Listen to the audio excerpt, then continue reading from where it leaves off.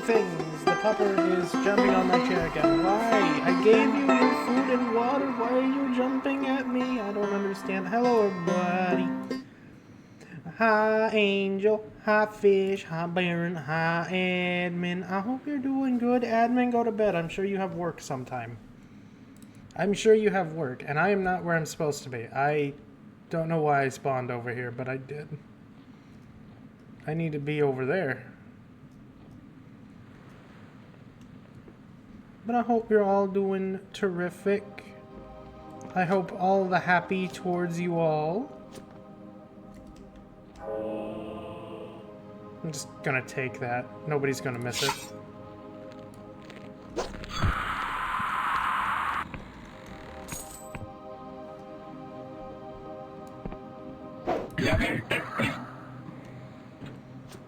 We get to go to the mechanical city again. I don't know why I wasn't there to begin with. Pretty sure I was last there, right? Oh no, I was on the bridge. Never mind. I was on the bridge, nowhere near the mechanical city.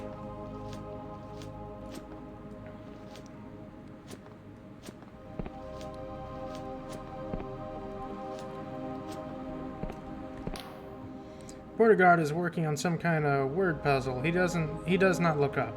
Yes? Travel permit. He examines the permit through a magnifying glass and punches commands into a machine. You notice tufts of cotton protruding from his ears. Suddenly, the machine screeches like a god's nail being dragged across a chalkboard of your soul, and your stomach twists as if you are falling from a great height. After several minutes, the guard removes his earplugs. Its Majesty says you may pass. Long live the Clockwork King. Thank you.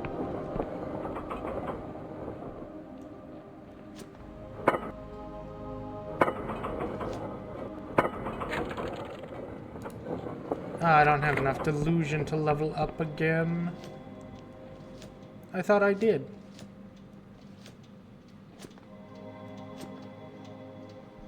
I just noticed there's a clock ticking back and forth in the background.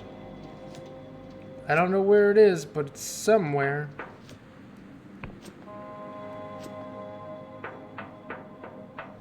No, I don't.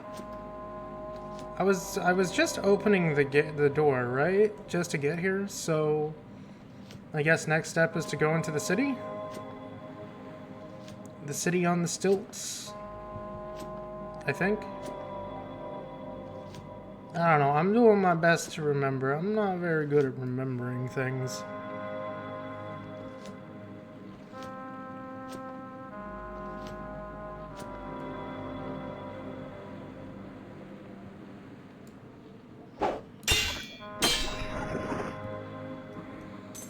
I do remember that I need to upgrade my lore skill like a bunch. Because I got the skills to lockpick, I don't have the skills to lore. I don't really care about getting speech checks. That's fine. I don't need speech checks.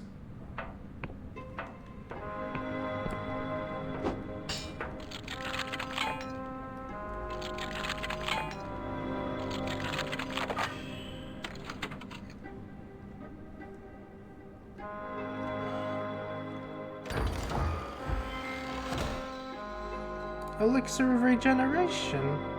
That's nice. More regen's always nice. You know, if I ever use it.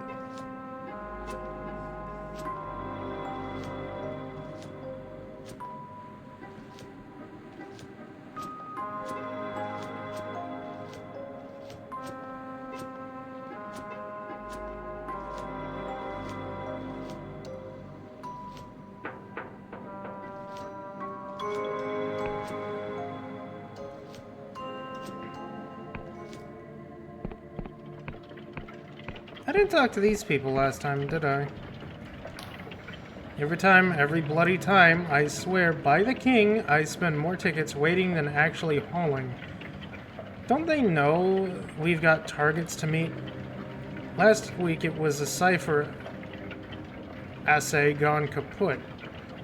The week before, a spilled wagon full of dead sky squid. What's next? Rain of piss? Ah, this is always the worst. Even an adept of the Mechanicus Guild must be assayed like anyone else. The commanders of our king are enforced without fear of or favor. Well, oh. The guard is holding some kind of long, thin metal wand connected by wires to the machine beside him. They point it at you as you approach. You there, citizen, stay where you are. Anyone entering Ferropolis must be assayed for corruption by the order of the king. Now say ah. Ah. The guard deftly pokes the wand inside your mouth, holding it there for a few seconds, then waves it up and down your body, while the machine emits little chirps and warbles. What the hell was that? They give you a hairy eyeball. You're free to pass, citizen. Get moving before I arrest you for gross impudence. What did I do? I didn't do nothing.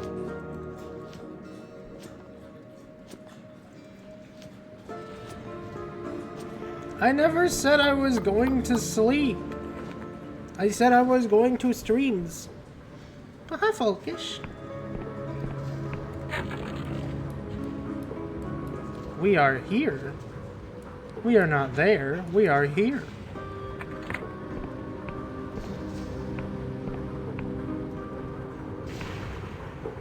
I'll be doing good, Folkish. I'm sorry I missed your stream. They sniff the air. You don't have the stink of the countryside about you. If I'm any judge... dangerous place. Well, citizen, you've come to the right shop. Name's... Jaxamir? I sell things that kill. Let me see what you have for sale. They tap the ledger on the counter. What do you need of it? What do you need it for? I have to keep records, see, in case the king comes knocking.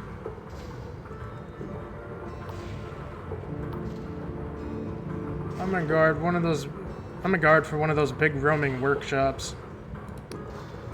They scribble it in the ledger. You work the landships? You're braver than I am, citizen. If you ask me, buildings should stay still. You watch out for saboteurs, eh? Nah, I just need your name and occupation and place of residence. You invent some plausible fake details. Something tells you it would be unwise to tell the truth. Yeah, no kidding. Jaxamir sniffs the air deeply. Aha, landship. Aha, the landship guard. You ain't dead. So I guess I didn't sell you a duff weapon. What can I do you for? Let me see what you got for sale. We got great swords now. Weightless glove. A glove imbued with a gravity-defying gem. It helps negate fatigue during combat. The damage penalty from attacks with low stamina is less severe when worn, and it makes the weapon feel lighter and light as a feather. Oh.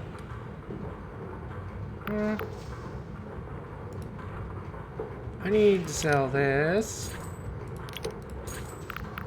I need to sell that. I need to sell this. I do kind of want to buy... I'm actually just going to buy both of these. Those are both pretty useful.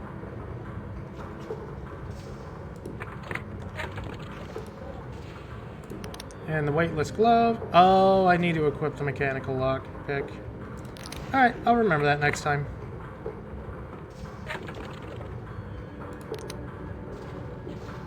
I only have... Do I only have 3?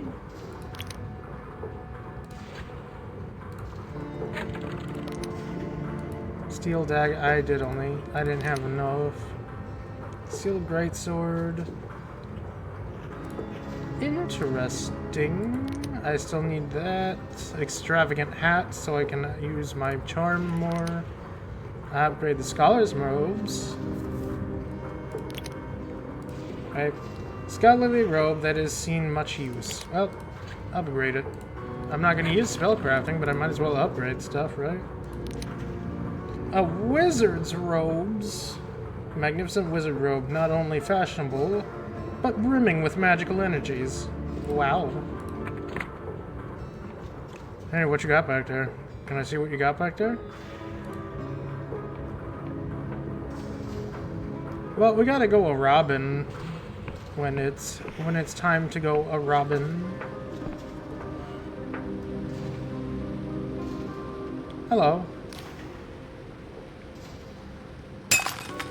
Water, Folkish? Water? Why, thank you. The shopkeeper appears very anxious and harried by many problems. My God, you can't just cast water like that. You don't know what it'll do to somebody.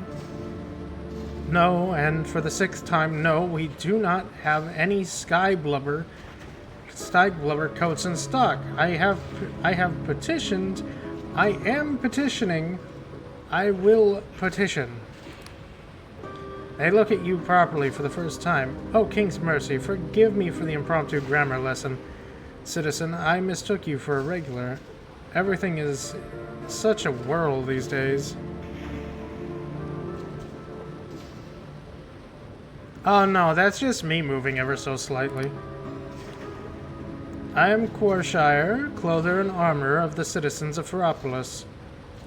Right now, I have more orders than I can fill, but if you want something that's not out of stock, let me see what you have for sale. Scruffy attire.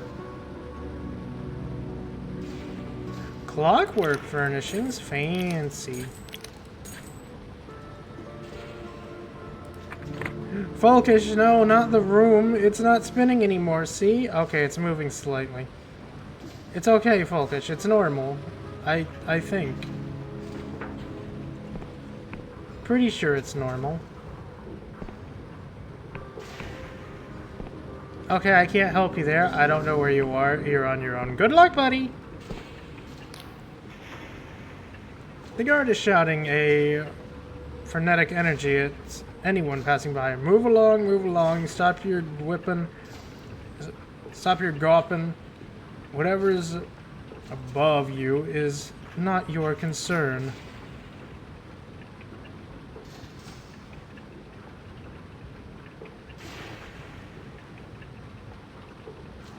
Are you sure? No, Folkish has died. I don't know what that is.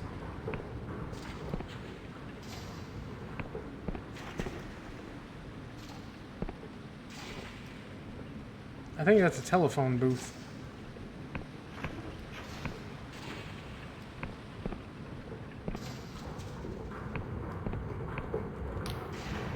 Oh wait, no cutting the line. I was here first. Clearly you weren't. I heard the saboteur submits hundreds of petitions every day, all in different names, telling the king to make more bootlaces, or wind up dolls, or match a set of teacups. That's why the summons are always such shite. They say the saboteur's got an old dungeon full of bonsai guards. Bonsai guards scribbling away at it, chained and bound since they were godlets. Interesting theory, anyways. These summoning glitches have me at my wit's end. I've been the first one here every morning for 2 weeks, running even when it snows. And there's still no bread. What's the king playing at? They shake their head. I'd love to get the bastard who maintains these a piece of my mind. What's this machine exactly? You're not from here, are you?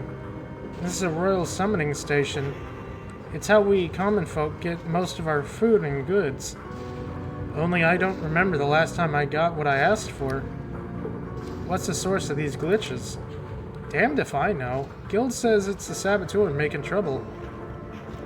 Last week I tried asking for a baguette, in case it made a difference. It's Alex! No chance. I got some kind of flute, maybe made of actual jade. My neighbor says it's a clarinet. I'll pet the pupper, admin. If she was over here. Where's the pupper? Where'd you go? Pupper! Pupper, come here! Come here! I'll pet you. Come here. Yes. Happy dog. Yes, indeed. Pupper is happy. Good girl. Yes, indeed. A jade clarinet sounds quite valuable. Aye? To who? Listen, pal. Nobody around here is buying luxuries right now. Makes no difference if you're a clarinet player or a bloody privy cleaner. Food and fuel are what matters, and there ain't enough of either. I'll try to make the best of it, but if the guild catches you selling summoned goods, they'll flog you in the street. What do they expect us to do? I'll buy the clarinet from you. They snort, clearly skeptical. Very kind, but I already sold it for pennies. Makes a nice toy for my mate's daughter, at least. Hope your luck improves. Hey, I would have liked a jade clarinet. That would have been kind of cool. That would have been cool to have. Hey, there's something down there. I hope your night's going good, Alex. Another one of these skulls. I don't know what they do, but they're everywhere.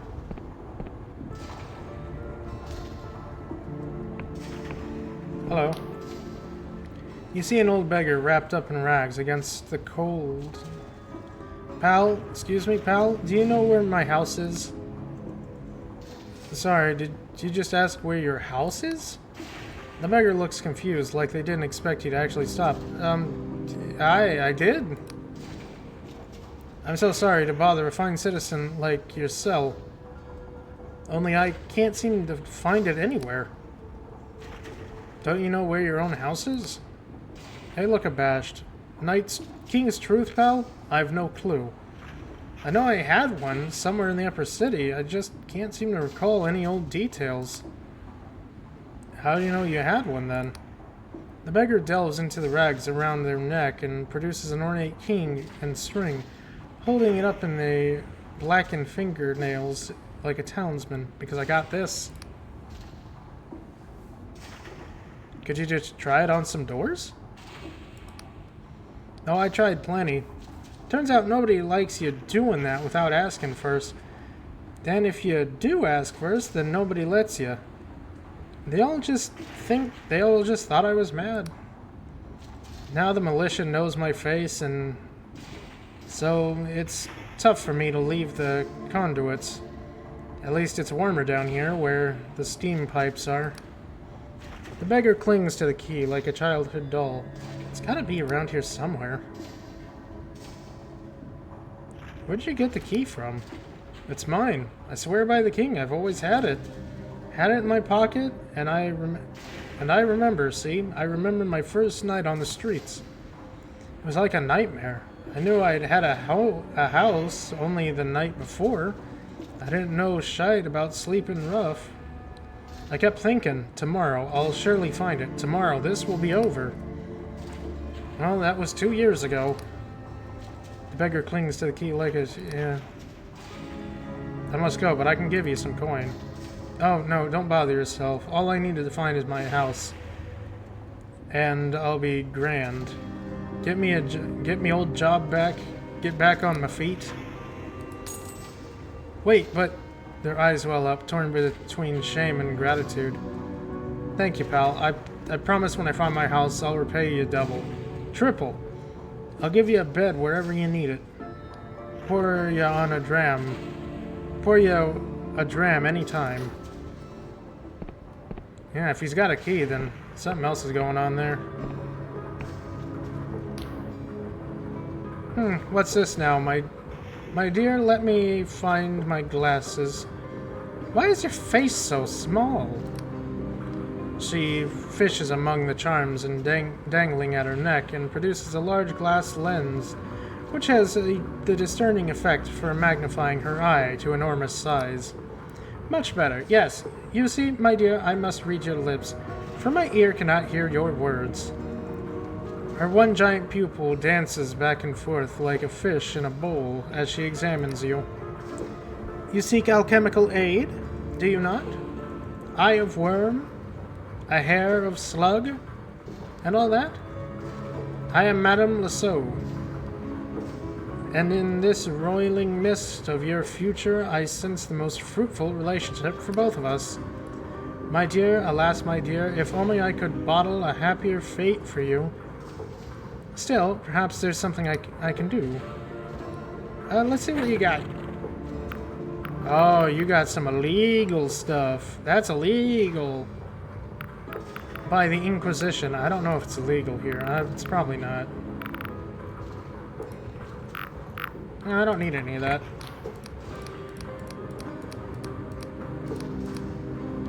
Is this stuff legal? I noticed you were not in the upper city. Must an art older than any kingdom answer to the testament dictates of mortals? To the transient dictates of mortals?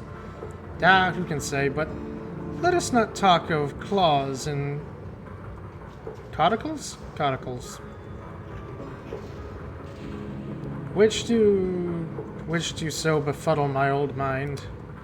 Think instead of your future and your heart. I sense a burning thirst for what I can supply, and in great fear, fear of chains and fetters, I also sense complicated relationship with our dearest king. Most fell are the omens for you.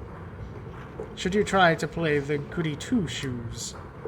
Now, my dear, what more would you ask of me? Yeah, no, I got nothing.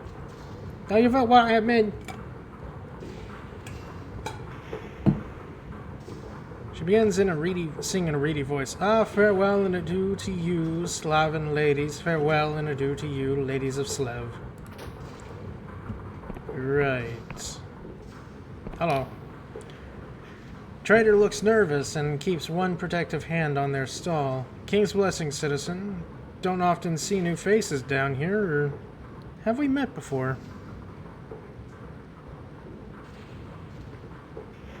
Go bed.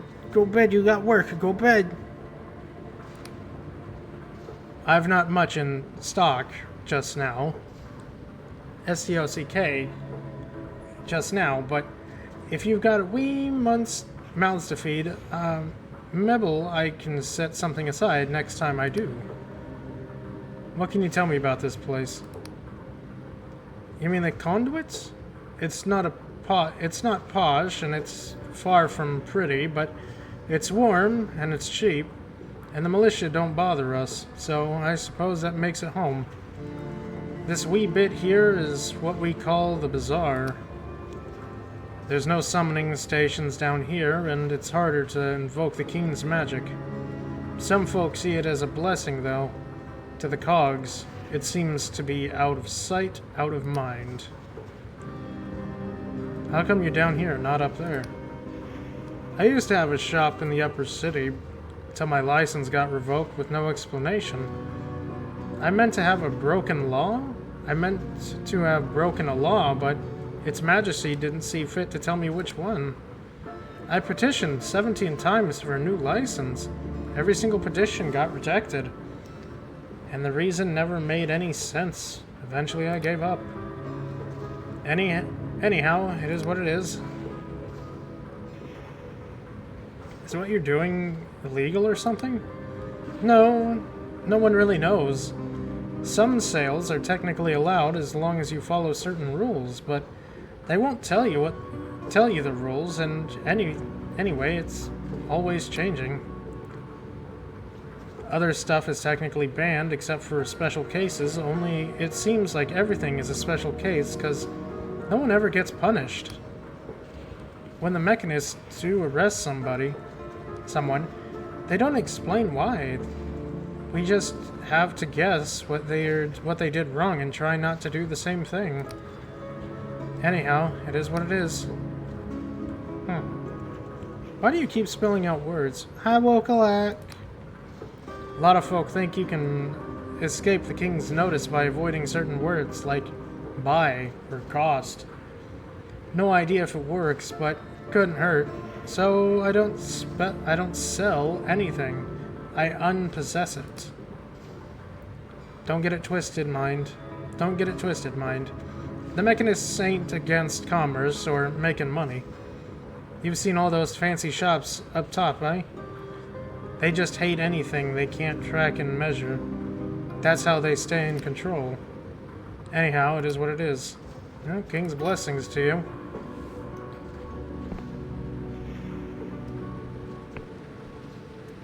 Thing.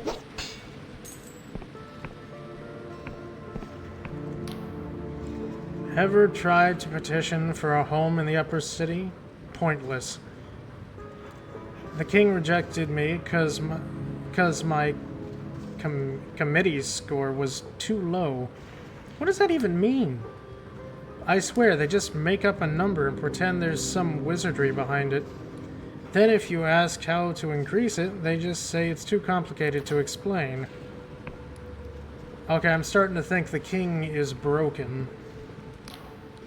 The conduits are beautiful in the rain. All the water running down from the upper city, rivers and currents of it down the pipes and the gutters and cascading off all the odd bits of machinery. Maybe you'll get to see it too, if spring ever returns. Maybe.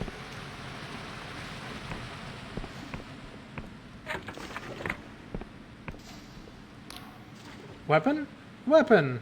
Forky Gelkits wee scrot. Weapon! What? Looking to buy a weapon, are you? I squint at you, unsure of your intentions. Weapon? Weapon's my pet. So-called because he's a pure spanner-like. Weapon! Come here, weird dauber. Why would you name your pet Weapon? For what purpose?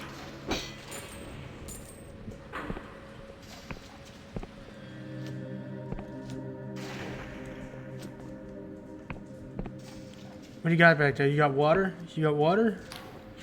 This woman is guarding a bucket of water set down on the ground near the machinery.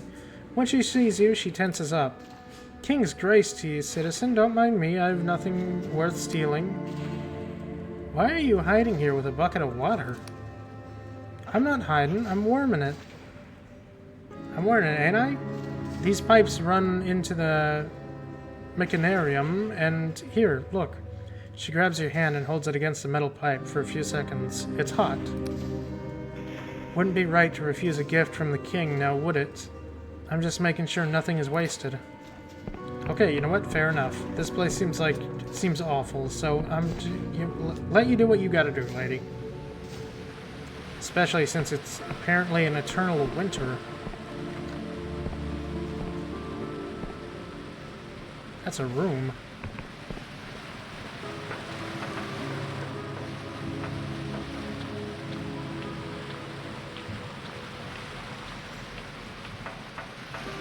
Nothing there.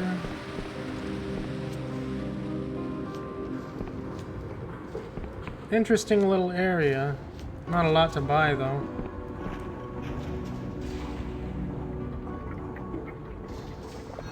Why, thank you. I don't use magic, but I can always use an extra mana potion.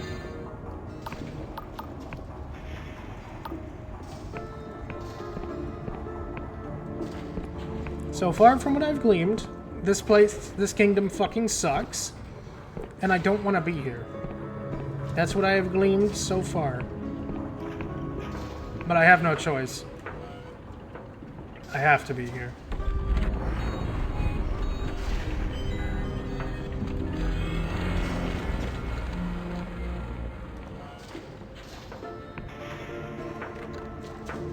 Okay, I think that's the room. I don't want to talk to the people in here yet. You seem important. Alright, give me 1 second. and then we'll talk to everybody here. I need to let the pupper outside. She needs to go out. I will be back.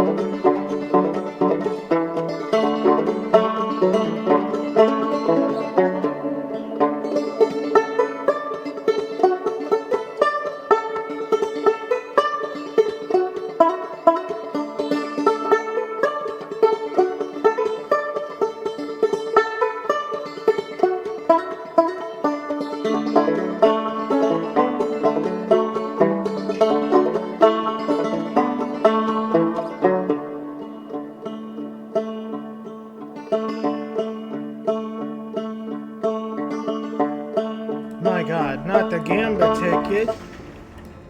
Welcome back, Baron. Let's talk to the people in here first. The other patrons are giving this woman a wide berth as if she carries a contagious disease. What are you staring at? Waiting to see if I grow an extra head? Is the tea here really that bad?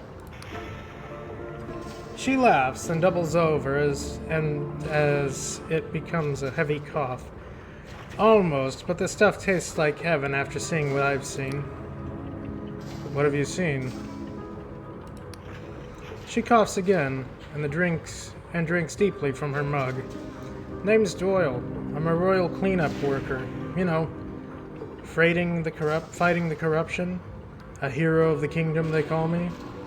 More medals than you've seen at hot dinners. And what's my reward? Children hide or stare at me whenever I go. Shopkeepers wipe down every surface I touch. When I am done here, the landlady will bury my mug so that I don't contaminate any other patrons. She glares up at you. So what? Your friends dared you to talk to me? Come to stammer some shite about how grateful you are for my service? Or are you just tired of being human? Honestly, I don't know much. I'm new here. She laughs again. Well, take my advice. If you ever get drafted to a cleanup crew, jump off a bridge, so both your legs get broken. 2 more weeks of leave, then I'm back to the corrupted land. Damn the king. But it's never enough. Is that all? No offense, but I might be dead soon, and I don't want to spend my last hours with you. Yeah, I guess I already got all the information I got from that. Three patrons huddle around a table, nursing hot mugs, discussing the news sheet with hushed voices. You see, it's she. It says she's from Alskop, but none of us remember any village by that name. I'm telling you, they've erased the whole... They notice you listening. King's blessing, citizen. Don't mind us. We're just absorbing the latest royal dispatch. Good to know the guild has it all in hand, eh? Alskop, eh? Interesting. Suspicious, even. The stout woman has a maternal air, and her voice full of pebbles. A hand-rolled cigarette droops from her mouth. King's favor, pet. Welcome to the Squeaky Wheel Tea House. What can old Baba Zena do for you? Do you have drinks?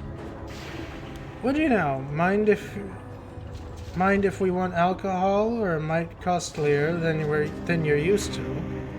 King's not too fond of it, so most people just here drink tea or bottled visions instead. Now, if you're selling, I can give you a good price. Clockwork tea, magic wine. I don't think I have anything to sell you, sorry.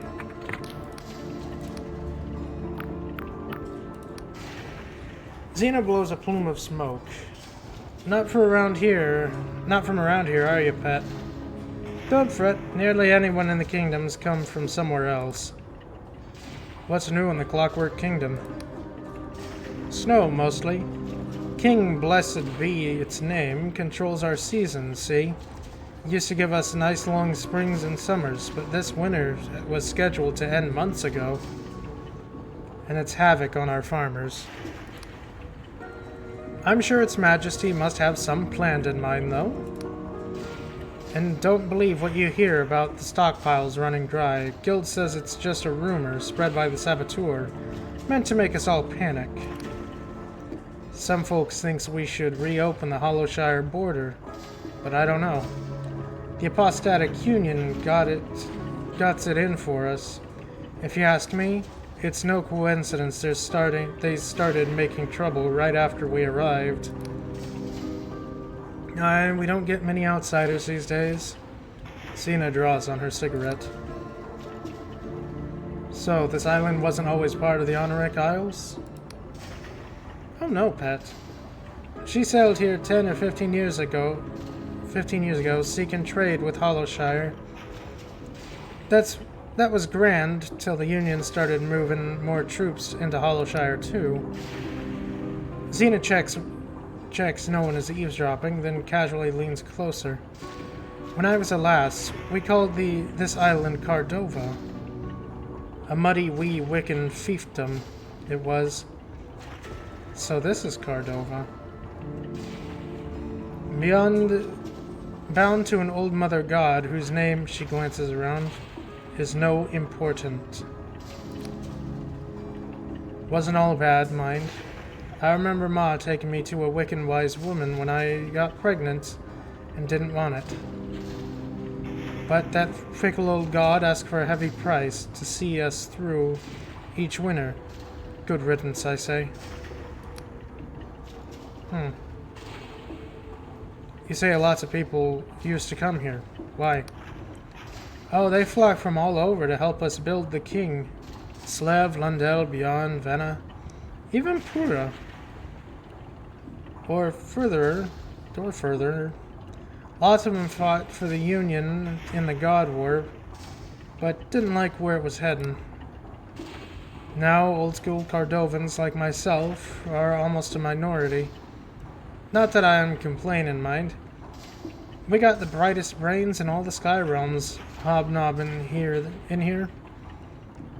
And la-dee-da, you're that academy got nothing on the squeaky wheel. Smoke billows from Xena's nose. More questions, pet? What can I do in Ferropolis? This city is nearly as tall as it is wide. The higher you go, the richer it gets, see? Some say it's dangerous below in the conduits, but that's shite. Good bargains down there if you're keen where to look. Never! I will never, Kai. Hi, Kai. I hope you're doing good. Thank you for participating. I appreciate it. Those big metal kiosks you see folks queuing are for the royal summoning stations. That's how the townsfolk get our daily bread. Straight from the king. May its gears turn evermore. Why is this place called the Squeaky Wheel anyways? The Mechanist Guild has a saying, the squeaky wheel gets the grease.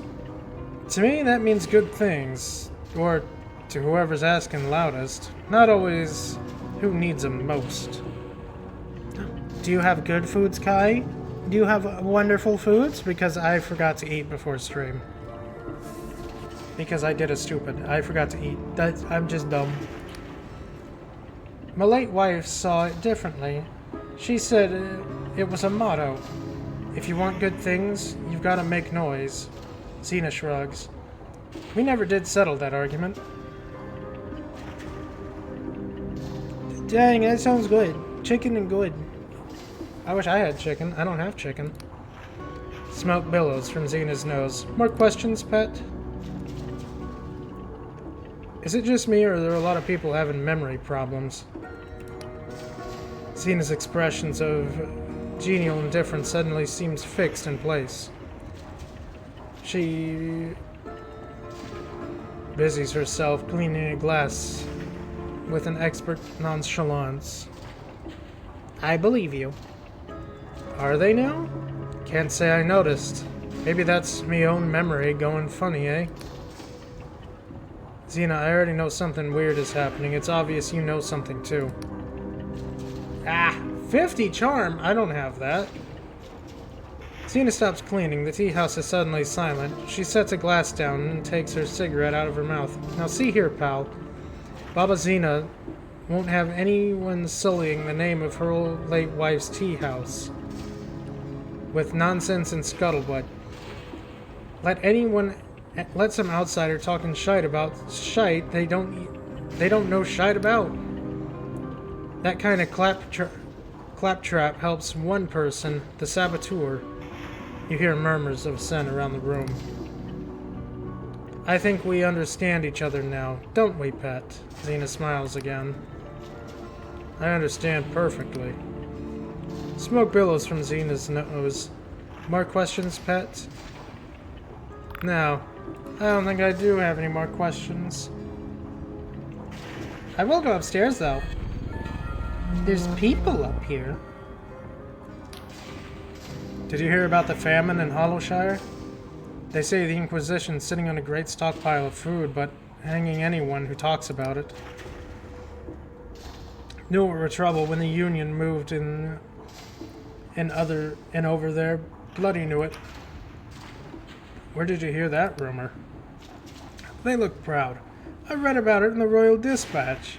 Aye, I bloody well read it. Only learning my letters a few years ago. My son still helps me with the technical words. Who taught you to read? Guild class, weren't it? Mechanists round up a bunch of us illiterates and an old god brother in an old god botherer's temple. Never seen many desks in one place. Gave us the month off work to learn, too. Grand thing, that was. My old folks never had letters, nor their old folks neither. If you ask me, my pa want a coma. If you ask my pa what a coma was, he'd ask if there was a good eating on it. I've actually been to Hollowshire. You don't look like the traveling type. Maybe you can confirm the news then. It's not true. The Inquisition's doing the best they can. They look perturbed by your stance, and hide it badly. Oh, aye? That's interesting. My, but... would you look at the time? Sorry, pal, I'm supposed to be meeting someone here. So let me guess, any misinformation that is not in the royal decree is going to be seen as you're going to be acting as the saboteur. I'm going to take that as a wild guess. You heard Dimitri's story yet? Are you Dimitri? So I heard this story, right? A man and a woman, lovers they were. Like two seeds in a pod. You can't pry them apart with a crowbar. Lived in Ferropolis. Though I can't say where they are now. Well, one night these two had an awful fight and went to their own families for a while. Both of them prayed to the king to make them forget the other. And you know what? The king answered. What did the king do? Granted their prayers, didn't it? The next morning they both woke up with no memory of ever meeting. And they went on like this for years, searching for someone new, never quite finding the right one. Then one day they meet again, in this very tea house. And even though they didn't recognize each other, they were drawn together irresistibly. So how did it end? They got married and had 18 kids. Or so I heard. Their love was so strong that not even the king could keep them apart. They both got their memories back eventually and swore never to make the same mistake. Can the king actually do that? They glanced to each other as if someone was watching them. It's only a story, mate. Yeah, I think I'm going to be branded a saboteur here soon. The mechanist is leaning back in their seat, drumming their fingers at their teacup with an amused expression. My opponent's knowledge of this game is undoubtedly superior. There's no move I can possibly make that they will not anticipate. However, I know something my opponent does not. I am cheating. You just said that out loud. He is sitting right there. Dude, come on. The mechanist's face betrays no emotion as they study the board intensely. My opponent knows I have pondered every strategy overplayed by man or god. What they don't know is that my tea is dosed with an amnesia potion of my own recipe. They are wholly unprepared to face a lunatic. Okay, so you're both idiots. Got it. Got it. Good to know.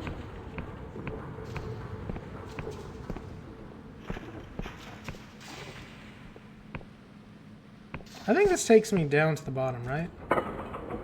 Yep. It's a quick way in and out of the city, I guess. I need to go back up, though.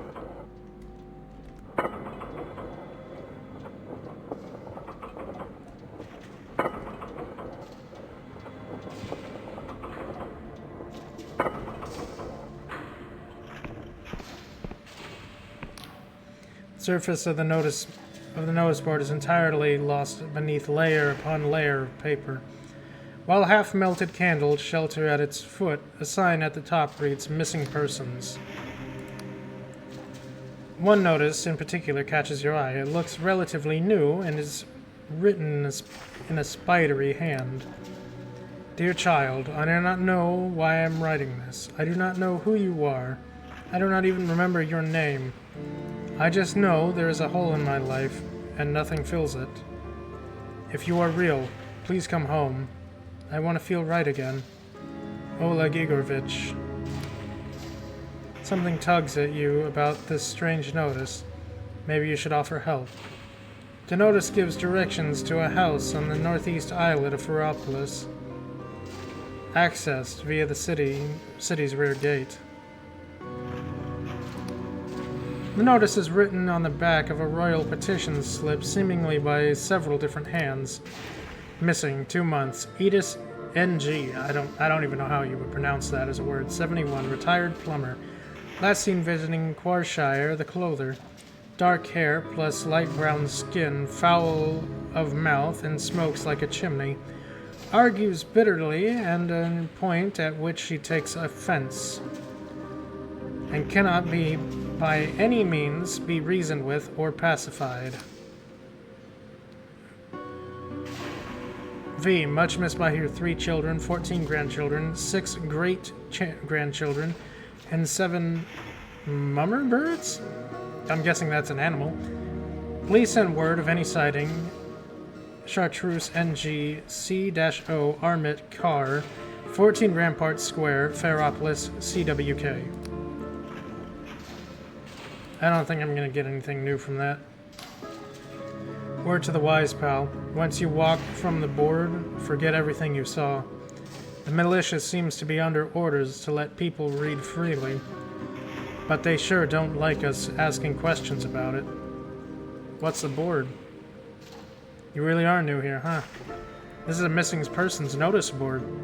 As you can see, there's no shortage of notices. And a lot of people go missing in the kingdom. People and other things. Honestly, if you're not staying long, maybe you shouldn't read it at all.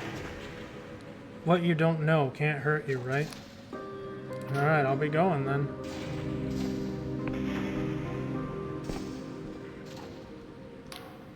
Penny for a song, friend? I know all the royal anthems and the God War battle hymns.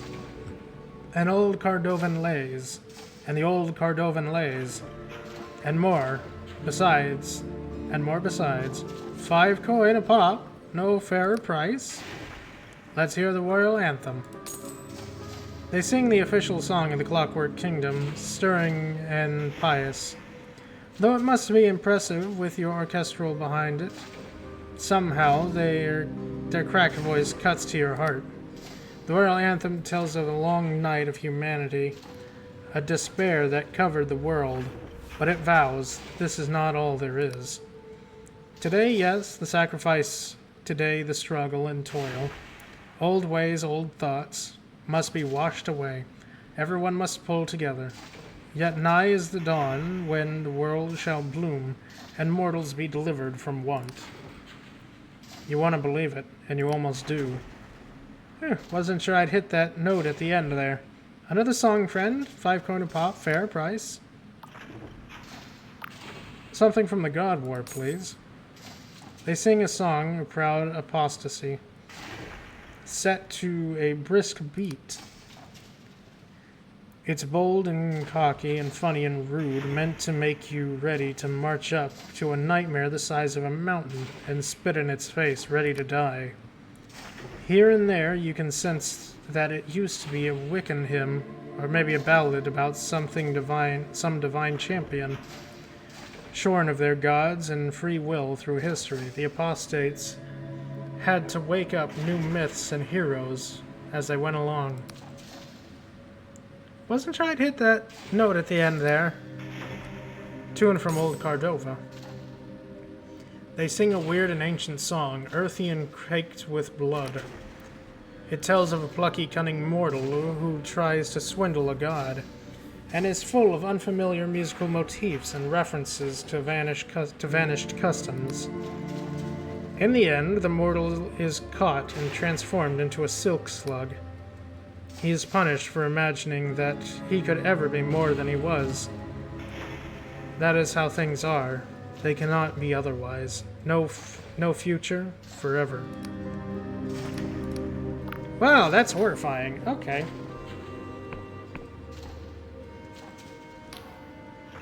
Have we met before? Sorry, what a mad question. It's just, I'm sure I know your face from somewhere. No, sorry, we never met before.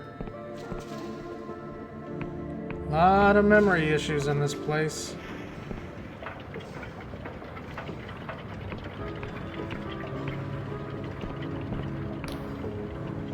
You're confronted by a middle-aged man with piercing eyes and a bushy, well-kept, salt and peppered beard. Halt in the name of the king. Hey, you don't want to do what you're about to do, man. Traveler, you are hereby detained in the name of the Majesty, the Clockwork King. Please don't do yourself a mischief by resisting. Why? I am Sunil, the King's Speaker, first among equals of the Mechanist Guild.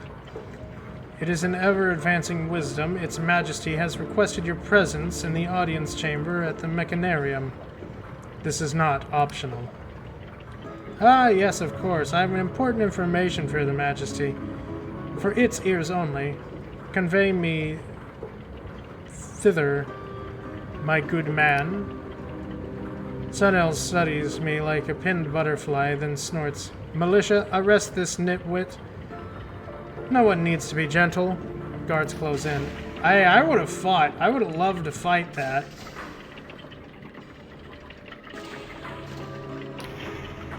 As you approach, the vast machine and sense of uncanny pressure pervades your body, as if you were pushing against an invisible wall that grows stronger with every step.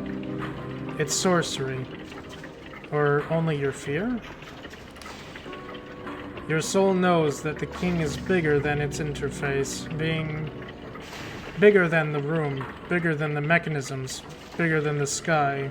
You feel minuscule in its presence, and somehow functional, as if all your memories were merely this thing's daydreams. The nose of its wheels and pistons fuse to an abyssal roar. Your skin fizzes, your sense of balance swirls. You taste metal, then burnt nuts, then somehow magenta. Okay, yeah, no, this thing is basically... Yeah, no, we gotta break this thing. I don't know how, but we gotta break this thing. Anything that tastes magenta, it gotta go. A delicate metal arm shivers to life and begins to write. Invocation afoot. Please abide. Invoking. Invoking. Rejoice and exult. The invocation is cast. All hail Its Majesty Mechanicus Rex, the Clockwork King. Now summoning canon. Courtesy. Royal, audience, human, ignorant. Alas, cannot invoke hex, room. Bazoths, 912. Binding. Alas, cannot invoke hex. Orison. Reza Sharps, 14th. Exit Aegis. Record of fault. Okay, I don't even know how to pronounce that. Does anyone know Wingding? The flood of symbols fill the parchment several times over until finally the quill stops. Huh. Arguary. Subject indicates confusion. 62% confidence. Conjuring alternative exegesis. Fetching true name. Judgment. Thou art subject number MCDX-CCXLII. Affirm? I'm not one of your subjects. I'm from outside. Alas, cannot summon Codex. Outside. All trespassers in the most glorious Clockwork Kingdom are made subject to a Majesty immediately upon entry, for all time. Therefore, edict, thou art subject MCDX-CCXLII. Subject MCDX-CCXLII, thou art summoned here to account for thy purpose. Therefore, we demand what is thine answer.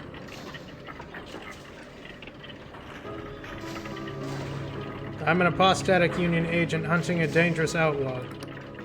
Pondering. Axiom. Our Majesty does not recognize the entity known as the Apostatic Union. Therefore, edict. All Union agents must first account for past grievances. Thus, I can't speak Wingding. Again, the inscrutable symbols fill the page, continuing for about a minute.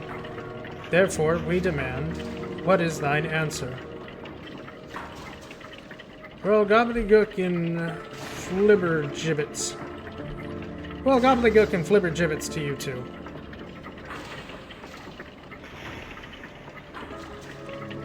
Flibbertigbits?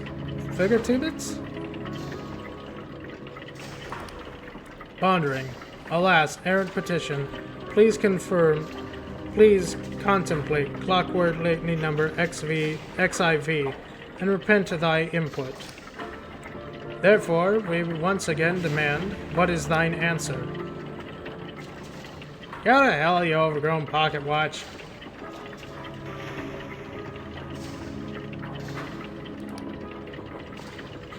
Pondering.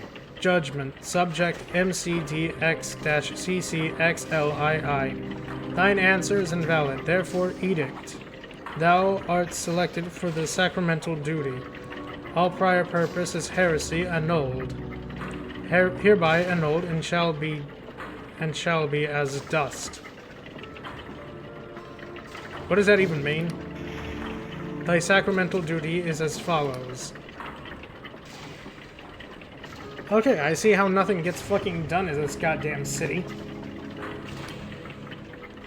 This time, the nonsense continues for several minutes. Augury. Failure of these tasks may result in critical reality exception, 76% confidence. Judgment. A critical reality exception may imperil this kingdom. Therefore, edict. Dereliction of this duty will be punished by unmitigated annihilation.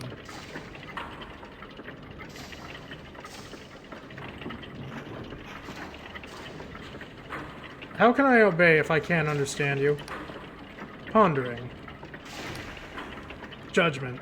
Obedience does not require understanding. Therefore, edict. Thou shalt perform the sacramental duty. Subject MCDX-CCXLII. Thine audience is concluded, and thou art dismissed. Therefore, edict. Vacate immediately thy hallowed chamber, and begin thy task on pain of annihilation. Yeah, I'm gonna kill this thing somehow. I need it to kill it. I don't see any turrets or any, like, actual weaponry in here. It's just gears and cogs. There's nothing of actual danger in here, I don't think.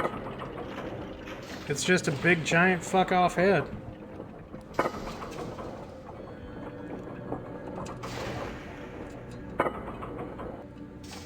But at least we got to meet His Majesty.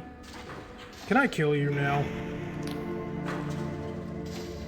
There, wasn't that exciting? Now be gone. I have better uses for my thorough power than to expect any more of it on you. What are the king even talking about? Sentinel's nostrils fair. No, you do not. Its Majesty is quite capable of appraising me of its concerns directly, and my staff will review the logs of your audience. Be gone. I will not ask you again. But the king chose me first, the sacramental duty. It said there be a critical reality. Sunil waves his hand, and cipher sigils signs in the air. You suddenly find yourself you cannot move or speak. Enough. Hear me, traveler. Its Majesty's edicts are complex and easily misunderstood by one such as you. Any task of true import will be noticed and addressed. You are finished here. You're lucky you're unkillable. The rudeness of the people here. I'm an interpreter. We study the king's commands and proclamations to understand its true wishes. Oh, So the king needs an interpreter. The king actively needs an interpreter for its people. How the fuck is this city still standing? Do you need something? I have quite a lot of reading to get through. I actually had an audience with the king myself. Wait, that was you? They grab a parchment to take notes. What does Its Majesty say? Don't leave out any details. What may seem irrelevant to you is gold to us. It told me to perform the sacramental duty, whatever that is. Sacramental duty? That's new. Or maybe it's legacy components? Maybe it's a legacy component from one of the old political tracts that we consulted to build the king. Was there no further detail? Only a bunch of weird symbols. Ah, of course. You really need a Carnicle mediator to even read most of its output. Even then, Its Majesty can be a little, well, cryptic. What's a cranial moderator? I missaid that word last time. A magical clockwork device grafted into your brain. See my mechanical eye? It lets me read the king's six-fold cipher language as easily as a cheap ballad. Unfortunately, Its Majesty's mystery go deeper than mere language. Where would I get one? Well, you could take the guild entrance exams, score in the top 6, pass political audit, undergo 3 years of training, and swear a magically binding loyalty oath. Otherwise, I'm not sure. Maybe the chief interpreter, Abhara, could help. But we interpreters aren't really supposed to talk to outsiders. Do you need something more? I have quite a lot of reading to get through. Sorry to bother you. This city is fucking ridiculous. I'm gonna read that in a minute. The mechanist jumps when you disturb them. Sorry to startle you. Everything alright? I thought you were one of the comatologists? That bastard's been stalking me all day, trying to hurry my work. I'm working as fast as I can. What's the delay? I'm a summoner. We maintain the cipher spells that transport goods throughout the kingdom. From farm to stockpile to summoning stations or back again.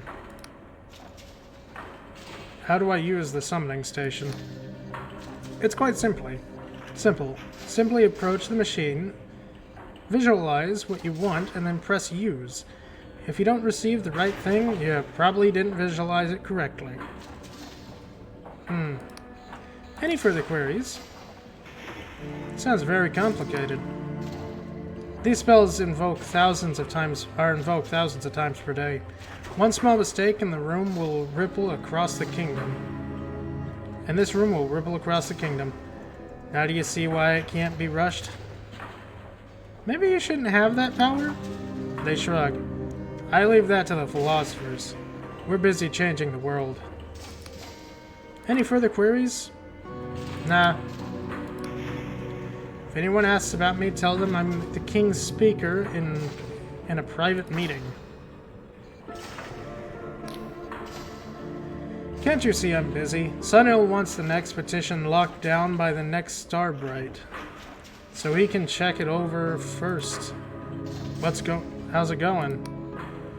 Oh, I'm perfectly on schedule, but we're still waiting on the bloody summoners. Less than a day to go before final commit, and there's not even a rune lock. Amateurs. I'll leave you to it then. How the fuck is this city even functional? Introduction to Sixfold Ciphers by A. Zhang, A. and P. Kobaliska. Volume 1, The Basics of Sixfold. Fina Costanza, the inventor of the Sixfold Cipher, was so overcome by its terrible beauty that she jumped to her death before the edge of Beyond's main island in the 173rd year of Ante Rex Archon Twist. Ante Rex. Archon Twist, the Lundleys, their path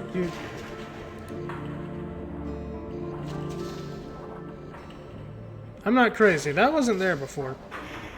Lindley scholar, who first translated and assembled Costanza's work for modern eyes, likewise died by his own hand in Century 0, Year 8. Now it is our turn to study Sixfold Cipher. This book shall furnish you with all you need to follow in the footsteps of these illustrations and illustrious forebears. The author's hope is that it might also aid you in diverging from their path where you consider it prudent. If you too should perish by your own hand after reading this book, we pray to you dispatch a letter of complaint or perhaps make a personal visit to our beloved publisher, Dr. Eckbert Prust. Eckbert. I don't even know how the fuck you're supposed to pronounce that. Prust, whose address is given in the front manner of this volume, and who we have no doubt will be more than happy to make due recompense. Now, without further ado, our lesson begins. Our ancestors believe in the harmonious cosmos, where all things danced in unison to the music of the spheres. Current scholarship suggests that the music is more like a cacophony of a million howling dogs. As you know, the true structure of a cipher language is incomprehensibly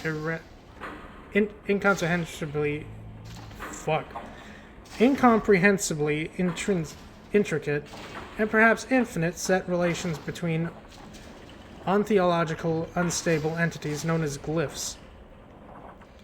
For mortal beings, exposure to this cosmic bedlam may cause lethargy or headaches, and at best, and seizures, brain hemorrhages, and dematerialization, or malign apotheosis at worst. This game is making me learn so many words. I don't like it.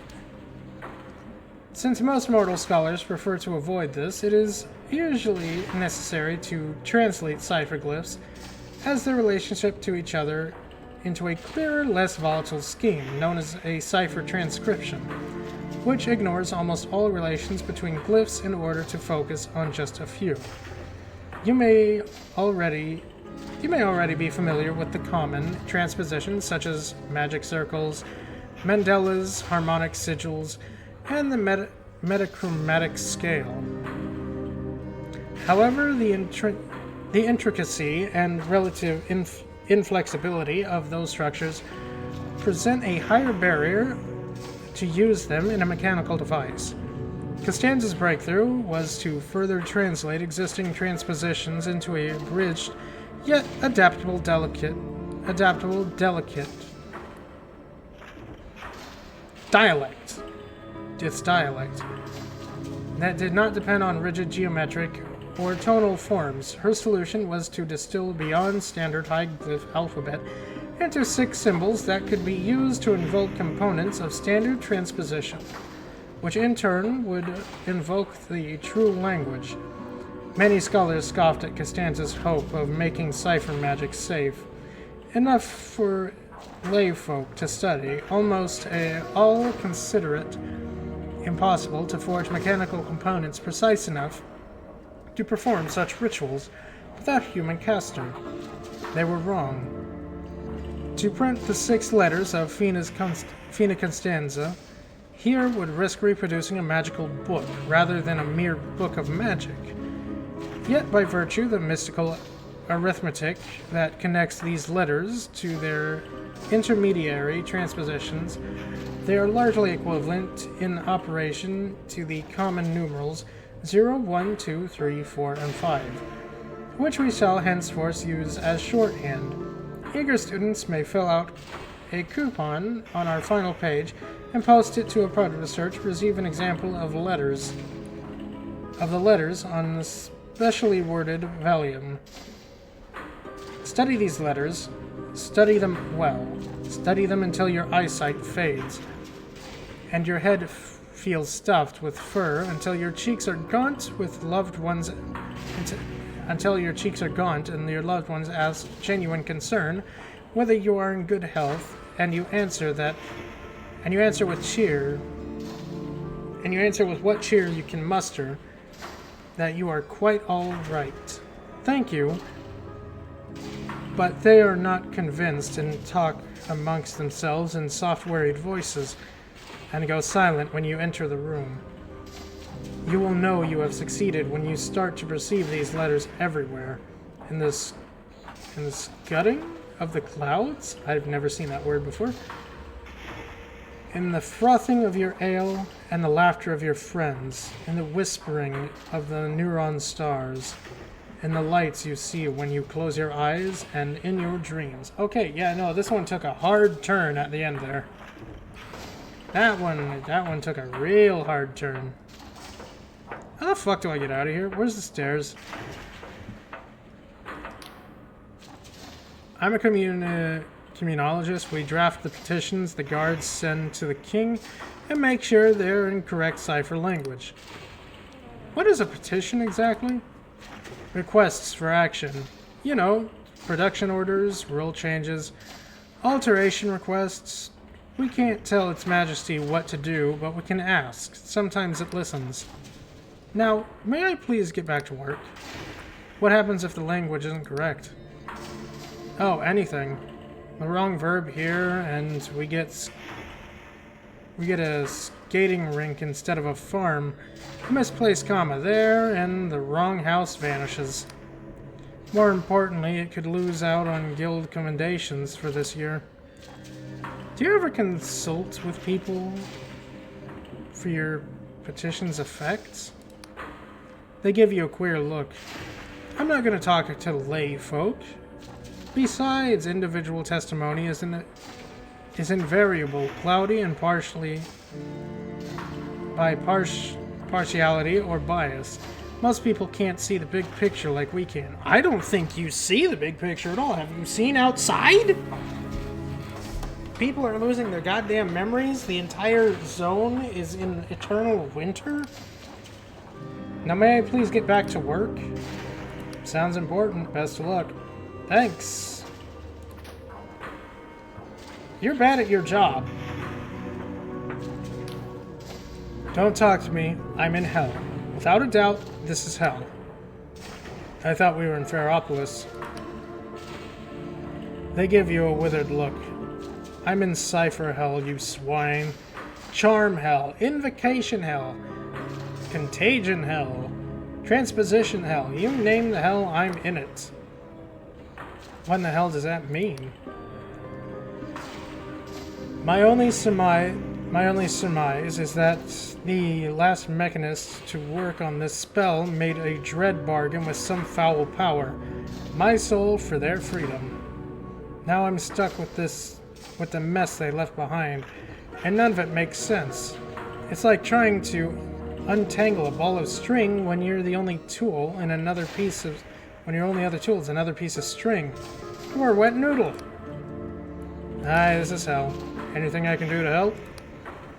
I don't know. Can you reconjectualize a 247-line cipher charm for a low contagion rune set while maintaining an echo consonance with legacy canon written by a lazy moron who never took notes? I can try. No. Then bog off and leave me to my torment. This is hell.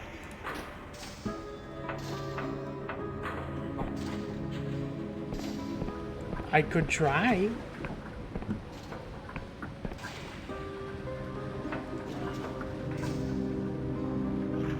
I'm assuming you sell potions.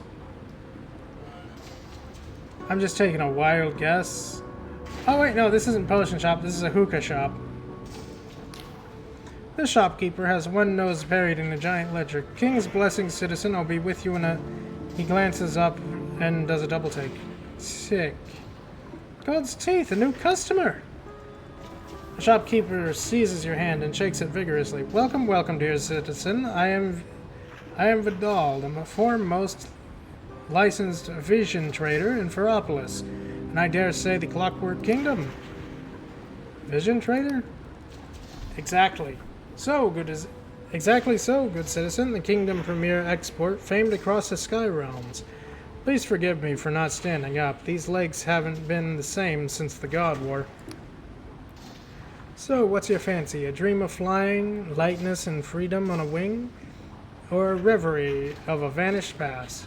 Or, for a darling soul, a nightmare to chill your waking life will seem like bliss. Let's see what you're selling.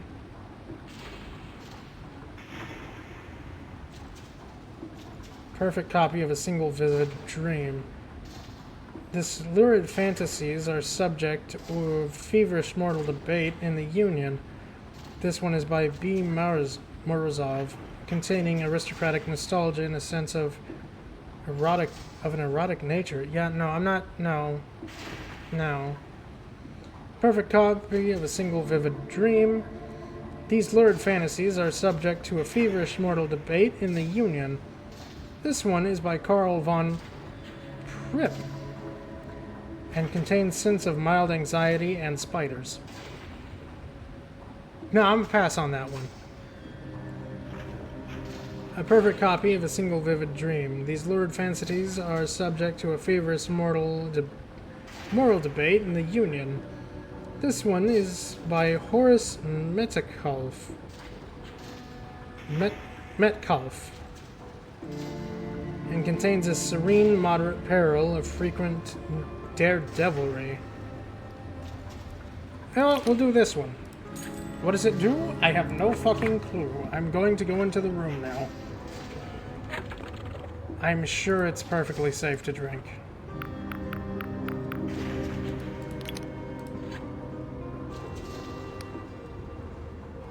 Within a few minutes of emptying the bottle, you fall into a deep yet restless sleep. Your rival's cutlass swishes and clangs as he pushes you back along the yardum with deft strokes. Smoke from the burning sails sting your eyes. Last chance, dog, he snarls. Apologize for crashing my wedding. It seems like only yesterday you were playing cards together in the quiet Orlop deck. Nestled among coiled ropes as thick as your thighs under a pale phosphorus scene of the ship's gargantuan hull mending slime mold. Back in the present, the slime mold stings as it dies. Slime mold sings as it dies. Your ship lists heavy to port. Your rival loses their footing, but on a split-second impulse, you lunge down to seize his hand. He dangles, staring up into your eyes with a mixture of fury and something else. You wake up with nerves aflutter, eager to dream again. Yeah, no, I'm good. I don't need to do that again.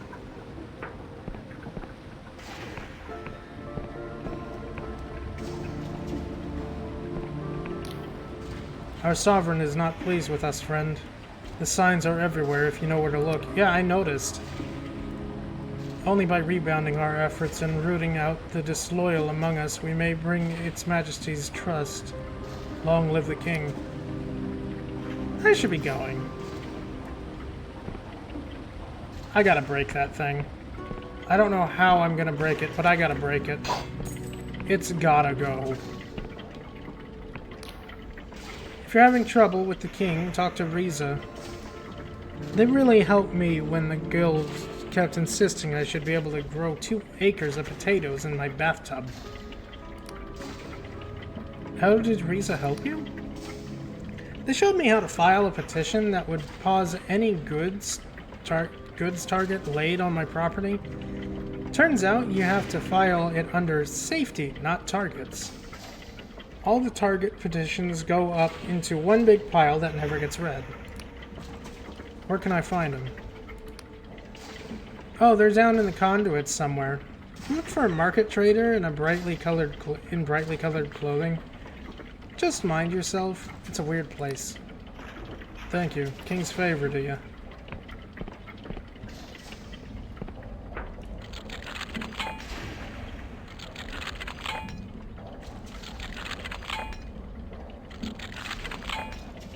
on. There we go.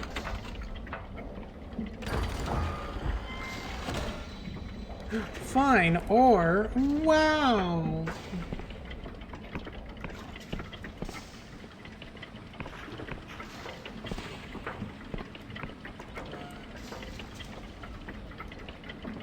Hi there, sorry for breaking into your house. I'm just gonna loot it real quick. I'm sure you don't mind.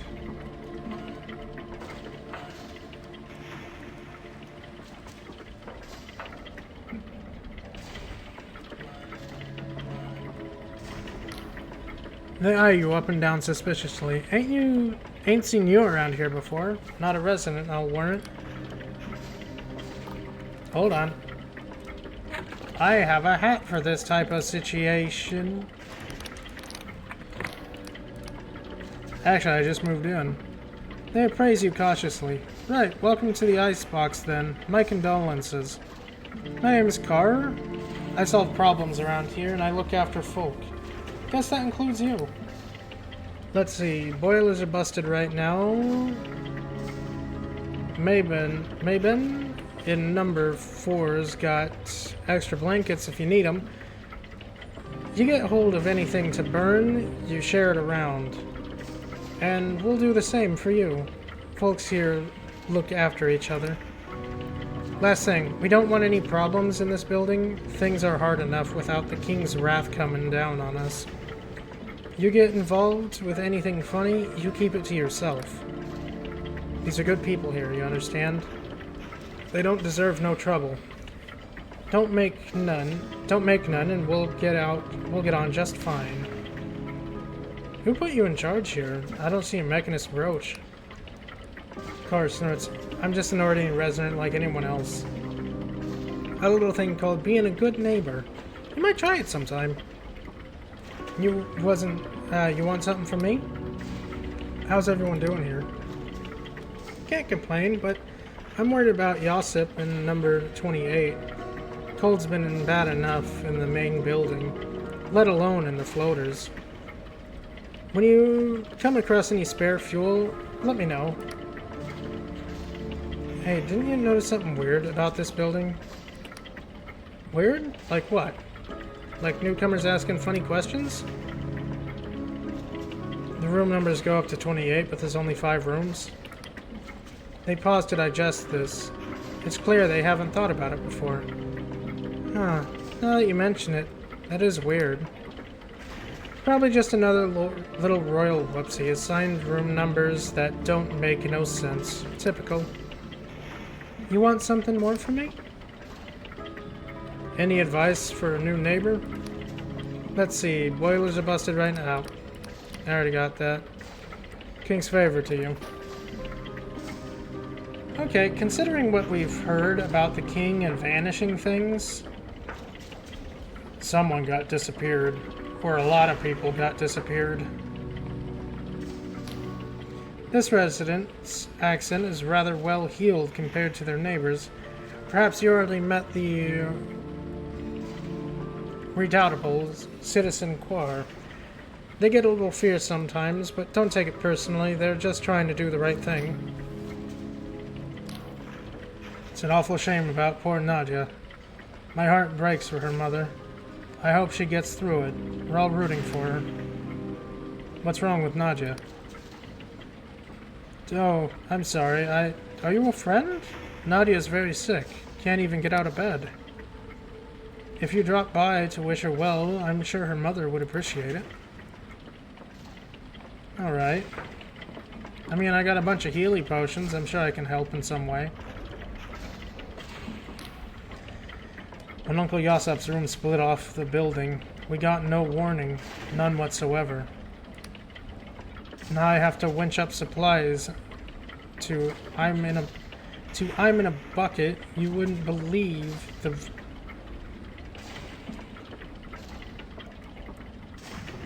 to him in a bucket. You wouldn't believe the bribes you have to pay for a ladder around here.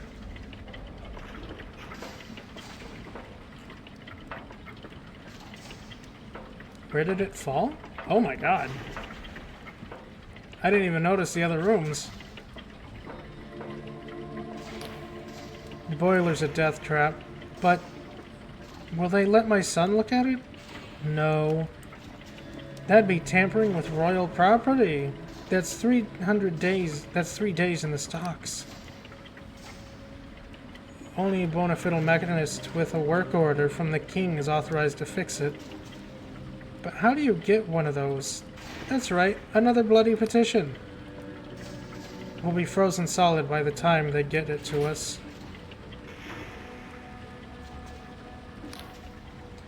Mind the lady in number 12. Snores like a sky barge engine.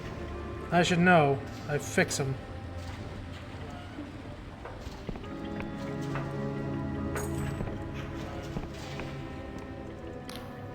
This young woman lies tucked in a bed with the childlike and unself-conscious peace that blesses all sound sleepers. Her face is creased with an expression of unease, as if grappling with some private impasse. Someone has brushed her hair back neatly over her head so it doesn't get in her eyes. The middle-aged woman looks worn down to the bone, with bags under her eyes and a deep worry lines in her forehead. Her jet-black hair is unkempt, but held in place by a long ornament pin of surprising finery. Oh, hello, are you one of Nadia's pals? I'm afraid she's not seeing anyone right now. Is she alright? She looks like she's out of the court, out for the count. Something about your manners seems to cut her, and when she speaks, her voice cracks, as if she's about to cry. No, she's not right at all. The woman closes her eyes and takes a deep breath. I apologize, stranger. You're not seeing me at my best time, right? At my best just now. I'm Nadia's mother, Yasmin. This last month, I've been her full-time carer as well. It's those bottled visions, you see. What happened? Our family has a rough few years, and there wasn't much joy in our lives, so when Nadia first started getting into visions, I was happy for her. Then she began spending all of her free time dreaming. Soon she was sleeping until noon, missing work. Now she barely wakes up at all, and she's never lucid when she does. She can't work. She can't even feed herself. But she doesn't need food. But she does need food and fuel to keep warm. With all the summoning glitches, I have to pay cash on the black market, and we're down to the last dregs of our savings. Yasmin shrugs despairingly. I just don't know how we can survive like this for much longer. Is there some kind of treatment? Yasmin throws her hands in frustration. I don't know. Not an alchemist or any kind of vision expert. We petitioned the king for a doctor to visit. But with the way things it'll be months before we hear back. You mentioned your family has had a rough time lately. A few years ago, my husband passed away, and I got very sick with a creeping cough, you know. Even today, I can't really work because of all the spores in my lungs. Then, last year, when we had to leave our home in the countryside due to the corruption, as far as I know, it's still there, slowly sinking beneath the mud. This room and its contents are all we have left. I don't mean to moan, truly. There's not many in this kingdom who have it worse than us. I just know it was tough on Nadia as well. Pardon my ignorance, but no, we don't need to ask that. Maybe I can find help for Nadia, a doctor. Help find Nadia a doctor. A tentative hope is kindled in her eyes. Oh, would you? Yes, that would be very... Yes, you could ask Vidal, the vision trader, about it. I doubt I could face him without knocking his lights out and trashing his shop. Vidal must have seen cases like Nadia's before. If there's any way to help her, he surely knows. She arches her eyebrows, and if he refuses, tell him he'll answer to me. Yasmin makes her best attempt at a smile. Was there anything else you wanted? No. I think I got the information I need.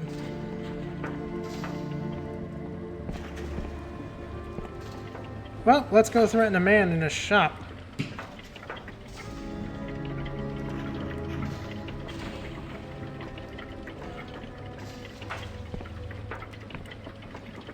So many winding staircases.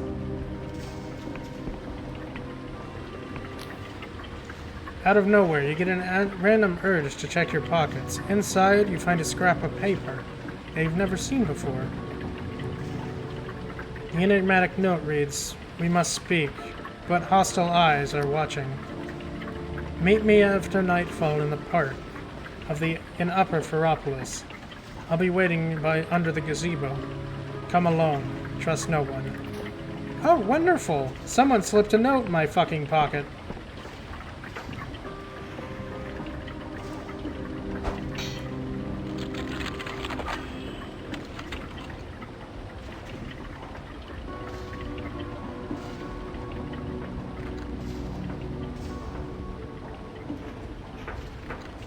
Door is sealed by an unseen device.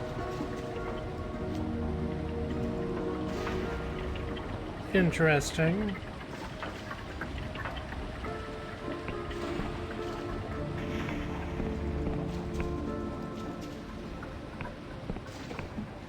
Let the revolution of this territory begin.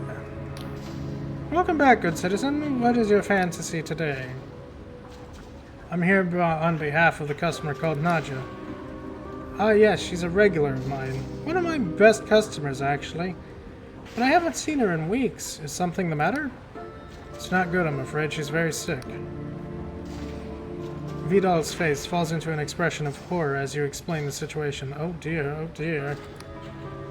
I haven't read about this happening, of course. I've just never... I mean, nobody I know... Look, I don't know anything about this. I'm just a shopkeeper, you understand? You're well connected in the vision trade. You must know someone that can help. He seems to take strength from your words.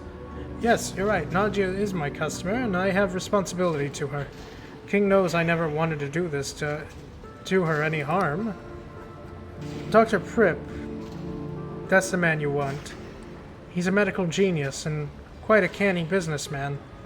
He invented much of the technology that sustains our trade. I know he's been studying dream sickness very closely.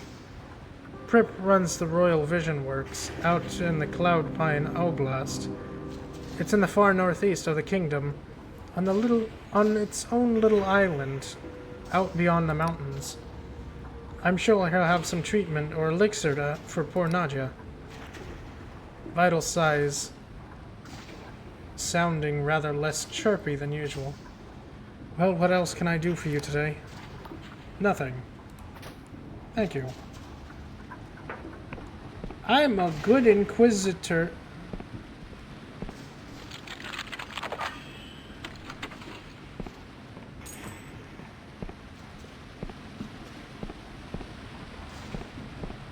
Alright, so we're back down here. Where do we go now? I mean, there's that area up there, but how do I get up there?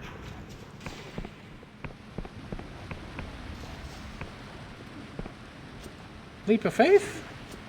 Leap of faith. Easy peasy.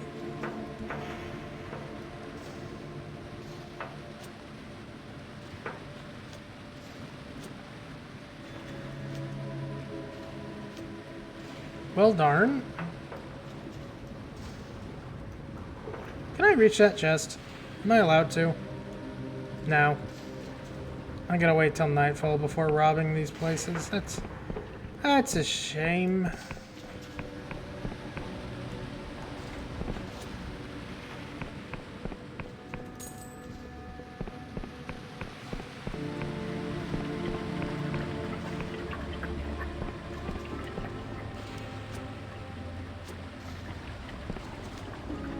I don't really know how to wander around this city too well, I'm gonna be honest with you.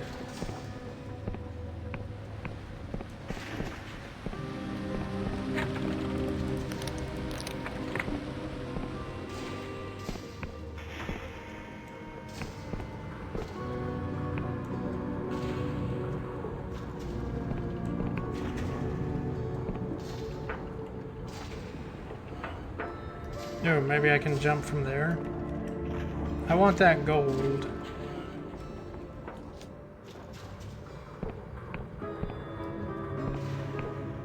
Oh no, there's a potion.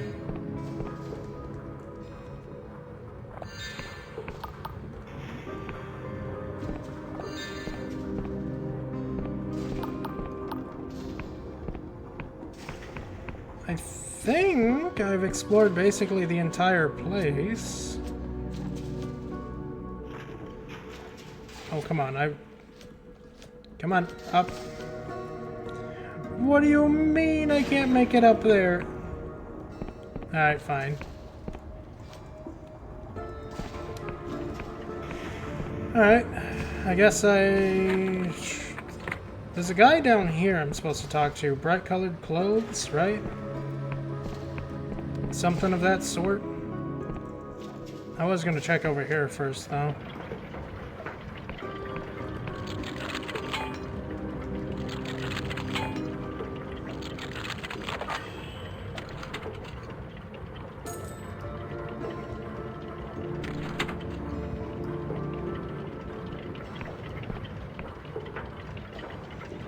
A delusion for me? Oh, you shouldn't have. Hello. I heard the saboteur hides out and disguises royal pipes down in the conduits. I'm usually too scared to go down there, though. The citizen steadfastly avoids looking at you as they wait at the summoning station. I ain't summoning now for you. Not for you, so don't even bother. Why would I want you to summon for me? She squints at you. You daft? Always make some arsehole hanging around these stations offering coins or food to your daily summon? Well, I don't give a runny shite. I don't give a runny shite. I need onions, and I'm damn well getting onions. I wanted to ask you questions. I ain't asking any questions, neither, so piss off. Oh, good day to you, then. What a lovely lady.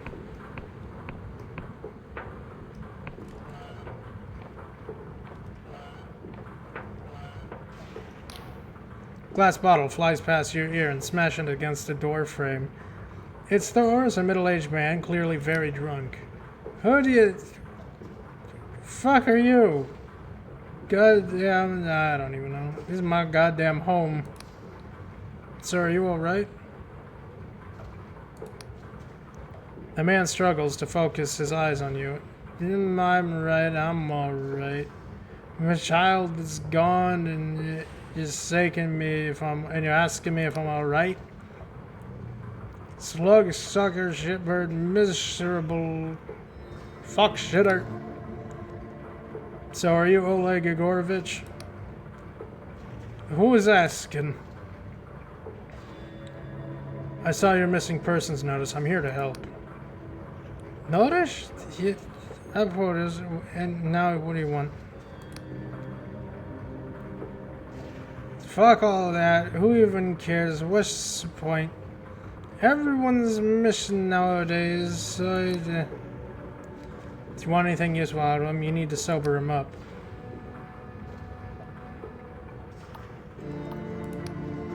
The man shrugs and drinks it. His eyes widen, his hands begin to shake. Then he dunks a pitcher of water over his head. Oleg glares at you. Is this your idea of helping?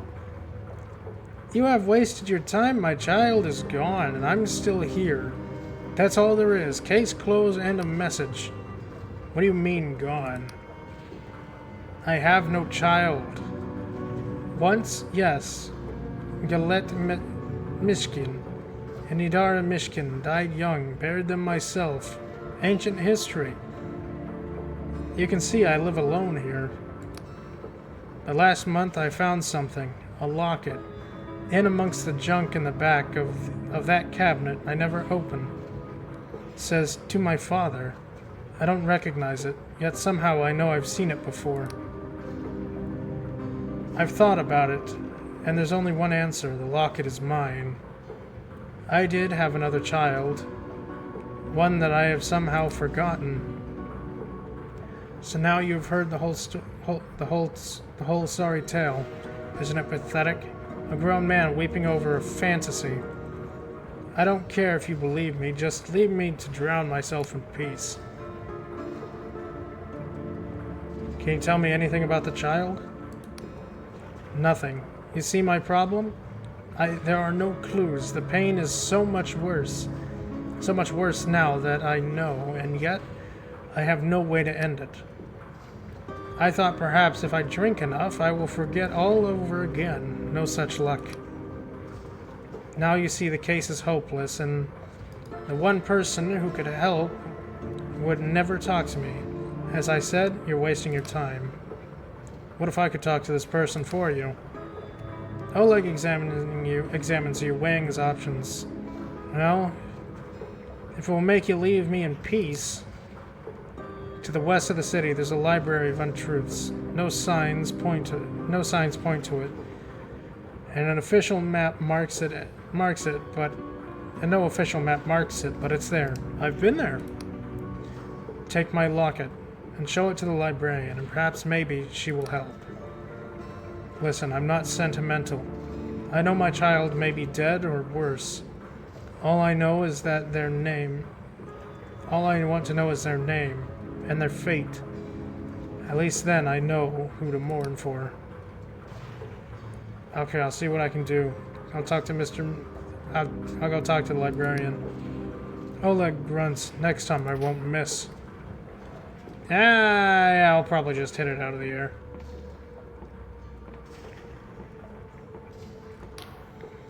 These two citizens are poring over a pile of papers. No, I think that part's only for if you've been evacuated.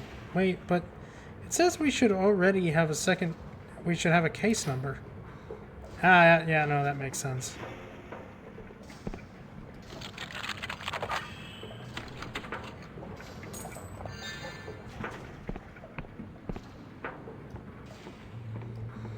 Well, we had a lot of work to do. That's for damn sure. I think I talked to everyone in the city that I needed to, except for the guy I'm supposed to meet in the lower section.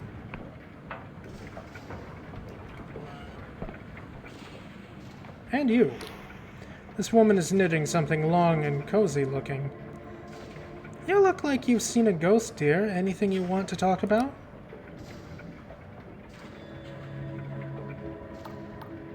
That's odd. King is forcing me to...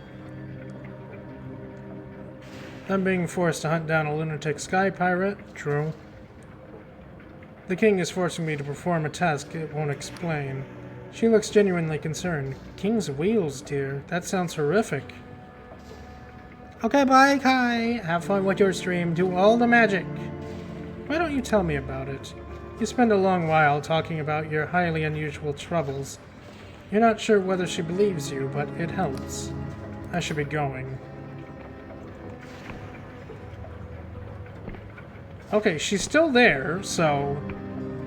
The nicest person in the Clockwork Kingdom, right there. Somehow, someway, she's gonna get disappeared, and I know it.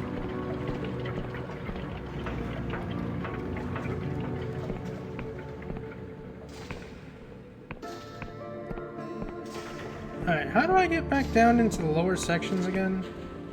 Oh, yeah, over here. Man in brightly colored clothes.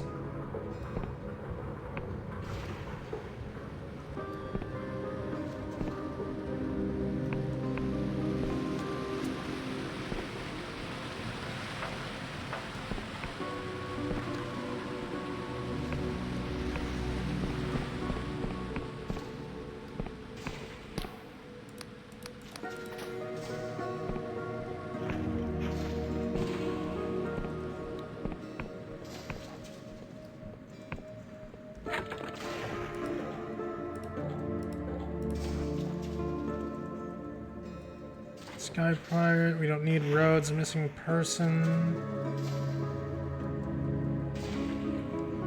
Erudite Academy. Yeah, no, that one's working on. King's Madness.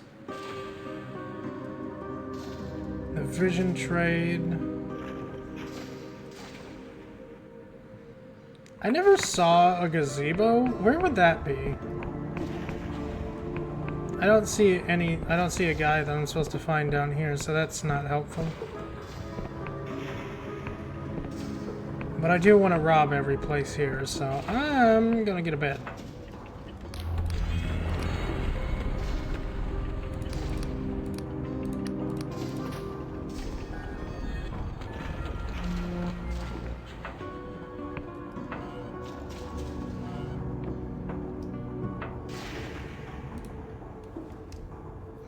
Story's gotta go with Robin.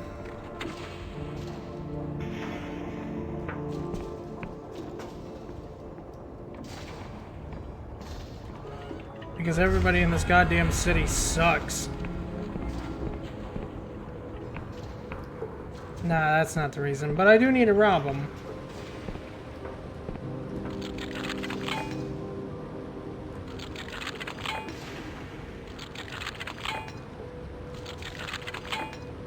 Come on.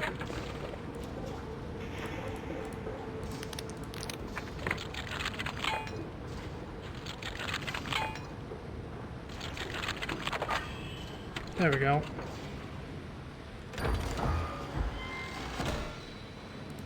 Glorious silk. Hey, I think I can upgrade my hat now.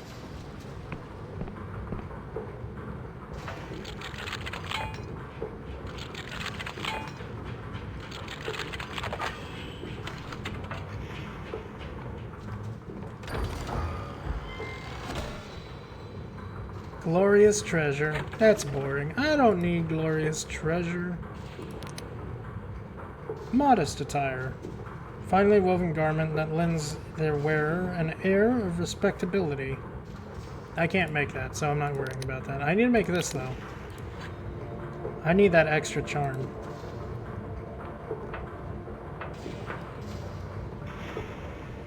There was that one place way up top.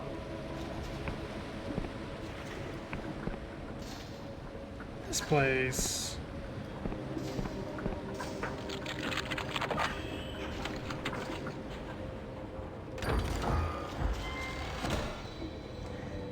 Bittersweet bottled vision. Perfect copy of a single vivid dream. These lurid fantasies are subject of feverish mortal debate in the Union. This one is by Anonymous and contains scenes of tenderness and devastating heartbreak.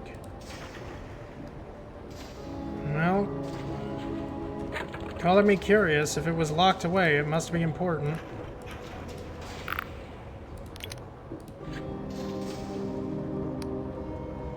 Within a few minutes of emptiness, emptying the bottle, you fall into a deep yet restless sleep. You walk along a pine-forested cliff top, with a beautiful woman on the shore of a great inland lake. It's your last day together, and it's perfect. As you lie beside her, the fire that night, listening to the rhythmic crash and the hiss of the waves, she tells you that you're going to be okay, and you believe her. You wake up feeling inconsolable loss. Later, you had noticed a label. It reads in loving memory. Okay, maybe I shouldn't have used that. Maybe I shouldn't have used that. Okay, that was probably a bad idea. I just smoked someone's ashes. How do I get to the gazebo?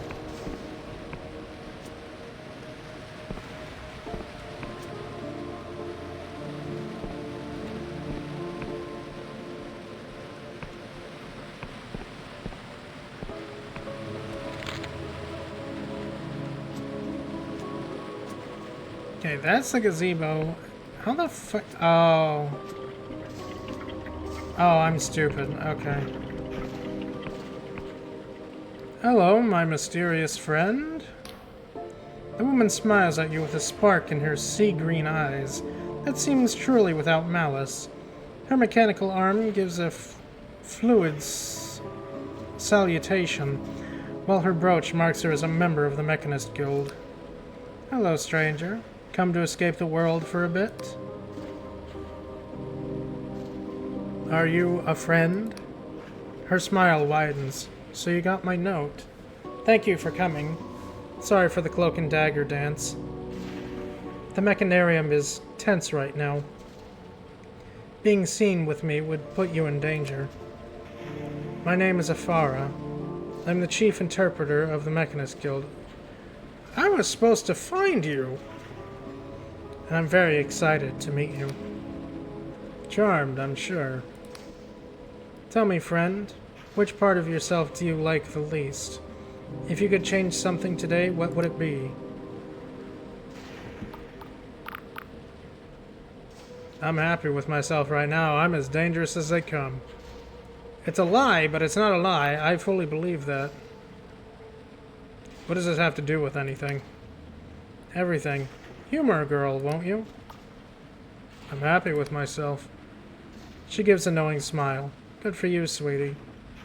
Well, do me a favor and imagine for a moment. Imagine you're imperfect like the rest of us. But why should you?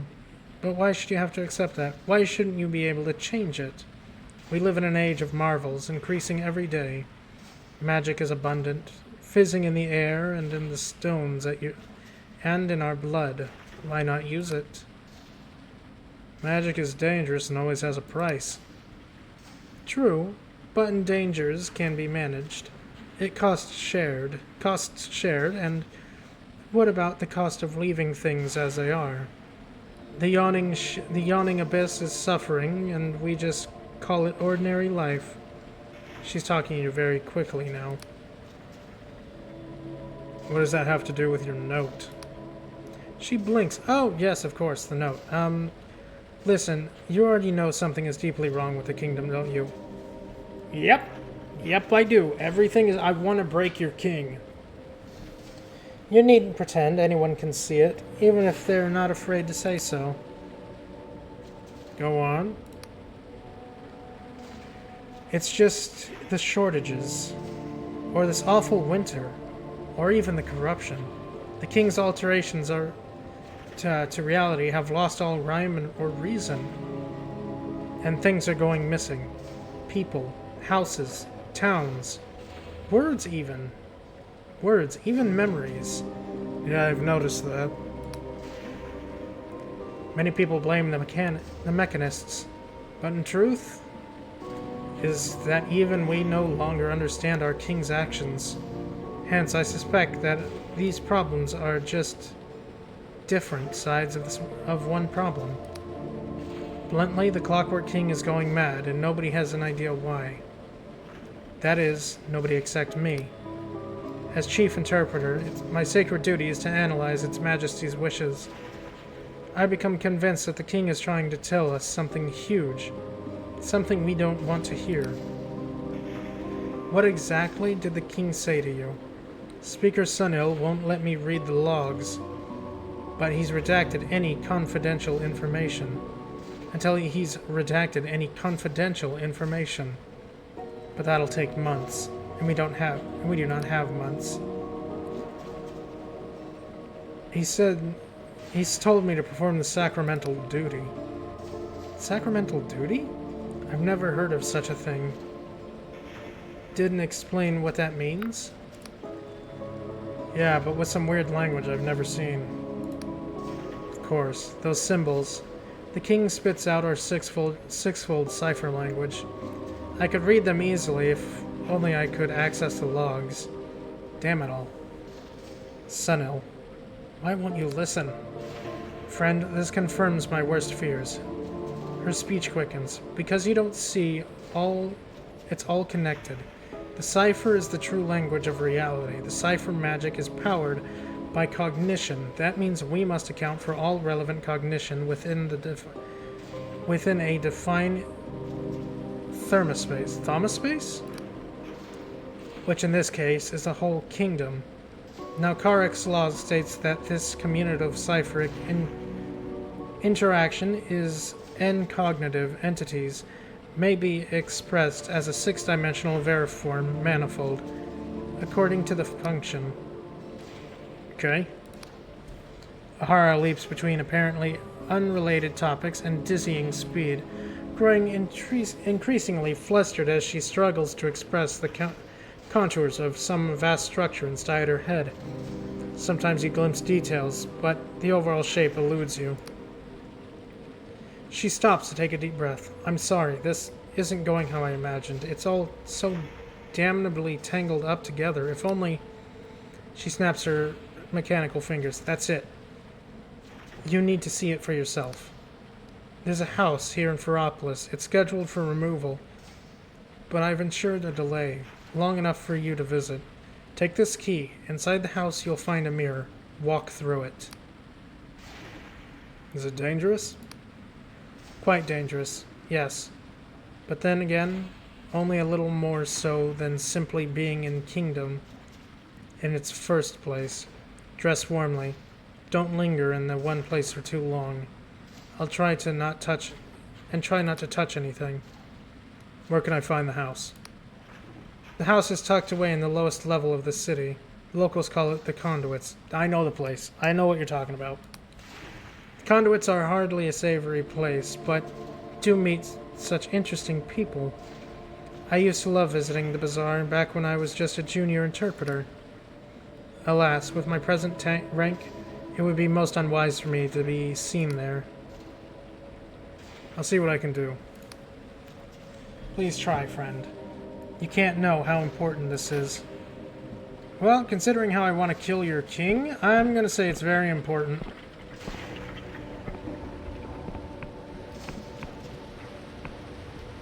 But an imminent reality collapse of this entire area, it's probably bad. But, hey, if a Clockwork King is basically broken, well, you gotta get rid of it somehow.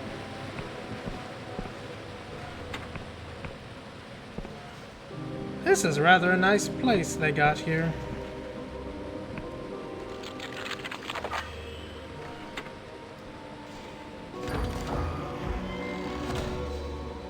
Squirming godlet.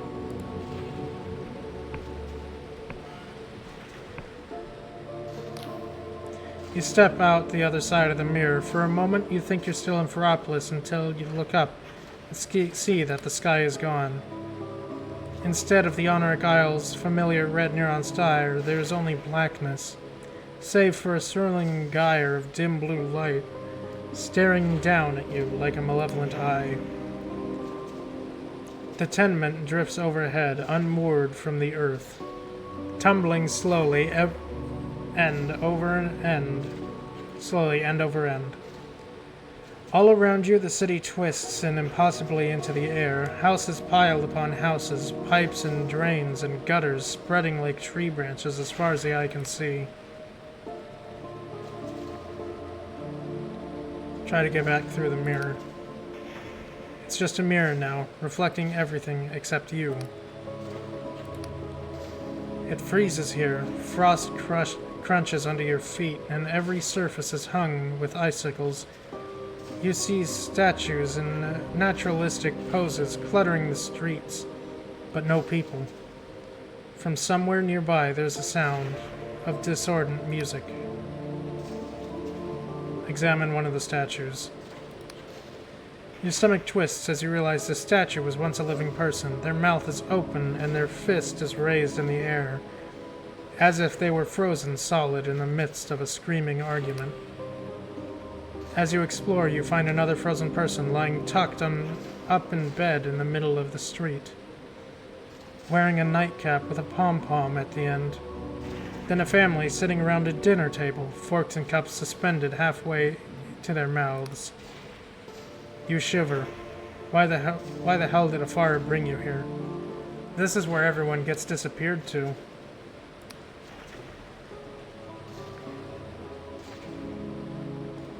Look for the source of music. Your music verges from random noise.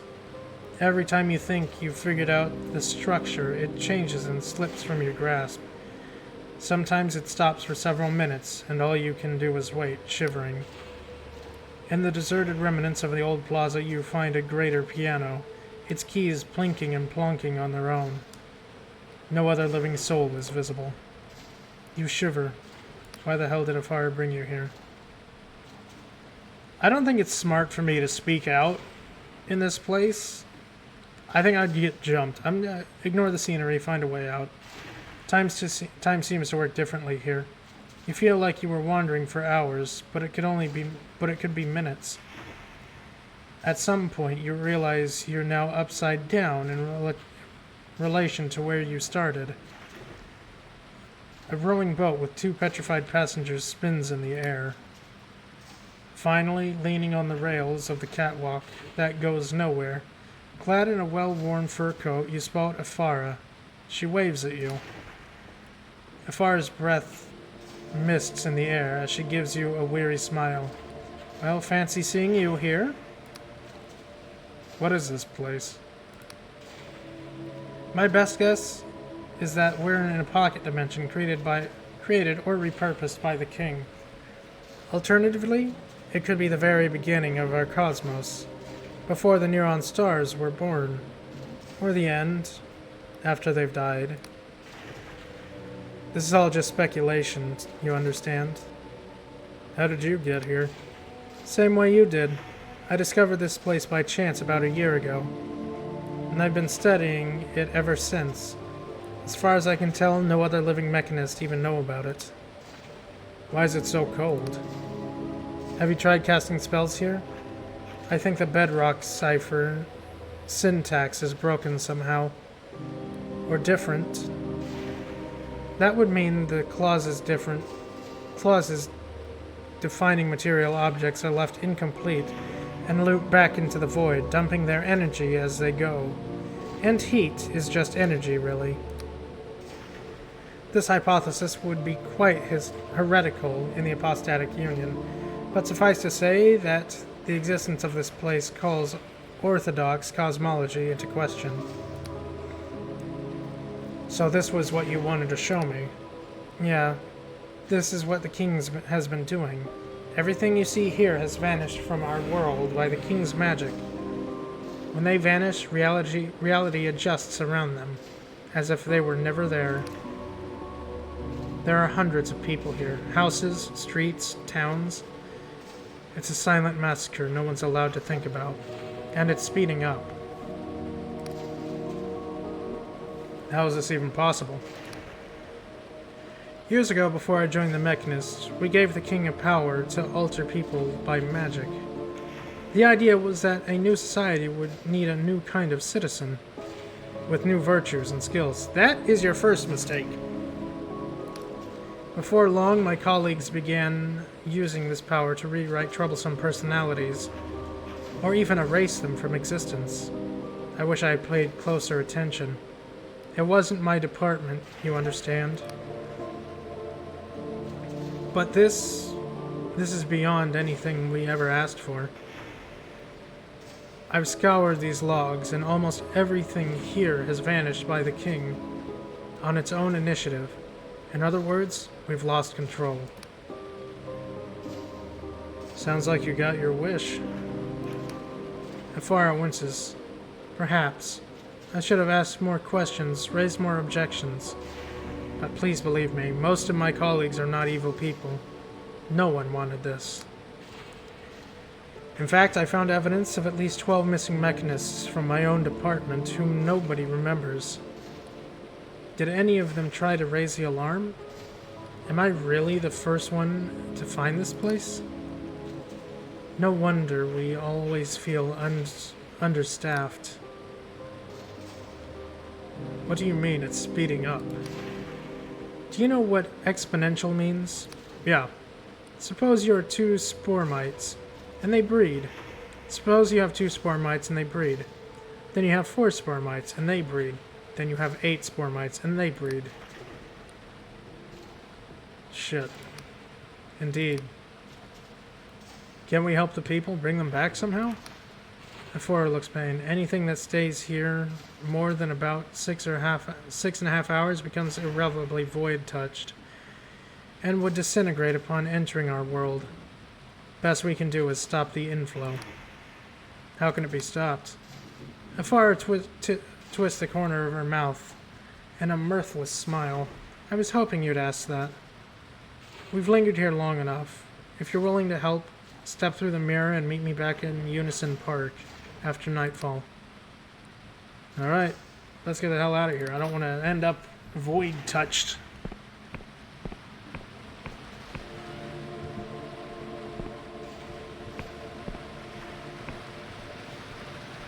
It's still nightfall, so I can probably make it back there. Watch your cock. You look like a cave with an eye for finer things. And if you're down in the conduits, I'll warrant you're not afraid of walking on the wild side. Upon my name, these are the finest curiosities in all the blessed lands. Going for a song. Just don't ask where they came from, and we'll get along just fine. What do you have for sale? There's no need for foul language. Thank you very much. Let's call it pursuing my collection, shall we? Now, did you want something, or just wasting my time? Let's see your collection. Oh, you're just a fence. Here, have some treasure. Anything? Do I have any other treasures? No. No, I don't. Thanks for the lockpicks, dude.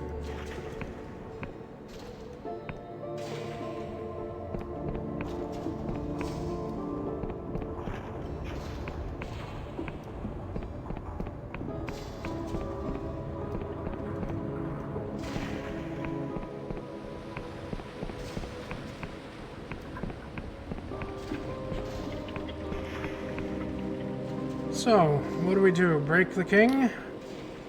Fire's mechanical arm gives you a fluid salutation. So, friend, now you've seen the cost of the king's madness. Will you help me? I'll compensate you, of course. But best be a humble engineer, the best a humble engineer can. You have my attention. Oh, King's mercy, thank you. You cannot know how grateful I am that someone understands. I've been working on a spell that should stop the vanishings and reform the king's powers so that it can only alter people at their own request, not their consent. With their consent, just like we talked about, see? Unfortunately, the spell has been enacted inside the king's... must be enacted in the audience chamber. In these days, only Speaker Sunil and his inner circle are allowed in. They're all paranoid about the saboteur. But you? The king summoned you specifically. Do you realize how rare that is? Its Majesty doesn't make mistakes, only decisions. We don't understand. Only decisions we don't understand yet. And Its Majesty has decided you are important.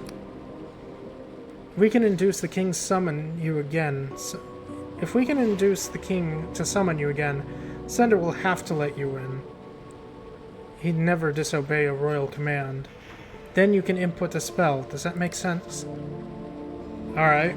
I have questions of your plan, though. Whatever is clouded, I shall strive to illuminate. What happens if your import spell doesn't work? If you don't input your spell? Then I'll try to find another way. But I fear our clock is short. The king has given us a million warnings, and we're ignoring all of them. There may be a way, there may not be another chance before the situation becomes irretrievable. What does it mean, irretrievable? Well, I kind of already figured that. I think I get the idea. What else can I make lucid?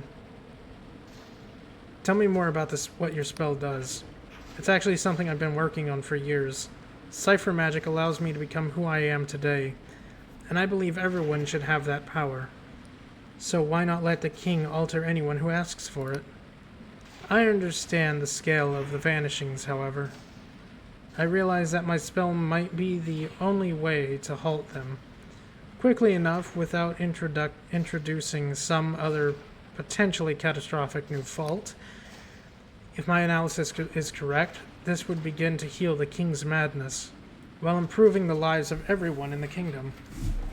Alas, Speaker Sunil has not been receptive to these ideas.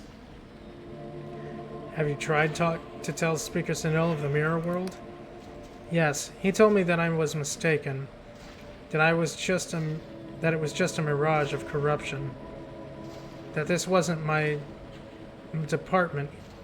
That it wasn't my department. Even questioned whether I might be falling prey to corruption myself. Yeah, I want to kill that guy, but I'm not allowed to for some reason. I've been under the surveillance ever since. What else can I make lucid?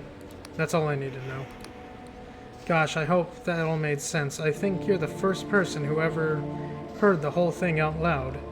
Back to the task at hand. First, we must catch the king's attention. About a month ago, a strange phenomena were reported in the graveyard outside Ferropolis. My analysis suggests that this phenomenon are a secret message from its majesty. Take my Mechanicus Guild insignia and investigate the graveyard. The Gravekeeper may be able to assist you. Use it carefully, friend. These insignias command great power throughout the kingdom. Now, I could be wrong, but I suspect the message will be with music, like this. She hums a haunting tune, somehow familiar and ethereal all at once, like a lullaby from Time Zone's beginning. You have a good voice, you know. She looks genuinely pleased. How kind. Well, perhaps if this whole Mechanist business doesn't pan out, I can make a living as a troubadour. So, is your mission clear? Where can I find the graveyard? Outside Ferropolis. It's to the northwest.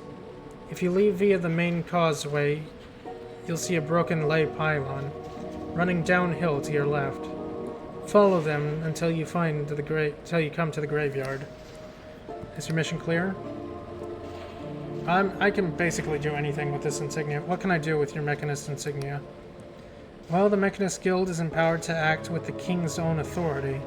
My colleagues use their insignia to investigate crimes, requisition goods, and generally compel obedience. I must stress, this brooch is a privilege, not a toy.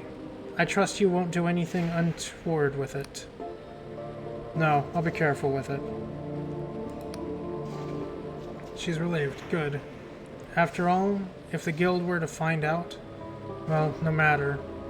I'll break 1,000 rules if I can, if that's what it takes to save the kingdom. Is your mission clear? Yep. How else can I empower you? Just wish me luck. All the luck in the world. And, oh, and friend, please don't breathe a word of your plan to anyone, especially Speaker Sunil. Don't worry, I'll just stab him in the spleen if I see him. I shudder to think what he'd do if he found out. Yeah, I gotcha. I guess saving the populace is a bit more important than killing a god first. Then I can kill the god, and then, yeah. I'll work it out. I'll work it out. It's a plan in motion.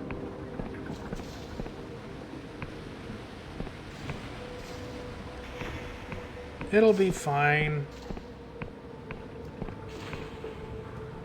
You know, I could just take the elevator. There's no reason not to.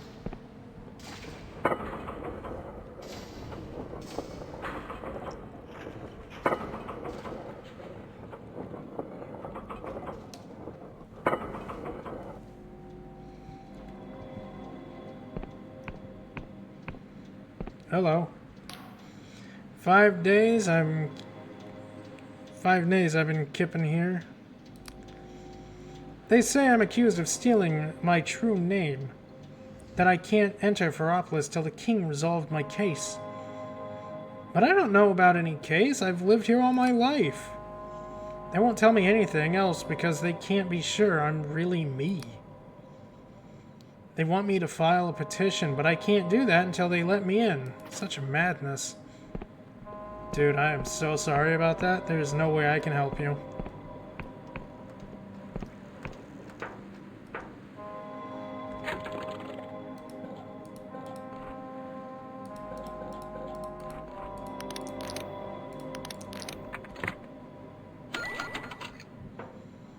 Thank you for the fine ore.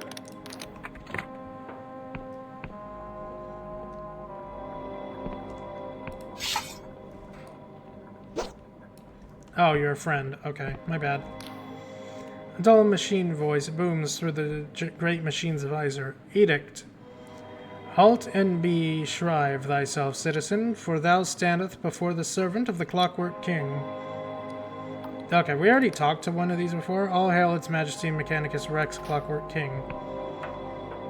I'm pretty sure that's just the same dialogue.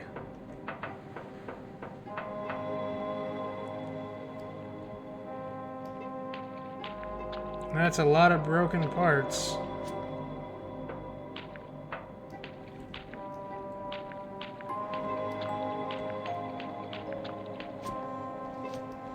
Well, I guess we find our way around.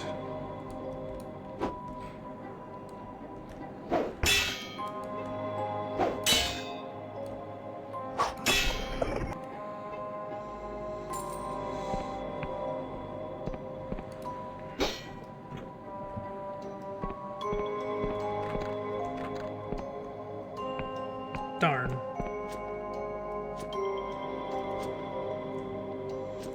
Theoretically, if I took the main road, it would be up on that mountain somewhere, but I want to kind of go over here a little bit. There's not a lot over here. Okay. Well, I guess I gotta go up the mountain. Back up the elevator I go. Wait, were you here before? This disheveled citizen is muttering to themselves as they rake through the mud and muck underneath the town. Hello there. They startle. Oh, hello, mate. Don't mind me. I'm just scratching out a living. You'd be surprised what flushes down here from those cozy folks in Ferropolis.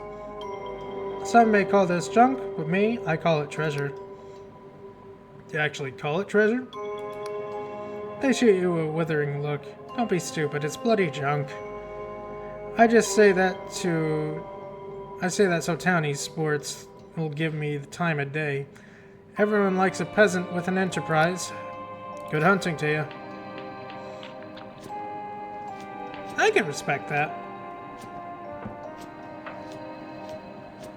People are forgetting things. You never know what gets flushed down here. You there, citizen, stay where you are. Anyone entering Ferropolis must be assayed for corruption by the order of the king. Now say ah. Ah. Guard pokes a wand inside your mouth and waves it up and down your body while the machine emits a choji. Alright, you're good to go. Yeah, later, dude.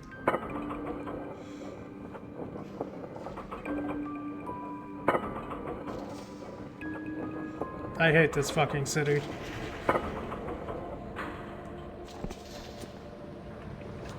This place is awful. In so many ways. God, I hope the city of the undead is a bit better.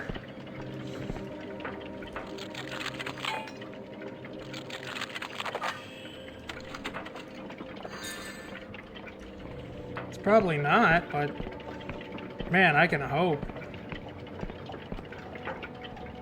Reality is quite literally falling apart out here.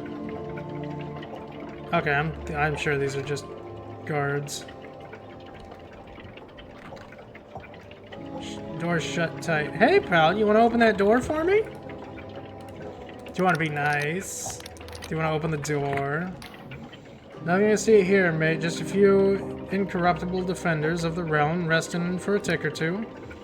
Something about you catches the guard's attention. They examine you, lean closer and lower their voice. You look like a daredevil of sort. Swell sword? Pretty sure it's sellsword. Am I wrong? Explorer, maybe? Plenty of spare equipment in the Royal Militia. Military stuff. And we ain't been paid for 3 weeks running. 50 coins and you get into that armory over there. How about it? I've come across all kinds of treasures in my travels. Me owing corruption in the militia? How very disappointing. I mean, honestly, yeah. The guard face falls abruptly. Your Honor, it's not what it looks like. You're conducting a sting operation, see? We're conducting a sting operation, see? If you agreed, I have arrested you on the spot. Make it 20 coins and the king never hears about this. And the operation is over. Don't let me catch you selling royal equipment again. No, I went into that room. They gawp at you for a few seconds, clearly unsure if you're serious. Now I see. You're one of the flexible ones. You see how it is down here? I admire that. Long live the king.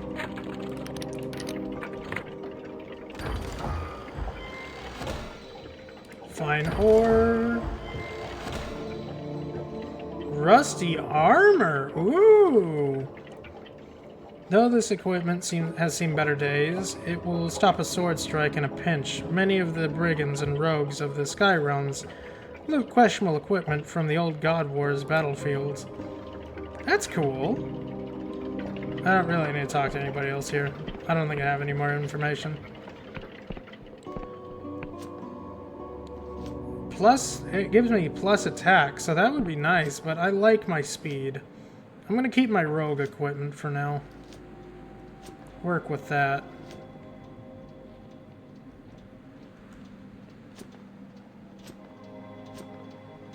There's the broken pylon.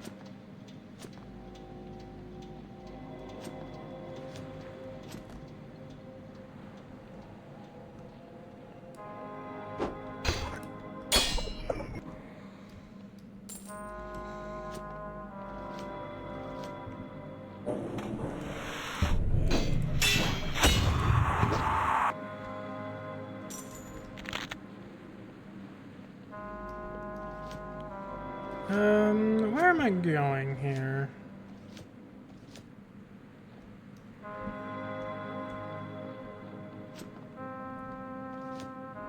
There's a building up there I can go check out, I guess.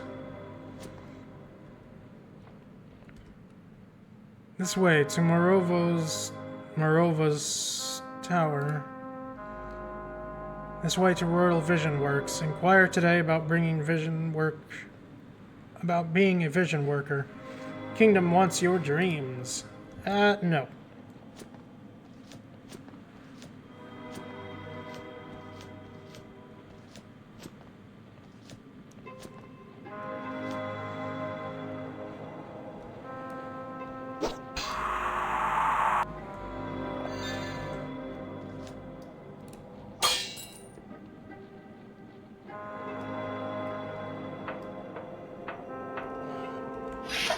Ah!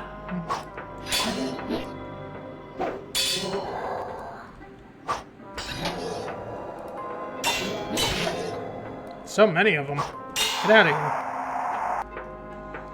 Wretched little things.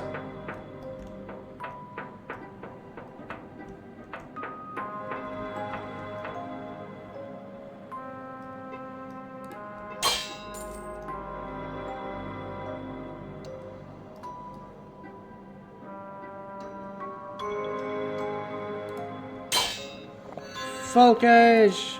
What are you talking about? That's nonsense. It's nonsense and you know it.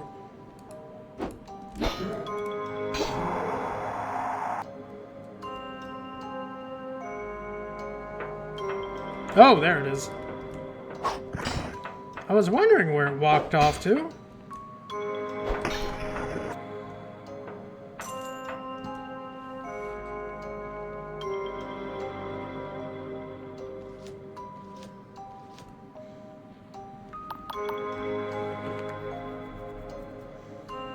You know, I don't ever, like, look out onto the horizon of this world, but Jesus, it looks pretty sometimes.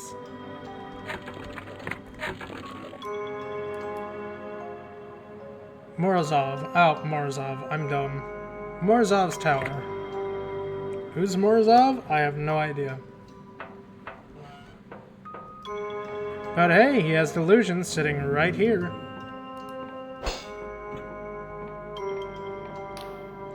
Machine emits a buzz, then a distorted human voice. Go away, nobody's home. Nobody's home, then who are you?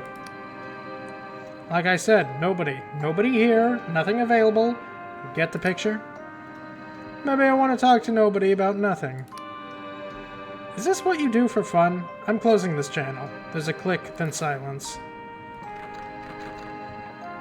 Oh, good meeting you, Morozov.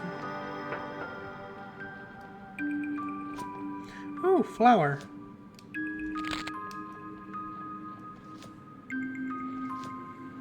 Folkish, I hope you're having a good day.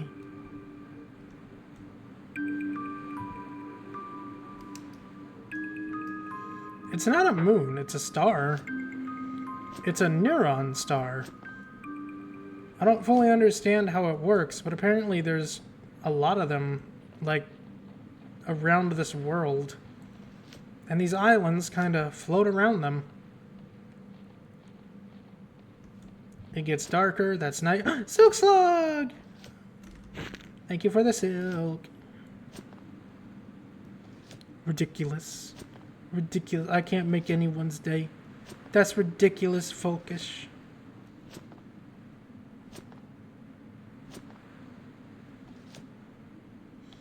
Absolutely ridiculous. Where am I?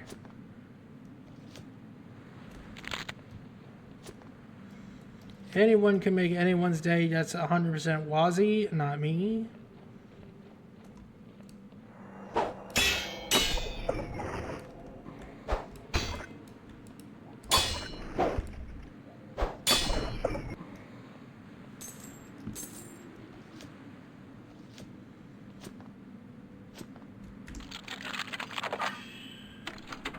Easy peasy. That's not iron. I need iron. I need a lot of iron.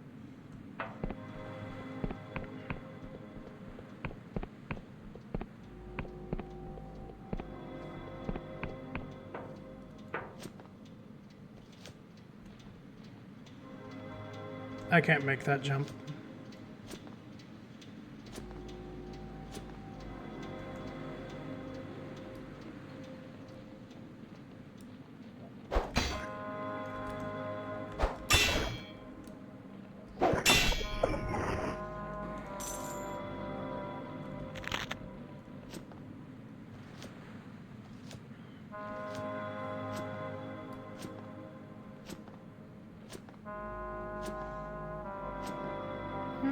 Is there a way up there?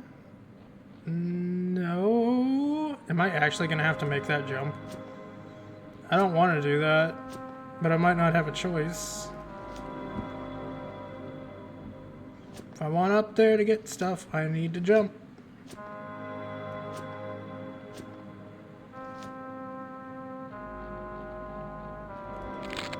I need to go back to Thornwood Manor. I need to see if I can upgrade anything again. I got money and I got plants.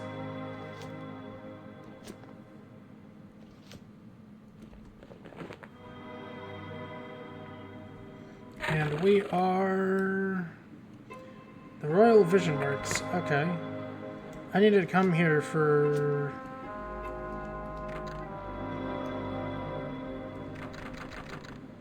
ah, man. What is this unseen device?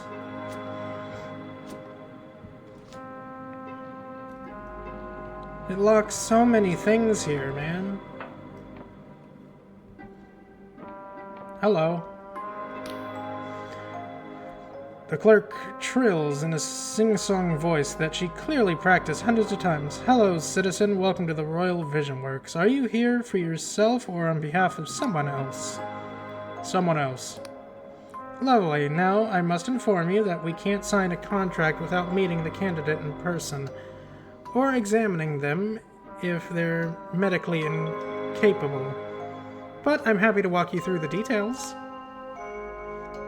We have a number of positions open, with contracts ranging from 3 clockwork standard months to 12 years. How long would you think of staying? Never mind. I just need to see Dr. Pripp. I'm sorry, Dr. Pripp is extremely busy at present and has only seen visitors by appointment. Can I help you with anything else? Take me to Pripp, or the king will hear of it. The clerk looks perturbed. Oh, my apologies, my honor. Why didn't you say that earlier? Even so, I'm afraid I need to see some kind of order from the king. It says so in our letter patent, you see. She points to an official-looking document proudly displayed upon their wall. I'm here on about a very sensitive matter. Best for everyone if it stays off the books. Clerk looks uneasy. I'm very sorry, Your Honor, but I simply do not have the latitude. If you don't mind waiting, I'm sure Dr. Pripp will be happy when he's available. She remembers herself. Oh, and long live the king, of course. Now, can I help you with anything else? Pardon me, I need to equip a hat real quick. Hello, can you take me to Pripp? The clerk gives you a knowing look. Of course, Your Honor. The good doctor is up on the top floor. I'm sure he'll be happy to assist you. Yeah, that's what I thought.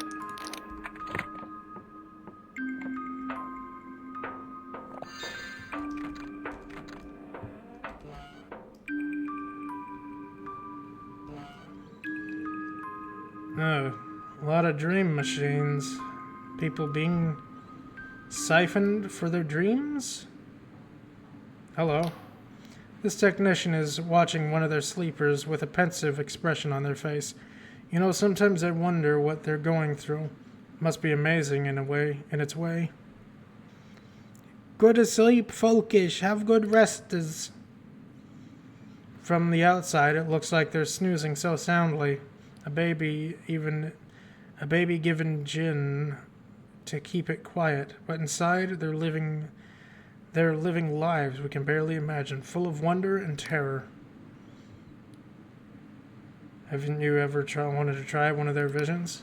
Me? Oh no, I've never touched the stuff. My friends think I'm weird. But maybe they'd feel the same after working here.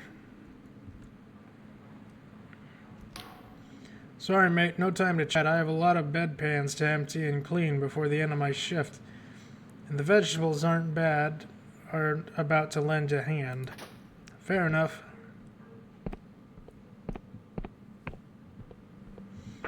Folkish, that's not sleep, that's death. Oh no!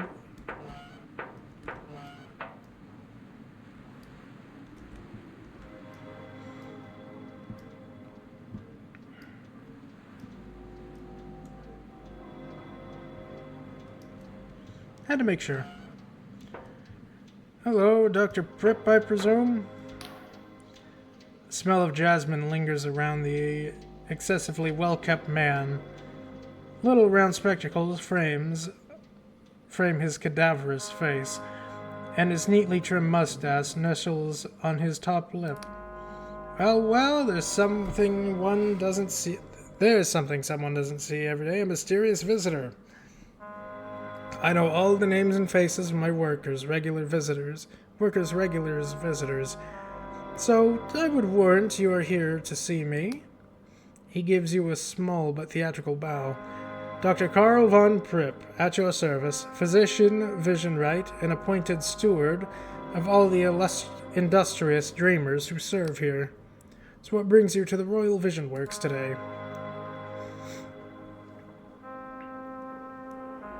What is this place? It looks like a hospital. It looks like a hospital. It feels like a prison. Oh, prison? A prison? On the contrary, this is our workers. Most of our workers come here from their own free will. The rest are far past the point of making their own decisions. Some come from desperate circumstances and wish to lift their relatives out of financial hole.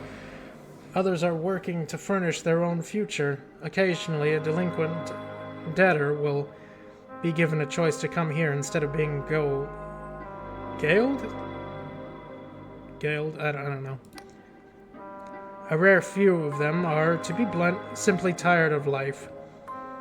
I hope to even my detractors would agree that my patented Eversleep elixirs are far preferable to suicide. What does the royal part mean?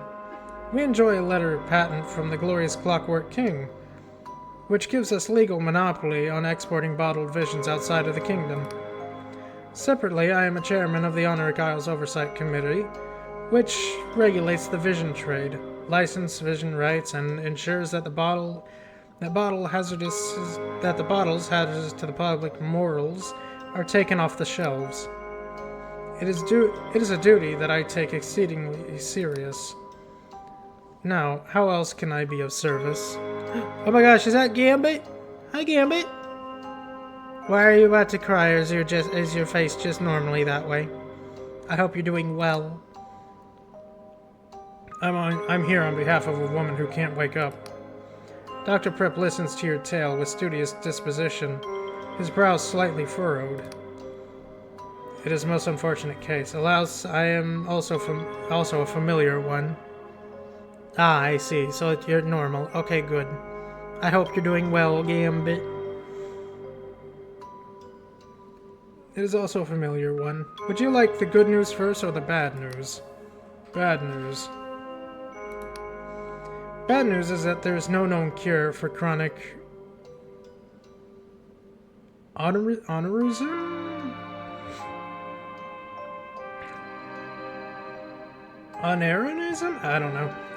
Once it advances to such a late stage, naturally this is a minor avenue of my research. But in my professional opinion, it is unlikely to bear fruit for at least a decade. I hope you enjoyed yourself playing Heartopia, Gambit. Get all the good rest. Get all the good rest, Mr. Penguin Man. Good news is that I can offer at least 2 solutions to the poor girl's predicament. Her mother may not like them, but I am a doctor and not a minor god. Simplest option is for Nadia to join our happy crew. Many of our workers here are chronic cases like her, and I can assure you that they are comfortable and well taken care of. Her mother would share in the profits while being relieved of the burden of caring for her, and could visit regularly during open hours. Naturally, we would also pay you a finder's fee. Alternately, Yasmin could buy her own vision siphon, also known as a dream crown. I believe the current price is 120 coins, including permit fees. This would enable her to support Nadia at home by bottling up and selling her visions independently. Yeah, but considering that you run the entire system, I don't think that's a good option for her, because people will think that they're stolen and oh boy.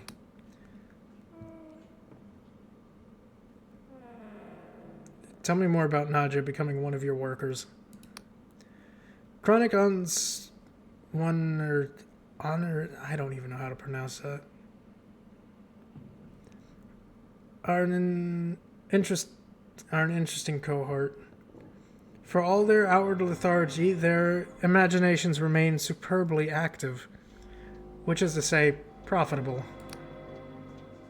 Here at the Works, we can bottle their visions en masse using cutting-edge equipment, and we enjoy good relations with very favorable rates with both domestic and foreign distributors. We also have weekly support groups for family members of chronic, whatever the word is, chronic sleep. I'm just going to say chronic sleep, which Yasmin would be welcome to attend.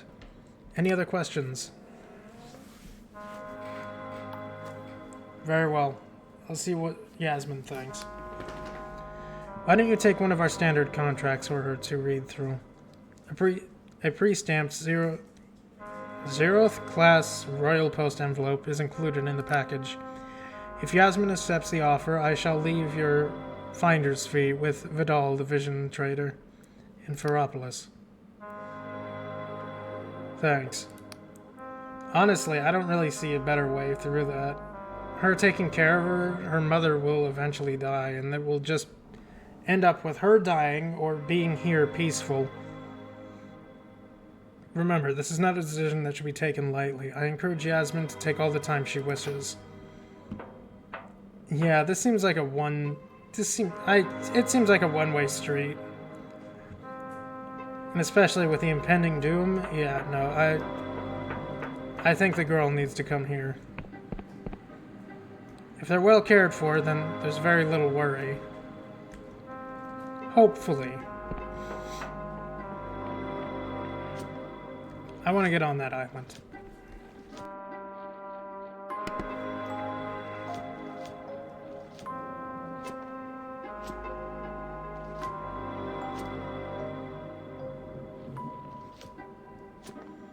Can I even make those jumps? I hope I can.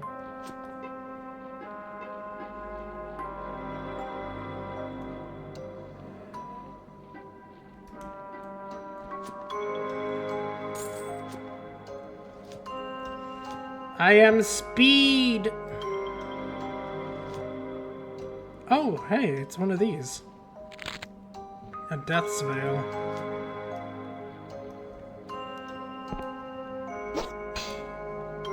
Nah, 5 might.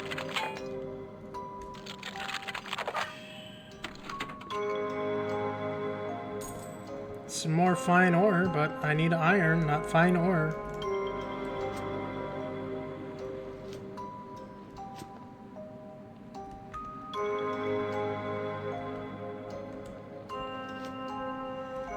I didn't think I would make that last one.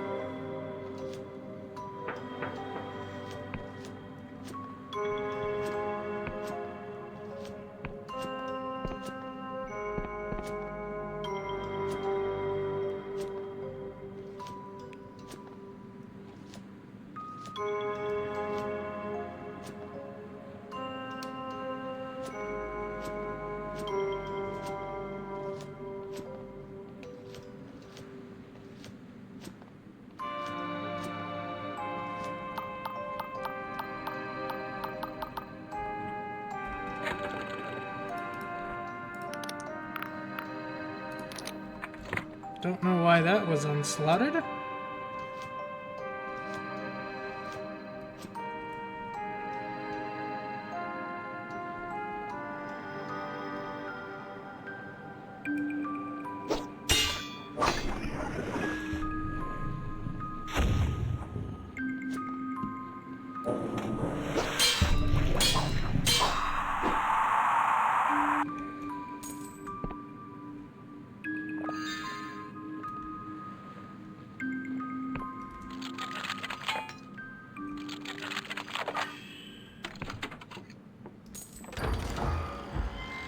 Gimme. More fine ore. I can't do anything with this unless I have iron. I don't have any iron. This way to Semmel's place. A note has been added crudely. Horace Metcalf stories rule. Fair.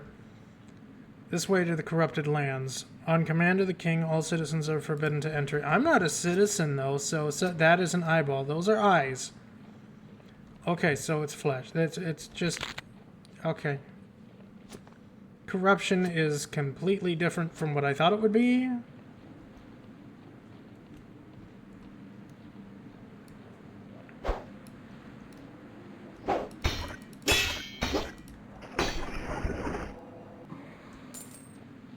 Dang robots.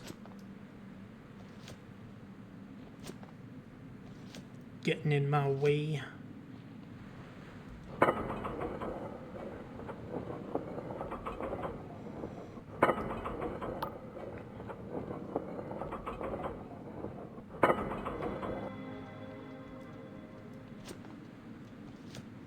This place is really out of the way, isn't it?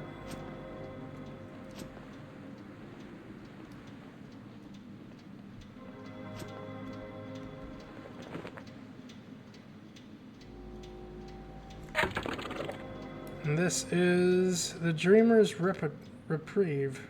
Dreamer's Reprieve, okay.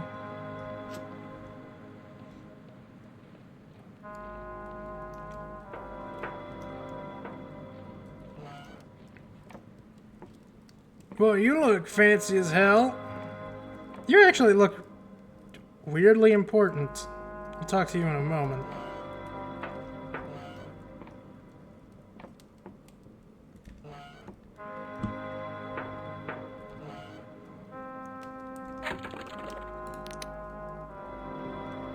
Outlaw armor. Studded suit of armor, yeah.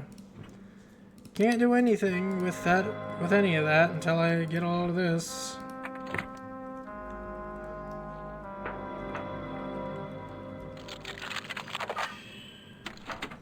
That is a lot of Dreamer stuff.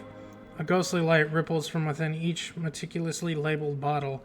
Evidently, this is someone's private vision stash. However, without taking more to its owner, you're not sure what to look for. Okay. This man has a weary strength about him. The kind that comes from years of hard work outdoors. You must be here to see Horace. Well, our home is your home, however humble. What is this place? I'm Samuel. This is my house. Technically anyways. The other fellow is Horace Metcalf. He knits his brows and gives you a weary smile. Lodger. Housemate? Friend? We're pretty isolated out here, so we look after ourselves. I chop our wood and catch our meals while he brings in the coin. Anything else you need? Tell me about yourself again. Oh, this... How well do you know Horace? He moved in 3 years ago after my wife passed. I had an empty room and I was lonely. He needed a quiet place where he'd have help if his sickness flared up. Since then, he's been part of the family. Most folk think of him as a scatterbrained. But he is such a kind soul. And what an imagination. I have no idea where he gets it all from. I just thank my lucky star that I get to live with it. Anything else you need? Thank you for hospitality. Farewell. It's a music box of rare and intricate design. Its lid depicts a pastoral scene of ordinary mortals working and relaxing together. Finely laid within the iridescent chiton, a mother of clouded pearl. However, it doesn't seem to be any music in it. Huh. This elegant-looking man appears lost in reverie, humming softly to himself. He has a youthful face despite his growing crow's feet, and his voice is as gentle as if he were murmuring to a sleeping babe. Oh, hello there. Where have you come from? You're certainly one on the road less traveled. He calls out behind you. Sam! Would you like to be an angel and brew some more tea? We have a guest. Very kind. I didn't catch your name, Mr. Goodness gracious, where are my manners? I am Horace Metcalf, lodger, childminder, and general factotum hereabouts. I also have a little sideline as a weaver of dreams, I suppose, which has been surprisingly successful.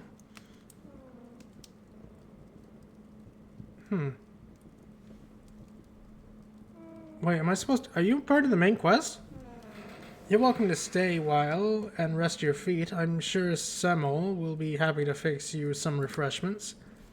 He takes a dainty sip from a porcelain teacup.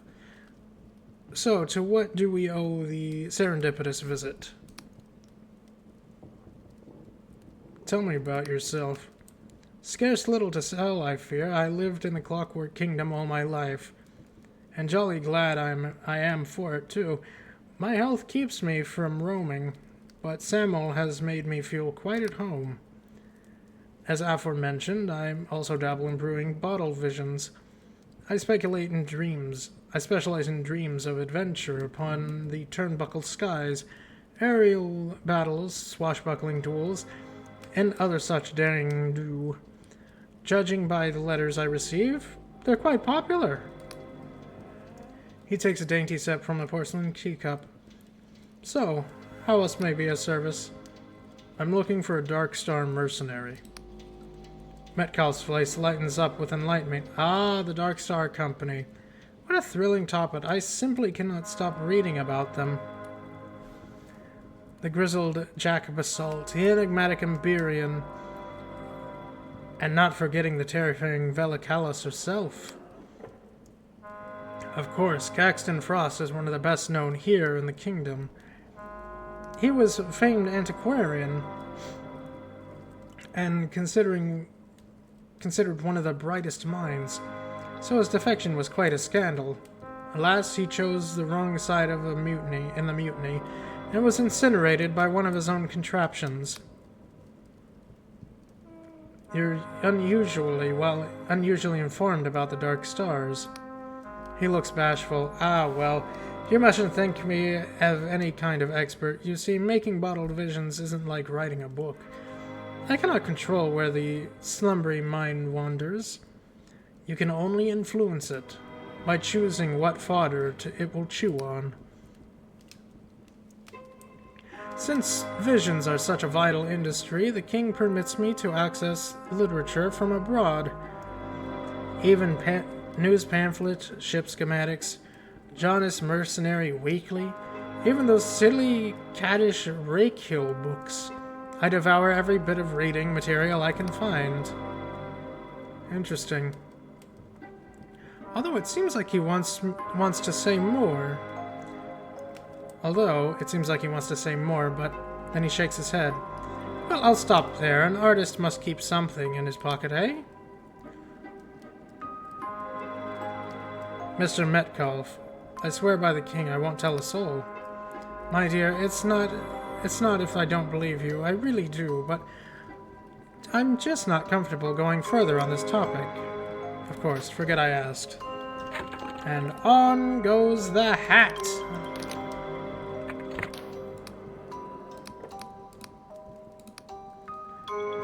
This seems to put him at ease, and he laughs a little. Ah, jolly well said. I suppose there's no harm in it, as long as it's only between us. Truth is, I do not choose these visions. I'm plagued by them. Dreams of gleaming sails and burning citadels, the stench of gun smoke, and the taste of blood. I hope that bottling them might somehow pacify them, but still they come. Sometimes I dream of things I cannot possibly know of mushroom-covered ruins and the flickering light of a star shell, or watching Koros squid frolic off the prowl, or sailing through the glittering forest of Siren Jelly's tentacles, of kinship forged in battle, baptized in hellfire. And there's the Ashen Woman. That's what I call her, the Ashen Woman. She seems to be a recurring character. Of course, those bottles stay locked up in my private collection. Somehow it doesn't feel safe to expose the public to her. The Ashen Woman, the sister of Vela Kalos, the ghost. Even now I see her, with her hair like snow, eyes like twin volcanoes, bold, passionate, sardonic, yet pensive somehow. Her left hand holds the seed of our futures, while her right holds a sword that ends the world. As Metcalf continues his description, all remaining doubts leave your mind. Somehow you know exactly who he's describing. Oh no, Vela. Vela, really? I thought it would be the sister. Metcalf's teacup pauses on his way to his mouth.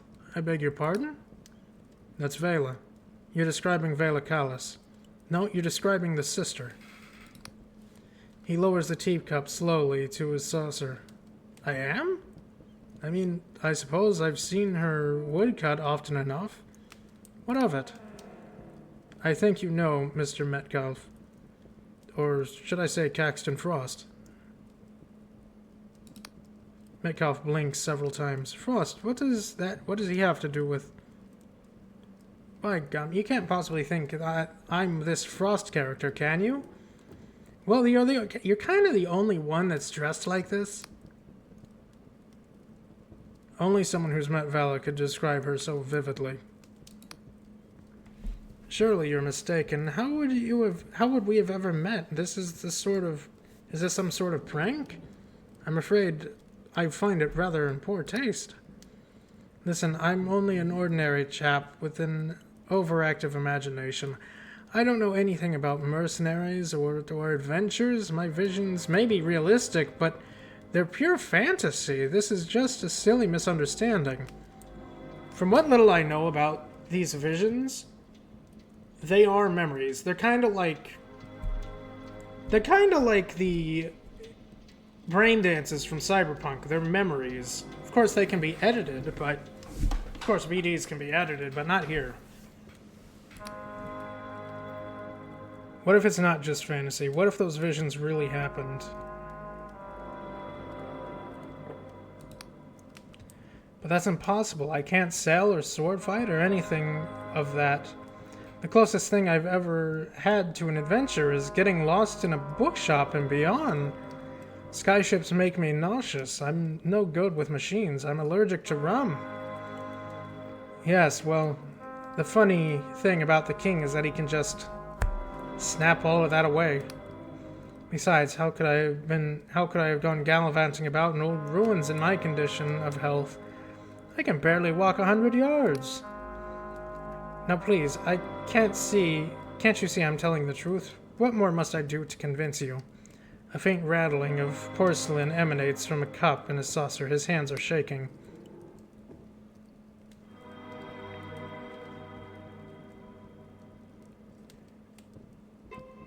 The world could be destroyed. If you don't talk, the world could be destroyed. But how? For pity's sake, how can I admit something that isn't true? Dash it all to blazes. He throws up both hands in desperation. I am not Caxton Frost. There's a moment of silence, only broken by a steady dripping of tea as he just splashed across the wall. Now I see. Clockwork King has erased your memory. What? Don't be absurd. The king can't do that. I know there's rumors, but that's all just Union disinformation. Oh, what a jolly horrid day. This is going to affect my dreams for weeks. A new dark direction for Horace Metcalf. That's what they'll say. Horace, listen to me. Your whole identity is a fiction. You were a dark star, but someone has erased your memories. And I need your help to save the world. He sighs deeply. You really are strange, very strange. Do you know that? Clearly, this conversation has hit a wall. You need to find some other way of jogging Metcalf's memory. That private vision stash he mentioned must be the key, but where in the house is he keeping it?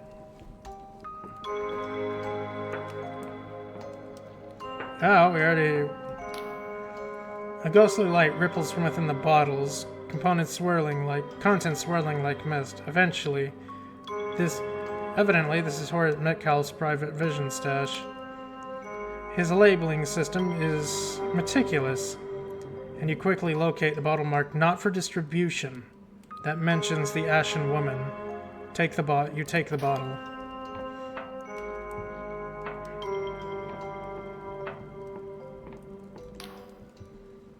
Oh, what a jolly horrid day. I need your help to save the world.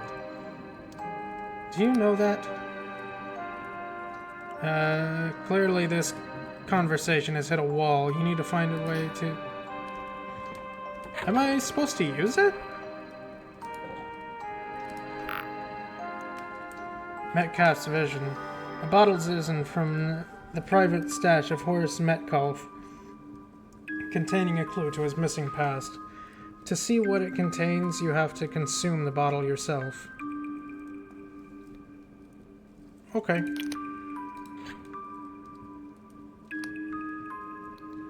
You drift into a restless sleep. You're climbing through the skeleton of a titanic machine. Above you, the Ashen Woman pauses on a rusted cavalcade. No. Clavicle?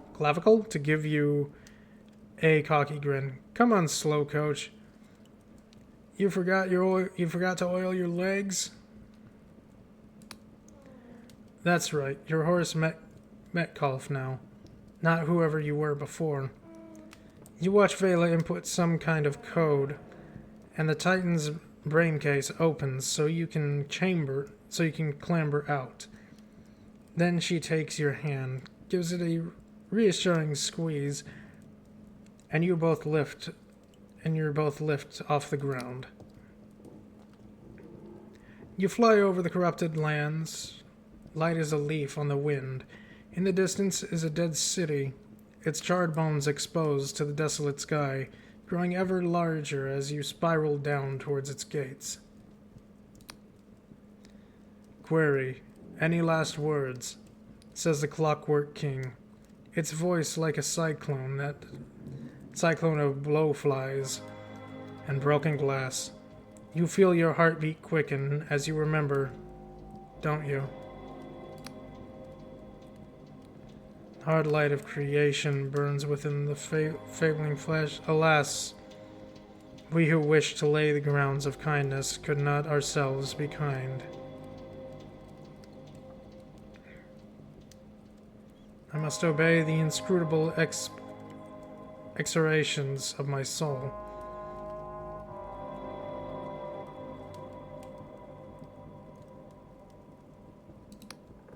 The king's mouth shivers open, its teeth dripping with blood, as you both walk through into darkness. When your eyes adjust, you find yourself in your childhood schoolroom. The room is half buried in compacted ash. The blackboard, a pale palimpsest of faded sums and slogans. Vela, wearing a schoolmaster's cap, throws a shovel to you. Well, boy, aren't you going to show us what you can do? You dig for hours until you strike something brittle and crunchy. As you clear the way more debris, you realize you're standing on a giant mirror, with cracks radiating from where your blade hit home. You look so different from how you remember. Handsome, hard and imperious, standing fully upright, your legs encased in some kind of clockwork armor. You feel your heart pounding like a battering ram against your ribcage. Your reflection gives you a cruel, taunting smile. What's the matter, darling? Forgot your lines? You wake up breathless and drenched in sweat, your thoughts racing. You know where you must go. You know from the vision, from flying over the corrupted lands with Vela, past the abandoned diggers, down into the very southern-eastern tip, the lost city of Progress. That is where Horace's memories lie. What do you have there? Is that a gun? What is that? Can I have that? Is that a gun? I want a gun. I like swords, but a gun would be nice.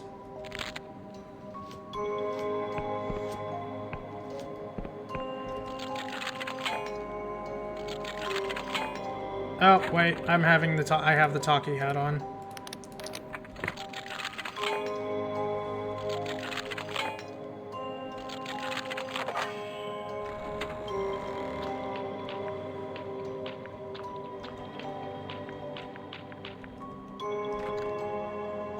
Oh, it's another one of the Emberian vaults. Alright, before I go wandering off in some direction into the corrupted lands, I'm going to take a quick break and I will be back in a couple minutes.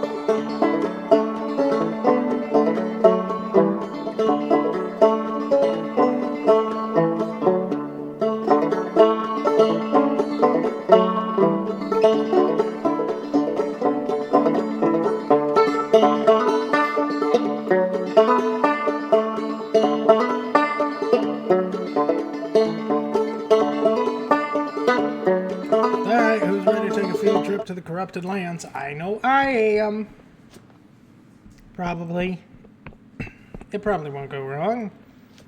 It'll probably go perfectly fine. What could possibly go wrong in the corrupted lands? Nothing. That's what. It's just corrupted lands. I don't know what's actually in the corrupted lands. So it could go all wrong for all I know.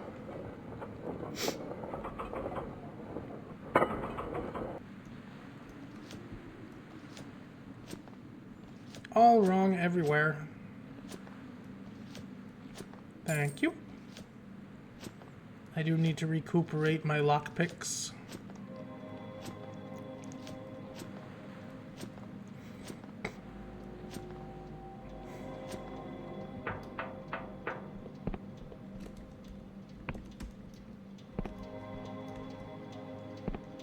Huh. So it looks like I can use that to get up there. It also looks like, okay. I'll head back to the city, give the lady the slip from the Dreamers Union, or whatever they're called. The Visionaries? I don't remember what they're called, but I'll give her the slip from that. Give her the best possible option, which is give her daughter to these people, because, well, I can't give her the hat or helmet because she doesn't know how to run it or care for it.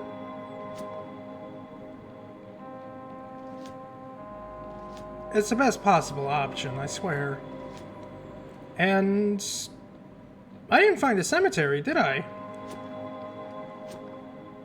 Huh. Yeah, I completely forgot about that. Where would the cemetery be? Kinda wish I had a compass on me. Oh wait, I do. But the game doesn't let me see what direction is what.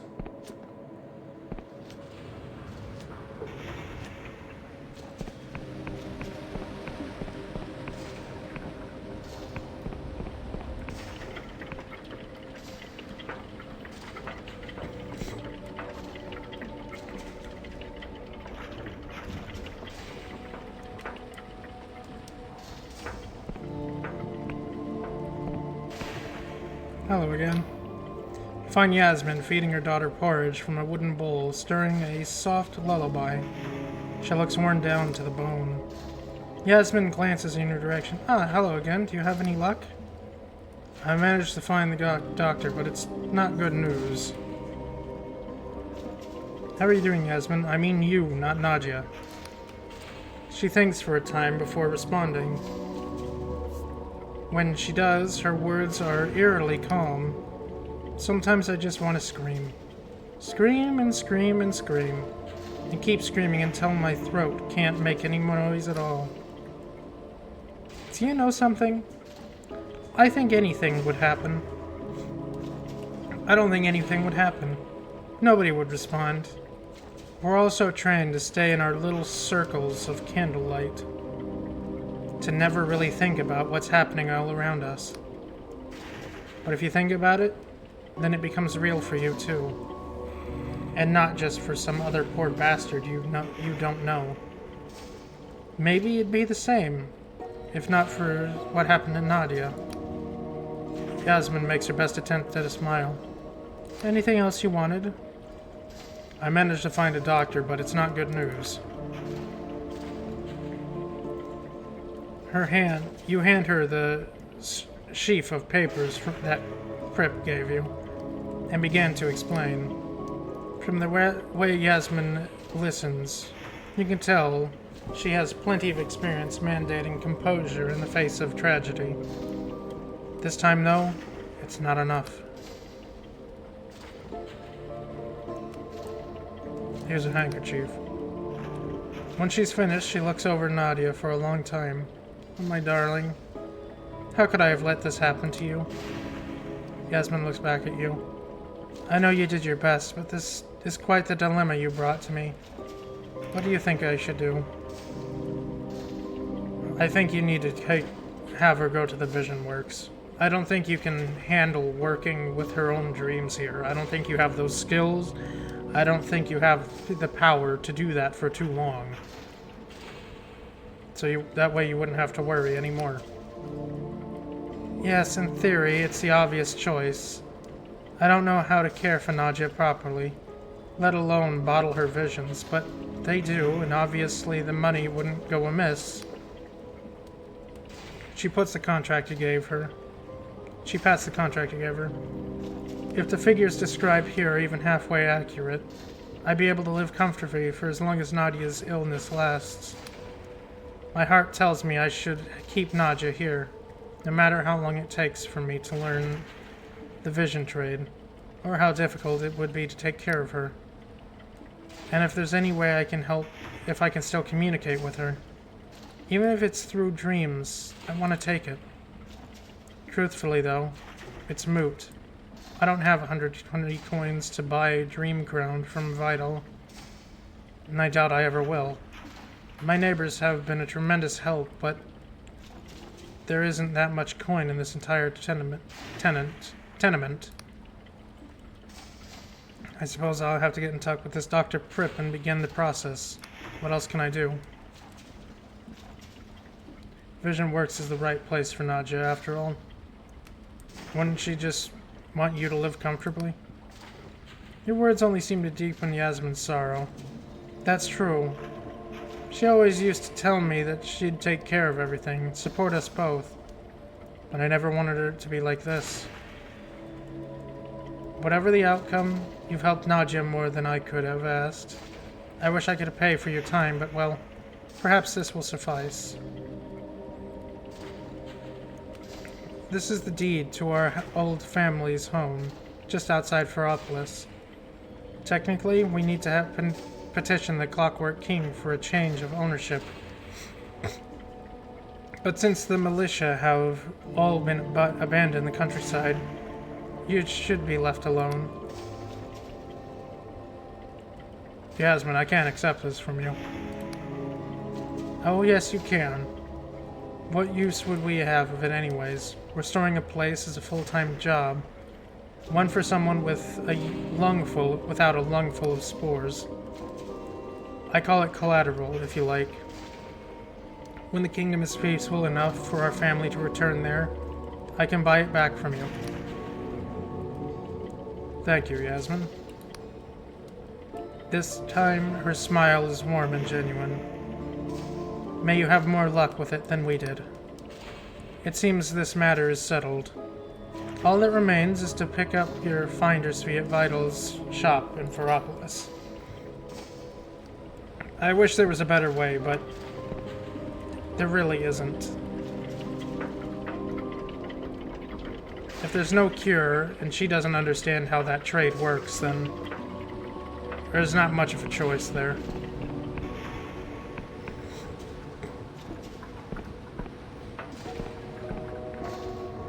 Oh, it's still nighttime. He's not in here.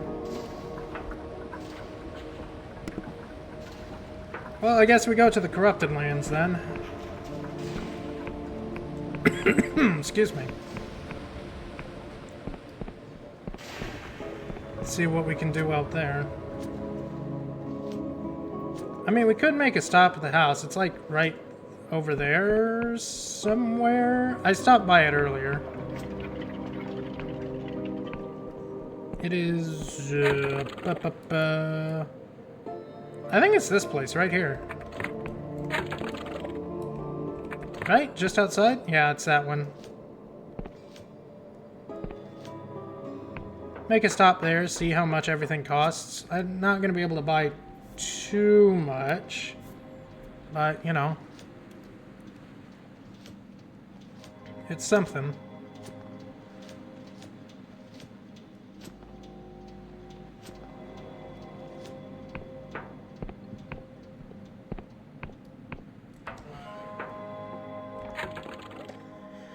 Unfurnished, yeah, iron, I have Pegath. I need to get to the other place. I need to get to the other place because I have enough stuff to get that and the library and the workshop. I need to go back over there. I need to make a trip back home. We can do that. We can make a quick trip back home. I don't have an issue with that. We have this little fast travel station here. Normally I don't fast travel, but we actively activated this for a quest, so I'm going to accept it. Please write Erudite Academy. Hey, guess what? It works.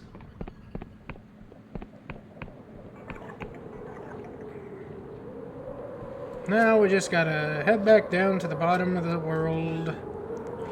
And head back over to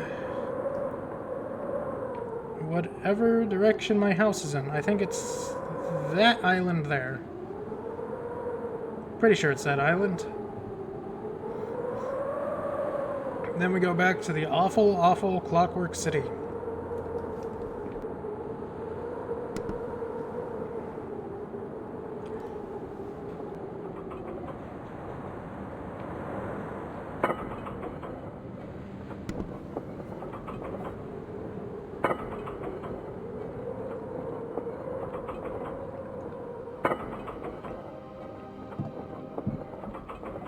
Seems that there's a pathway from the Clockwork City there that goes down. Might want to try to activate that later.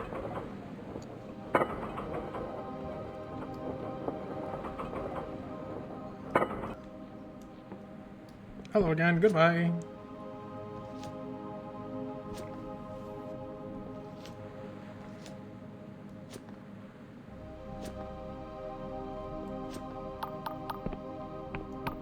Nah, no, I'll just wait till I get home before I use this, before I get to sleep. My stamina's at half, I'll be fine.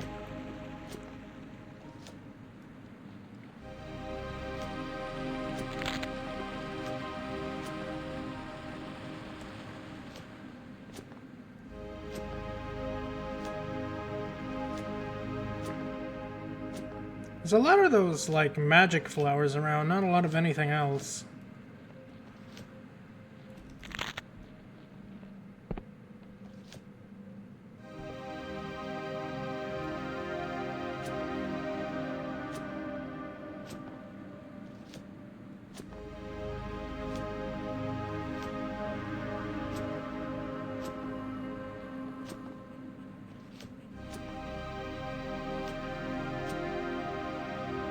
Silk Slug! Thank you.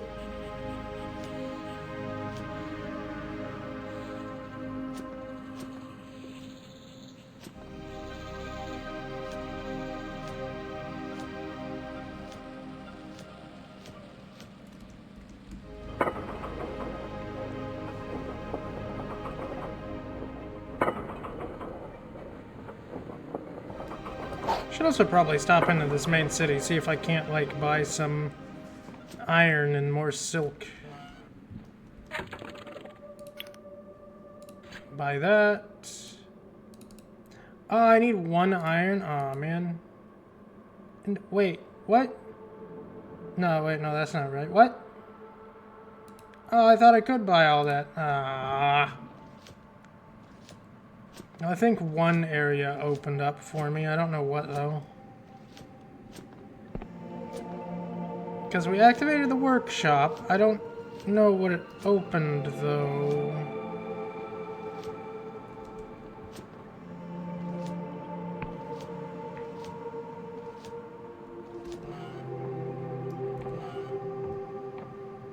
That's nice.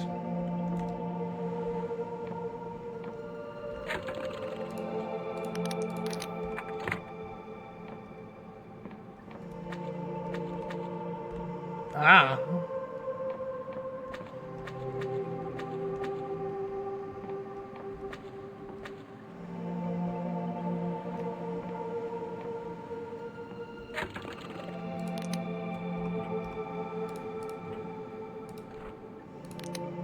I can upgrade this into modest attire.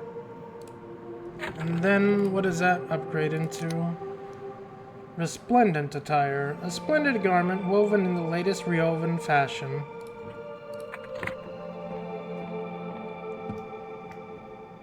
Well, maybe it didn't give me anything.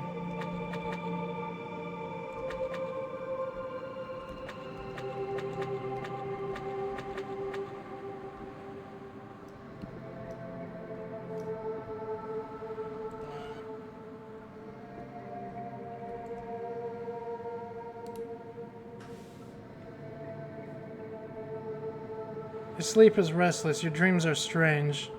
You see a city of sparking towers crumbling to dust.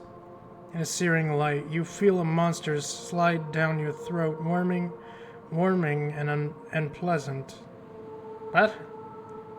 And you hear the screams of your mother as you flee for your life. You awake in a cold sweat. Blood is on your pillow. I beg thee, fucking what?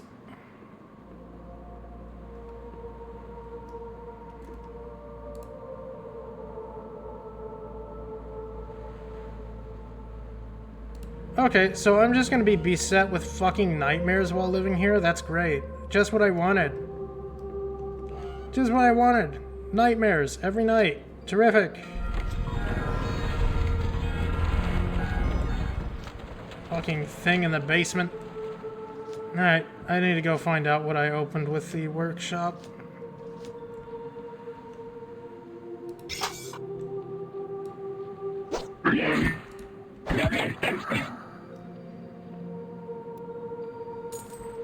And I see, sleeping actively took health away from me too. That's... I don't want to sleep here no more. I have a better chance of sleeping in the fucking basement of the tavern. Is this open? Library upgrade, don't have that. The other one's the garden upgrade. And I definitely don't have that yet.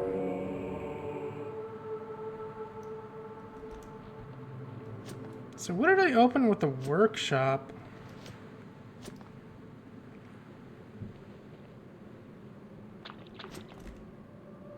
Yep, garden upgrade. How do I get the parts for the statue?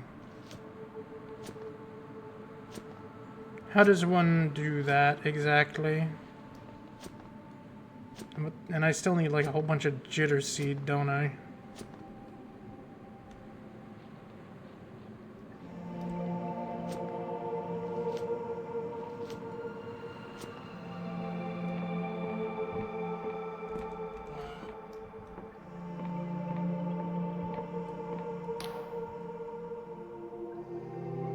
I'll leave you to your whittling.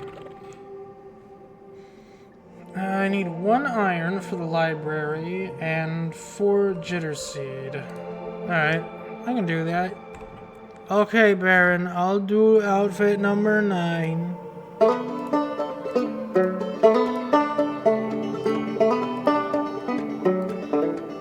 There you go, Baron. Outfit number 9, just for you. Hi, puppy.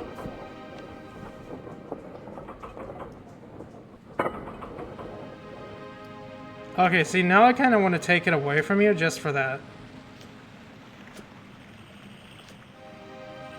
No outfit for you.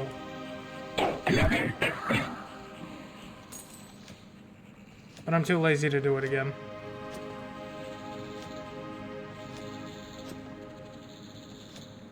Did my lore skill go up enough yet?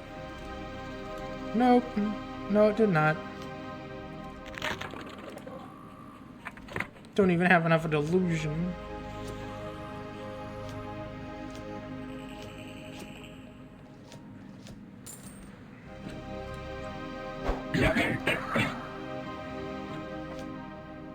Oh wait, what about the giant goblin in the one place, like over there? I need to go talk to him. I need to put on the funny hat first, though. Put that on, then we'll go talk to him, and then we'll go find out what his whole deal is.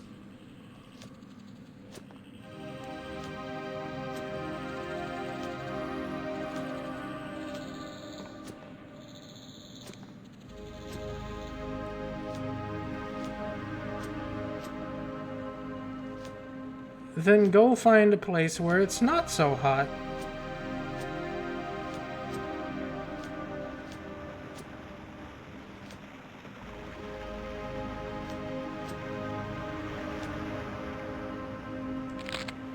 Three more of those needed.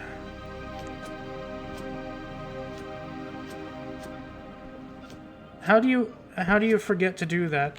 Isn't it right above your head? Make sense of that, Baron.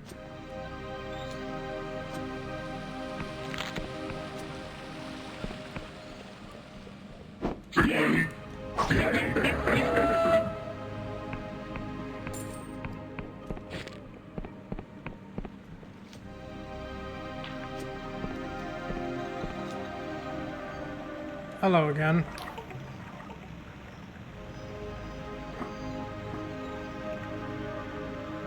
Ridiculous. Be still, human. Only those who embrace their wretchedness may claim their second self. I have embraced my wretchedness. May I pass? Oh. It is one thing to say words. Yeah, well, I tried.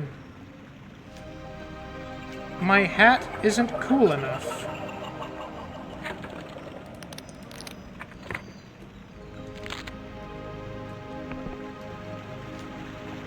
I need to find more coffee.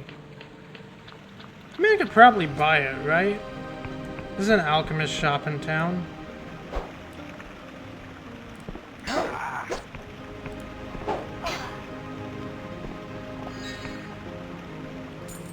Those fellers looked a little strange.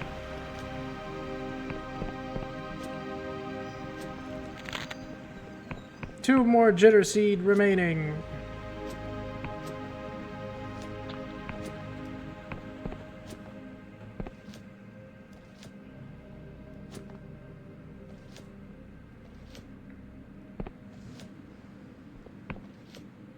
Go into town, buy a whole bunch of materials because I need them.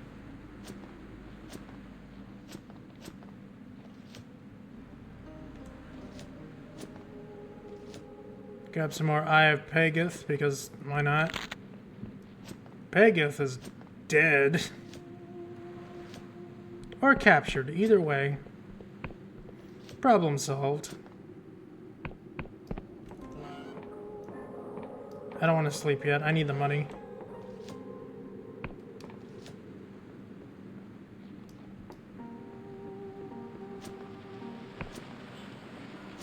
Alright, first up, Weaponsmith. Oh, right, you have chainmail too. You don't. Oh, you do have iron ore. Sweet. I'll take the chainmail as well. Do I have any treasure to sell? No? Darn. Chainmail would be turned into plate armor. Sturdy metal plate encases a suit of reinforced chainmail. Two completely different things.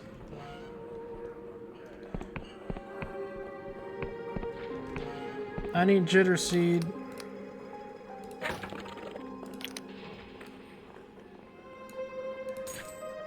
Okay, hopefully I still have enough money to buy stuff at my home.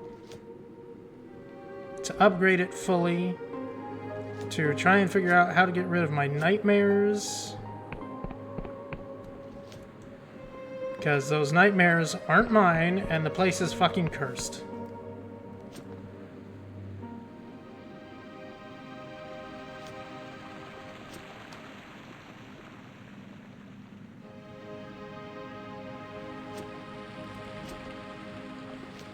I must figure out the dilemma.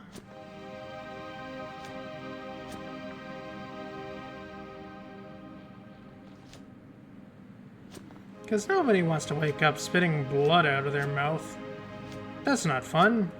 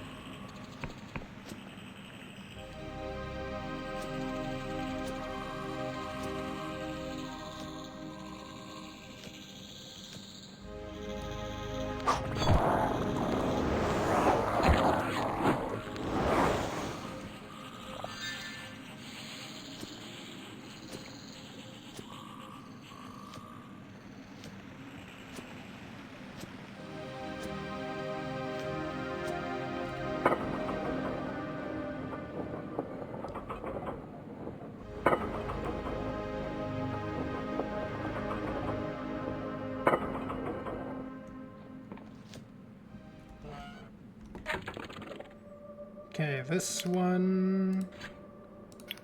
This one... Okay, place is fully upgraded now. Alright, I have that boosted to charm, so I don't want to buy anything else from there. Oh man, there's jitterweed right there? God damn.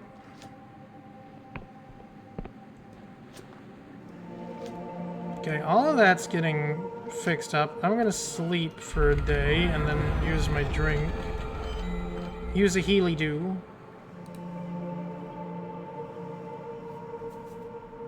Yep, that ow. Much ow. Jeez.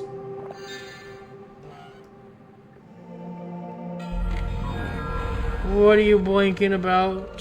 What are you blinking about? Oh, so this is a library, huh? Not bad. Oh, so every book that I find, I can find here afterwards. Cool. That's neat. But does it answer the question of why there's a giant fucking statue in my basement of a human?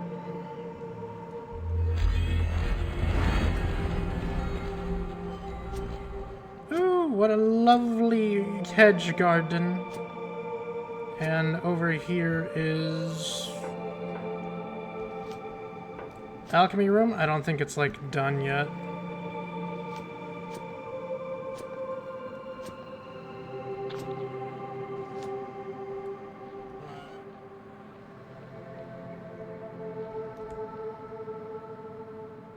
Okay, that takes me to town. Serpent statue arm. A stone arm with a serpent wrapped around it. At the base of the arm is a bronze mechanism. It looks as though this arm could be attached to something. Alright, so... Curious find. You may find numerous documents on the theory and practice of cipher magic. They seem to all focus on a single spell that could imprison even the most violent of creatures, binding them to a limited radius. Some pages are torn with sections removed. You cannot find the spell in question. Well, that's suspicious as all hell.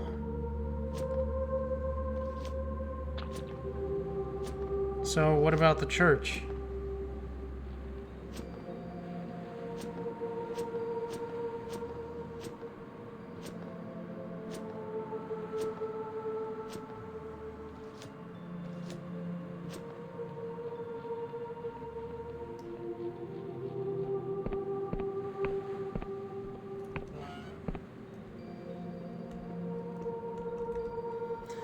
On Pageth by Theodore Herbert, 1389. Pageth in ancient times, no speck of land in the bounds of the fallen empire had not felt the loving touch of their miasmic embrace.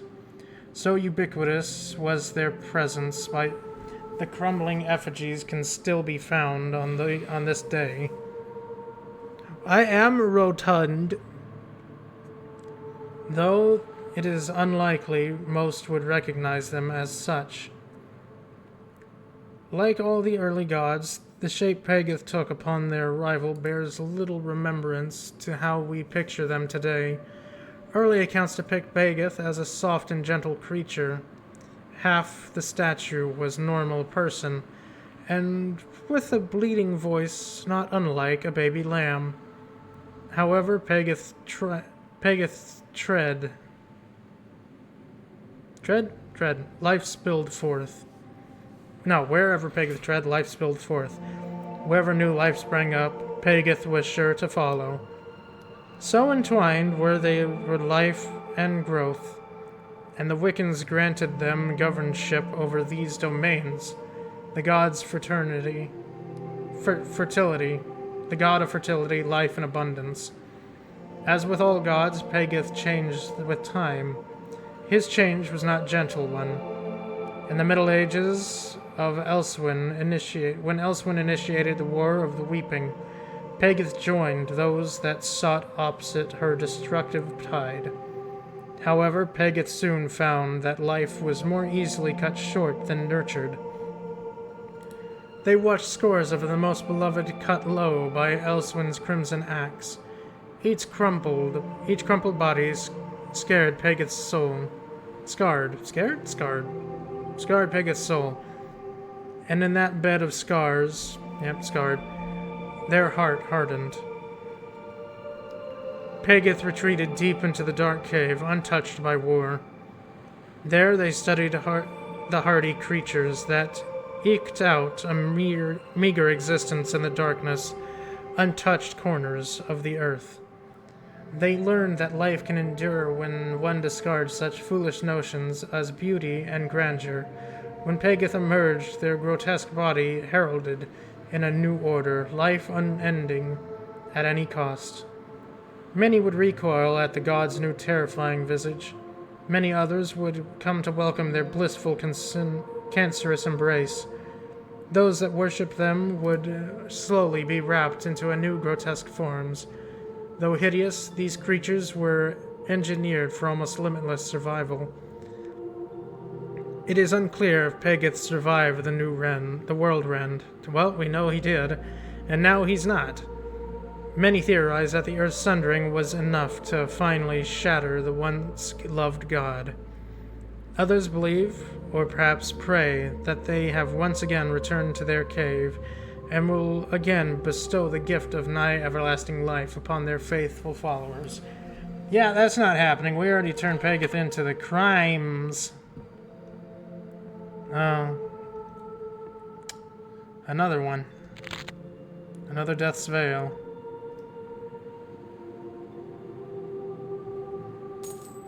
Statue head. A stone head of an old wizened face. At the base of the neck is a bronze mechanism. It looks as though the head could be attached to something. You find papers and rolls of parchment outlining the study of various monsters. Most seem to feature the vermeme, a parasitic organism that uses its host to feed on dreams of its prey. Okay, so there's still one more area that I haven't found on this fucking island. Somewhere on this island... No, this island... Okay, I'm here. So it's gotta be that one, right? That one down the side. How does I get there? Oh, maybe... Wait, no, maybe? Maybe.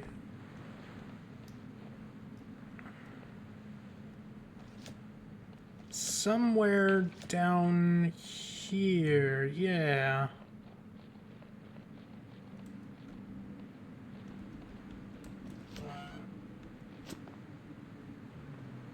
Iron. Floating iron. Fine ore, nice. Hourglass statue arm. A stone arm which holds an hourglass. At the base of the arm is a bronze mechanism. It looks like this arm could be attached to something. A curious find. A small smithy was in operation here, perhaps just to maintain a limited personal arsenal. These blades are of strange design and rusted beyond repair. It has not been used in some time.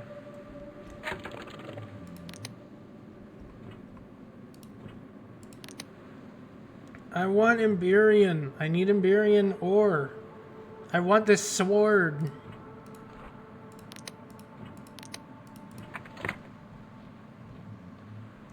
But we got all the pieces to the statue. What's gonna happen now? Something about parasites?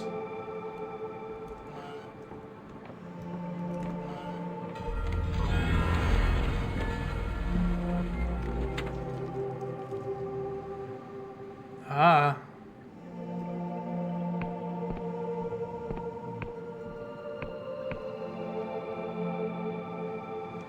I'm sorry, am I about to fight a fucking vampire demon? Yo, we cool? We cool? Then let the pupper lay there. You are warm, the pupper wants to be warm. We cool? Okay, we cool. The creature stares at you with a chilling intensity. The words hiss through its sharp teeth, but it speaks slowly, methodically. Greetings, trespasser. I have been watching you for some time, trampling on my grounds, desecrating my home, erecting your petty trinkets. Hey, they're not petty. I think. And I have watched you as you sleep. I have savored your flesh, drunk from your blood, tasted. Oh, so you are a fucking vampire. I thought you would flee in terror, but still you linger here. You do not belong. So I ask you, trespasser, why do you torment me so? I'm tormenting you. There's a monster in my basement. I'm no trespasser. I bought this place fair and square. No. No, it would not. No, I would not. No, it would not. Oh. And what thief brokered this deal? These grounds are my prison. They are also my home. I saw these timbers raised some 200 years ago, and I have dwelled here ever since. You have purchased a scrap of paper for a considerable sum. Perhaps it bears the signature of some foppish noble. I care not. These lands are mine. She takes a deep breath. But there are things more valuable, even a home such as one's freedom. I am shackled here, trespasser, held captive within my own grounds by powerful cipher magic. If you would help me win my freedom, I would recognize your claim to this manor. What do you say? You attacked me while I slept. Why would I trust you? I admit we have gotten off on the wrong start, but remember, trespasser, that you cast the first stone. Bullshit! I bought this house with my money that I earned. Go fuck yourself.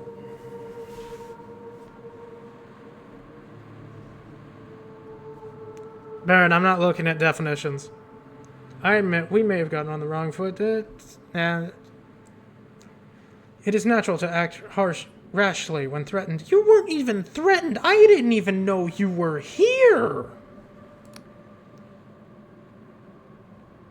Let's say I do help you. Will you leave my... I am no trespasser. I bought this house fair and square.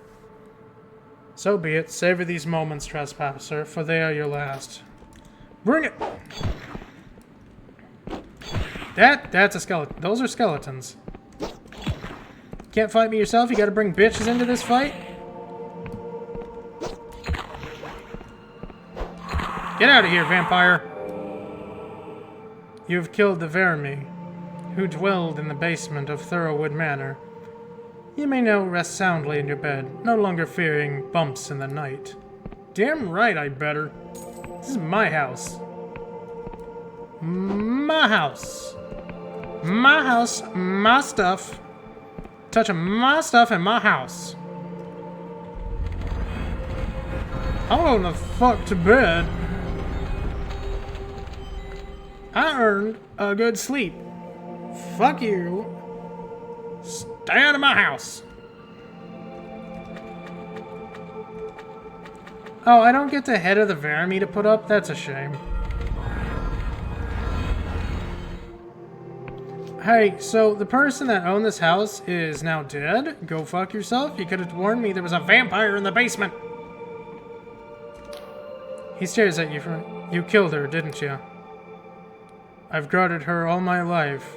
She may have been a monster, but I swore an oath to imprison her, but never to kill her. Such is the way of the Kresnik.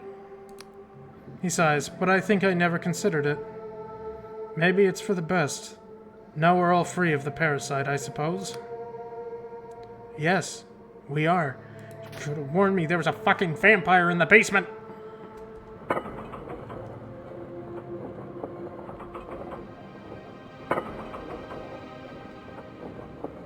It wasn't in the middle of my house, though. It was in the fucking basement.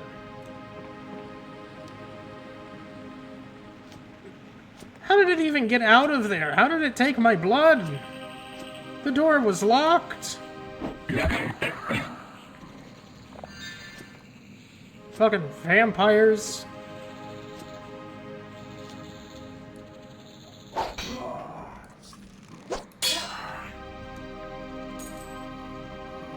Always so goddamn secretive.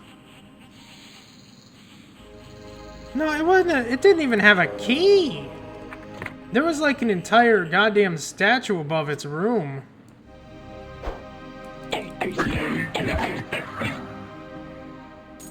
I'm calling straight bullshit on that.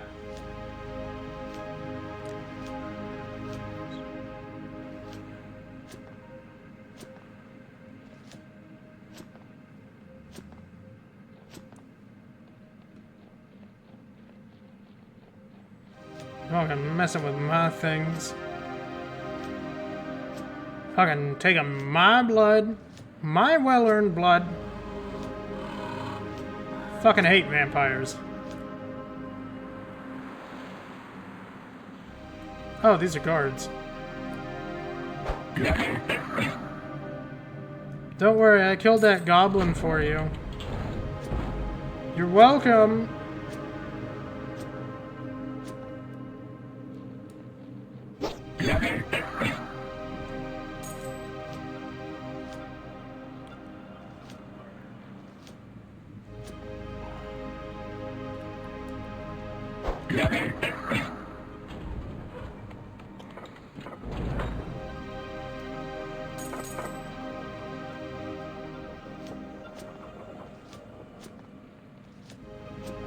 The vampire didn't even like land a hit on me. That's how good I am. I'm too fucking powerful, man.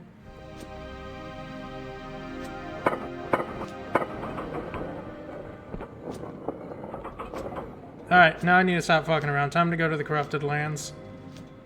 I fixed up my home. It's fully upgraded and it looks nice. And it's one less vampire full. So now, I get to hang around here, freezing my ass off and trying to fix a broken god. Or king, or whatever the fuck it is.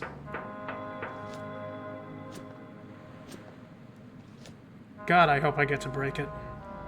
I want to break it so bad.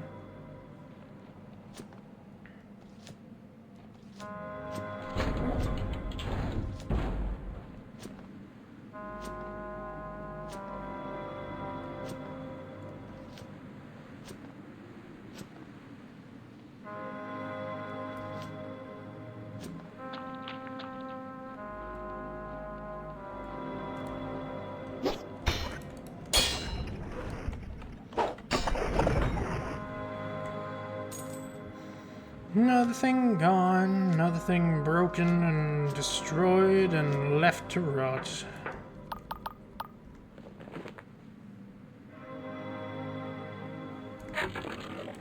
This is... what's... oh, that's the skyship. We are here. The digging engine. I don't think there's anything down there. Doesn't look like it. Looks like there's just one cannon thing. I don't need to go down there. I need to go across. The control console is caked with dirt and dust.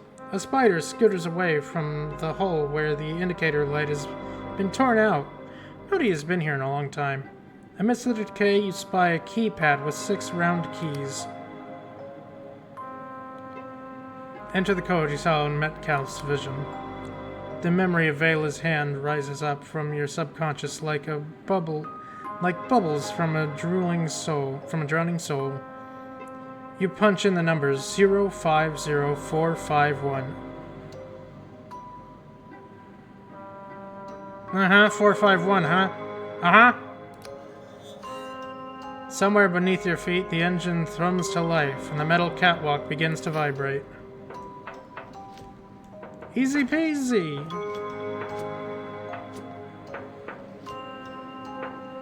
The corrupted lands. There is something freaky up there. This way, to the City of Progress. An attached note. These ruins are off limits. This way, cleanup camp. This way, Royal Beacon. Only mechanists permitted. Okay, well, we gotta go to the city first, right? I mean, come on.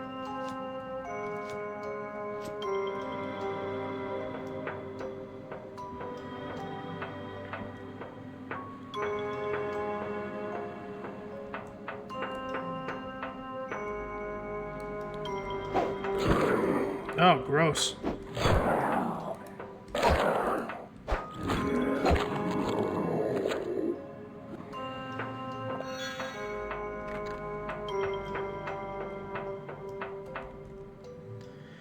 Attention all citizens, the City of Progress is where our glorious kingdom is forging the future with our own hands. Exciting opportunities are available. Wire weavers, phosphorus whiskers, steam lathe and drill press operators, compressed air workers, hazard pay applies.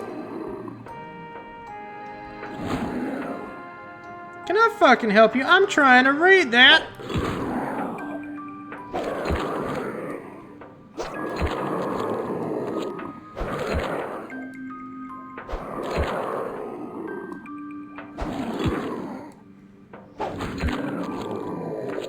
Fuck out of here.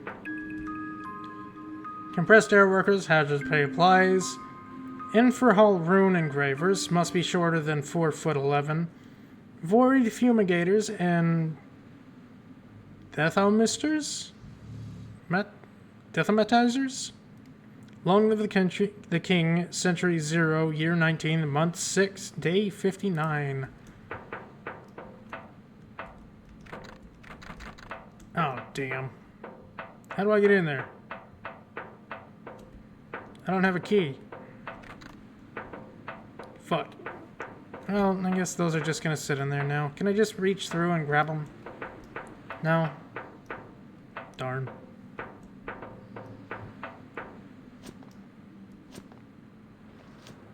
More jitter seed? I'll take that.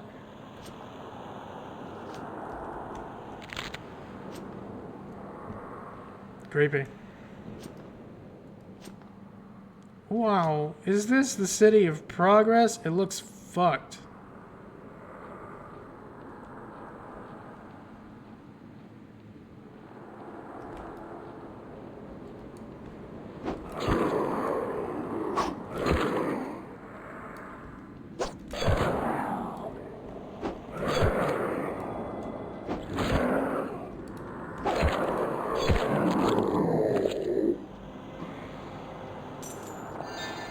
Freaky ass creatures.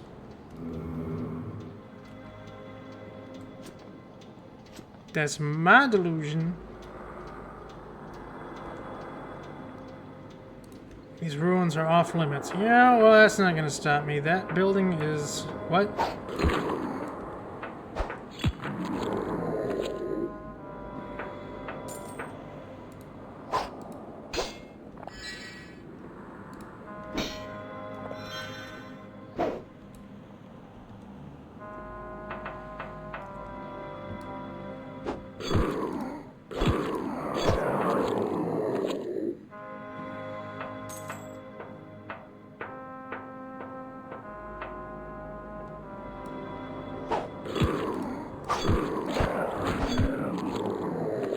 Bye-bye. Thanks for the free stuff, pal.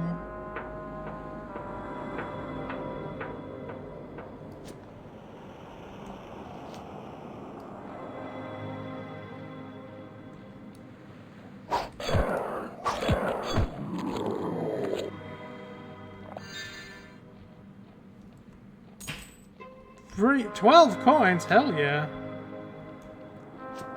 I'll be able to pay off that house upgrades in no time.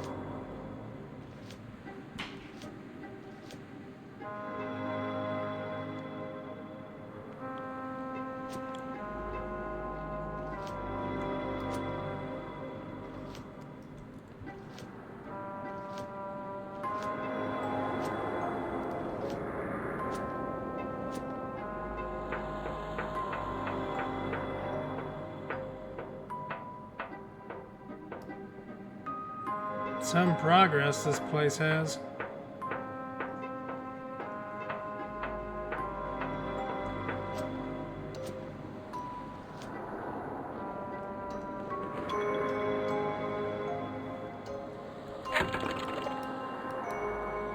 City of Progress.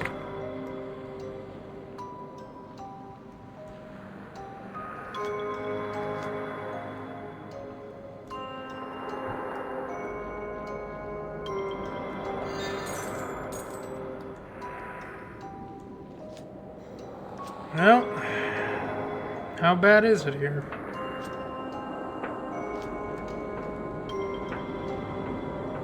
Oh, the gate's like fully locked. Oh, hi. Judgment. City of Progress is under strict quarantine by order of the Clockwork King. Therefore, edict. Entry is forbidden unless those that in possession of a proper password. A memory of Metcalf's vision dwells in your subconscious like a leech rising from a lake bed to feed after dark. Alas, we who wish to lay grounds of kindness could not ourselves be kind. Pondering. Emergency override accepted. Welcome back, Mr. Frost. Hi, Bobby. Hello. Scritchies for you. Pets and pets, yes, very much. Happy dog. Yeah.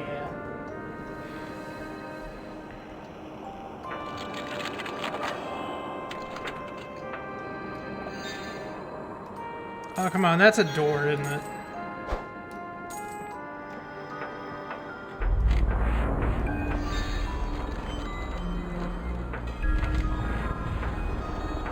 Well, let's take a look around. Morning, Bernie.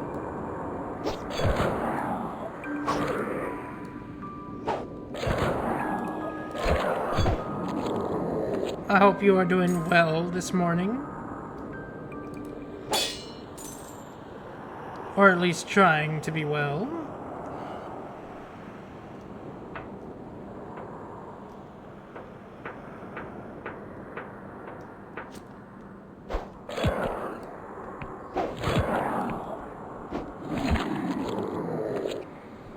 Are we sure there's no guns around here?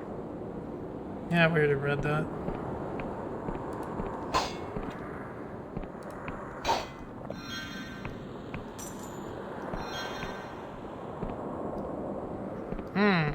Yes.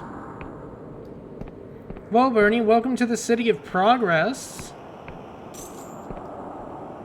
It's a very nice city.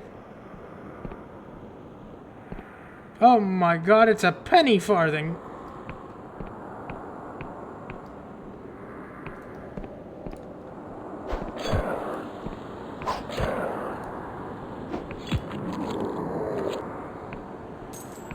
I know, it's very cozy here, isn't it? Super cozy.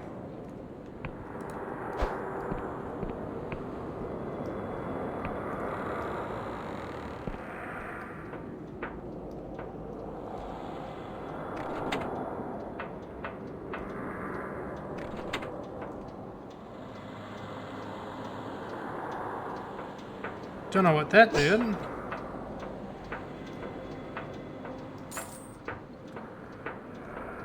I activated it, though. Maybe there's more around here or something. Ah, I see. Is this a cannon? Emberian spectacles. Ancient spectacles that highlight lore objects. These Emberian eyeglasses are oh my god, these are actually so good! Cipher magic has been engraved into the intricate mechanism to reveal magical objects that could be manipulated. Oh my god, that's so nice! If I wear them, these things like this will light up now. Oh, that's so nice! A lot of them are usually hidden away.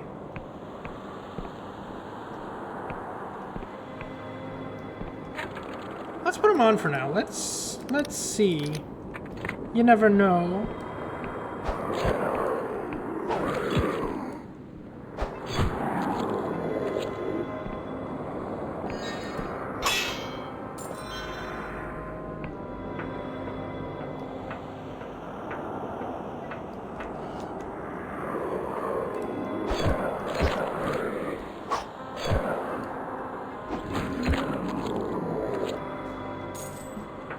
That one's gonna try and run over to me. Triangle key. A heavy key with triangular pin. Found in the corrupted city of Progress in the Clockwork Kingdoms.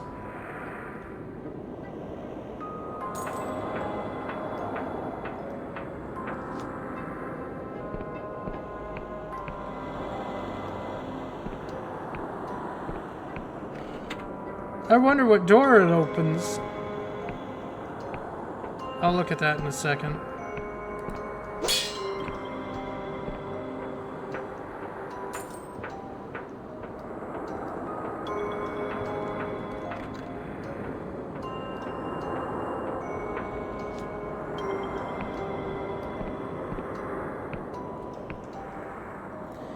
Citizens Wong, Murray, Ustinov, guarding schoolhouse. Citizens Hines, Kurpek, Singh, and Garzian? Street patrol. Citizens Roth, Doyle, Filipovich, welfare check, and barricade maintenance. Citizen Unworth, Creech duty?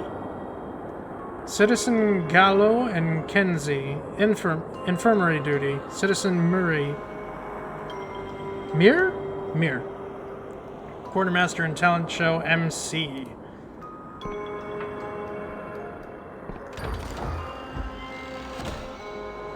Elixir of restoration, some delusion for me.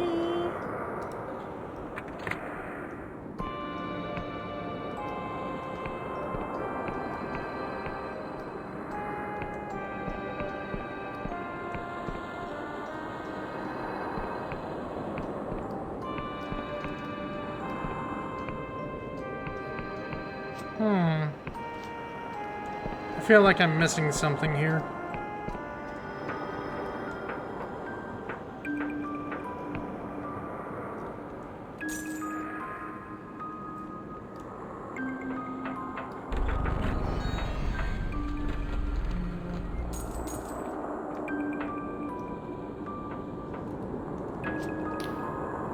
Quarantine guard says nothing more. It stares through empty mask, watching you quietly. Okay. Thanks, dude. I'm gonna jump over this. I don't think I'm supposed to, but I did.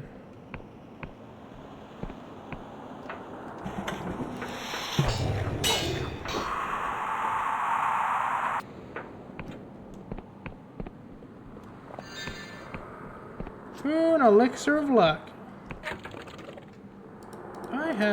I do have my lockpicking mask on. Don't need it though.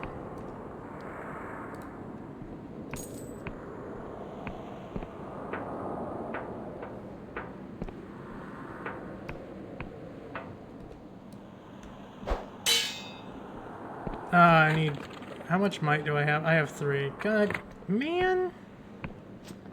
So close. Do I have anything that boosts might? I don't think I do. Nah. No, I do not.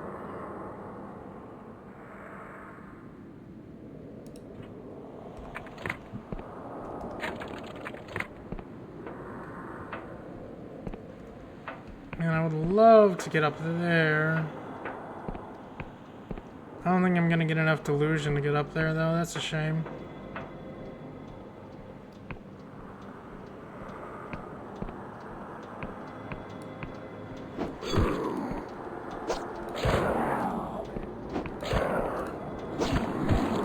Where'd you come from?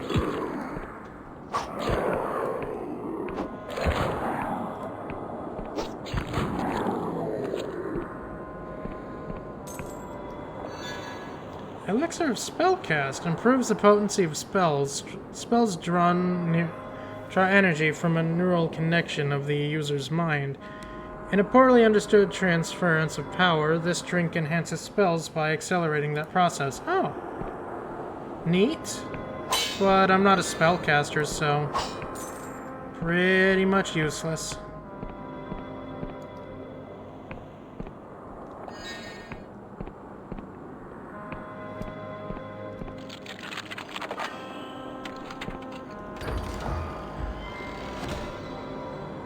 Glorious silk! Wow! I can actually use that.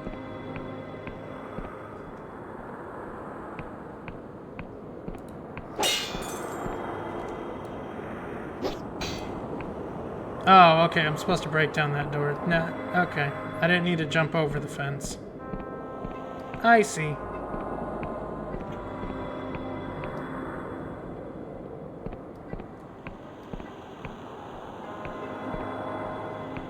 Another triangle door.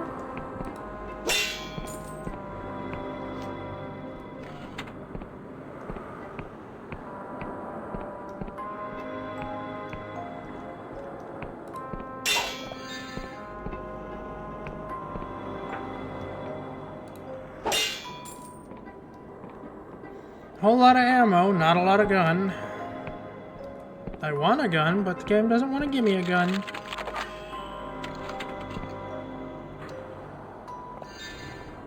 An elixir of regen. I don't really need it. I have 64 health potions. I don't really need a regen potion. I'm not in dire straits.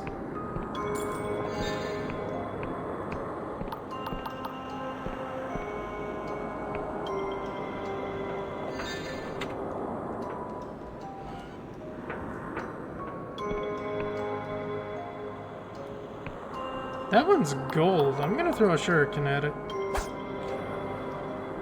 I completely missed and hit the abomination instead.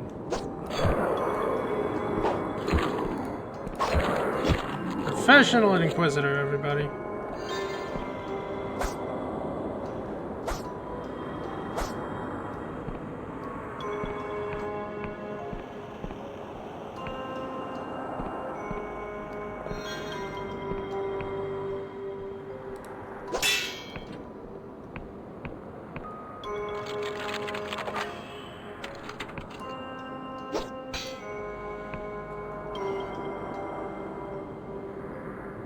A lot of dead bodies. You do? Well, welcome back, Baron.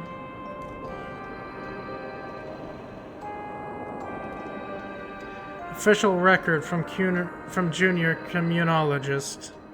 Committologist? Pug. To whom it may concern, my name is Gavelkind Pug, junior committeeologist of the Guild of Mechanists, an acting royal factor of the Township of Progress.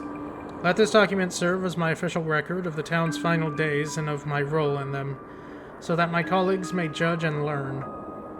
I shall pick up directly from senior committeeologist Pinsky's last report to the King on month 1, day 31, shortly after invoking emergency powers and putting the town under quarantine.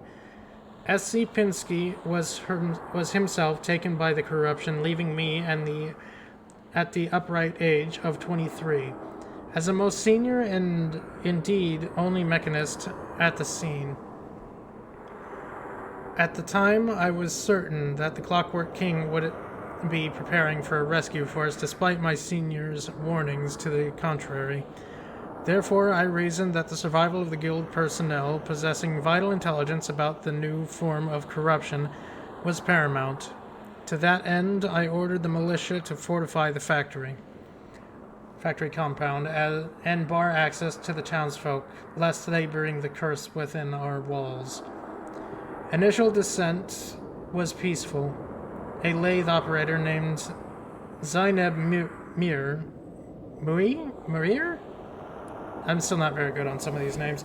Negotiated with me through the fence, detailing the citizens' impromptu quarantine methods. From early reports of the corruption, I knew that these safeguards were faulty. Incomplete, but I did not share this information because I had been restricted by the king, and I feared punishment if I served.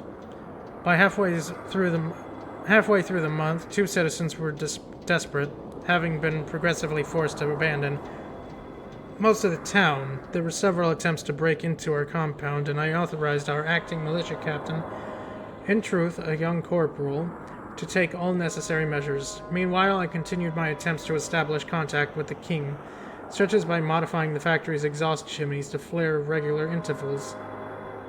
On month 2, day 41, I learned there would be no rescue.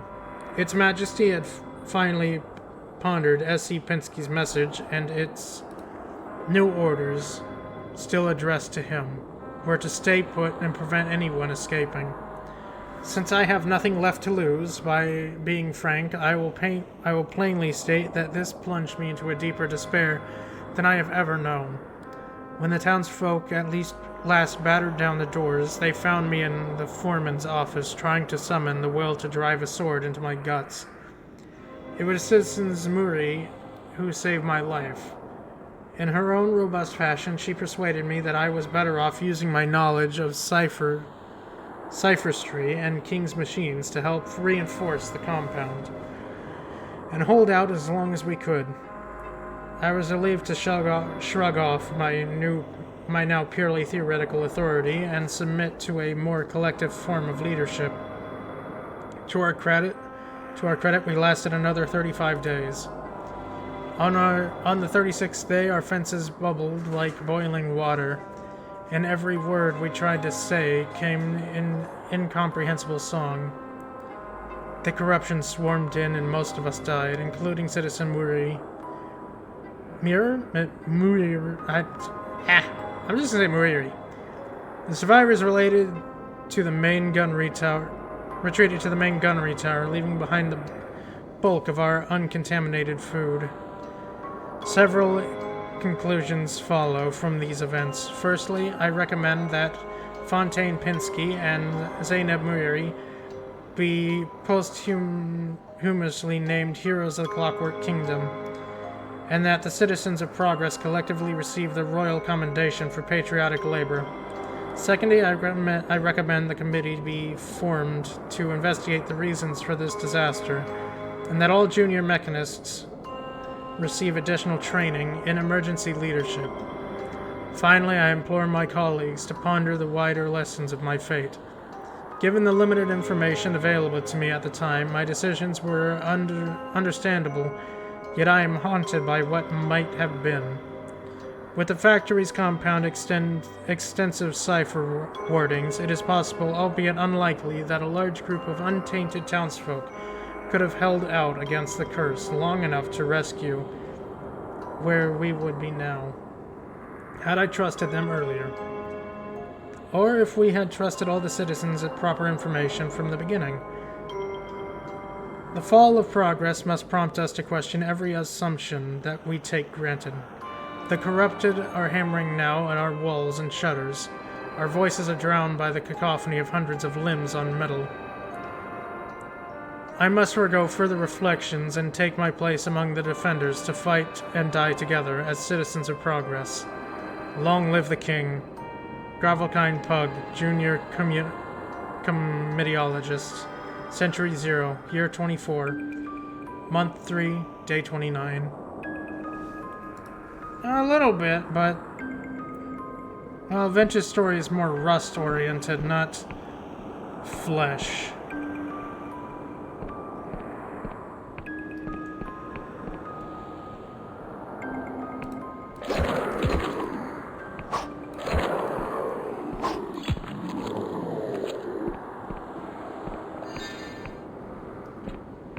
Wow, more throwing stars.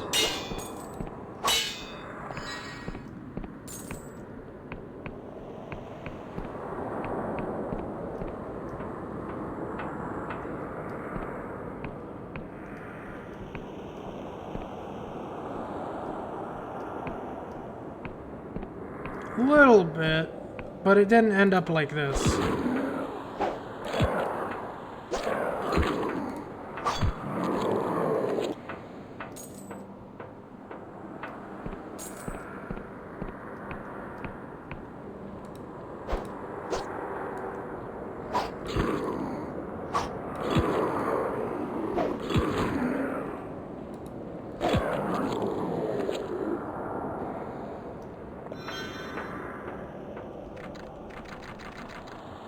Well, shit.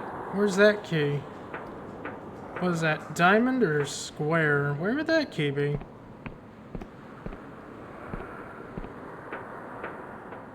Yes, Baron, I know. You've told me multiple times.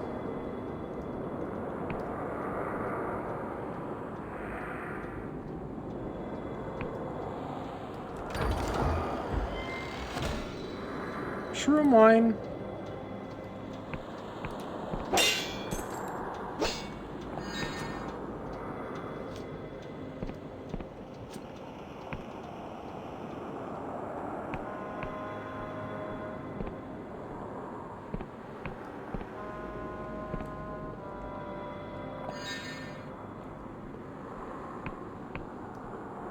Alright, where would that one key be? Who would have it?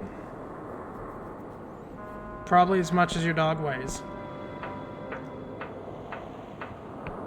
I know it's not the answer you're looking for, but it's the answer you get.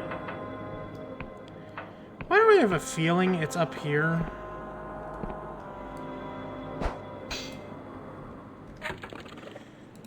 I don't think I can just... yeah, no, I need Delusion to up my...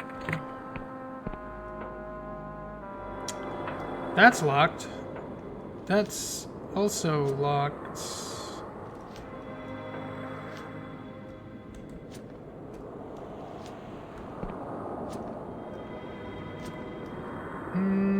Okay. I can do this. Oh my god, I actually did! Music box cylinder. A brass cylinder bristling with tiny needles designed to fit in a clockwork box. Horace Metcalf might know more. The early mechanist imagined a new kind of everyday luxury. Bread for all, but roses too. Uh-oh, I'm not supposed to be in here. Oh no, I broke the laws. That's what I get for being an assassin thief type character. Oh no!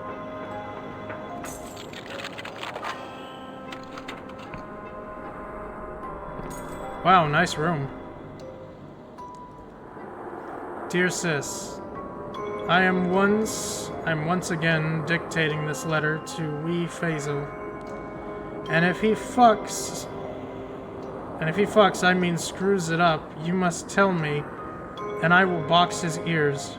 Probably you will never get this, but it makes me feel better to imagine you reading it, so here it goes nothing. Thank you for asking around about the guns that the king was having.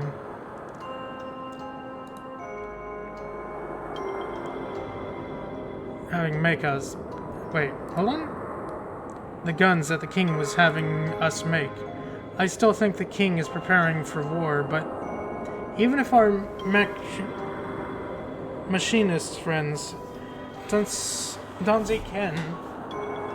say nothing about it, then maybe I'm just talking shit. Unfortunately, since your last letter, we have bigger problems. Okay, CB, hold on. I can do that.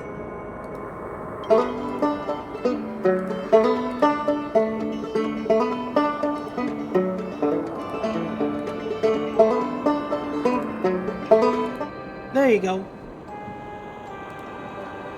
Bigger problems, and I fear we are royally fucked. I mean, screwed. I reckon you have probably heard about the corruption, even though we are not supposed to talk about it. Well, now this whole town is full of it, and nobody is allowed to leave. The royal factor put most of the machinists are dead, apart from the wee cunt Pew, spelt Pug, who was always hanging around at the factory getting in the way. Now he's locked himself inside with all the militia and isn't letting anyone in. We've turned the schoolhouse, aka the old god's temple, into a meeting place and are locking anyone who gets cursed inside their house and boarding up the door and painting it with a magical symbol. Some try to fight us, but most say it's fair enough. I'm keeping track of our supplies and running regular talent shows to keep the spirits up, but I'm always getting grumpy at the people because I feel like shit all the time. Though everyone thinks I'm some kind of leader. I wish you were here so you could show me that breathing thing that I said was stupid. I better go back because there's shouting, which probably means I have to calm someone down by threatening to headbutt them, or maybe say they're there. I suppose I may never learn my letters now, but I promise that if I don't die, I will sit down with you and let you teach me, and only call you a cunt if I get really frustrated. Love, Zainab, spelt Zainab.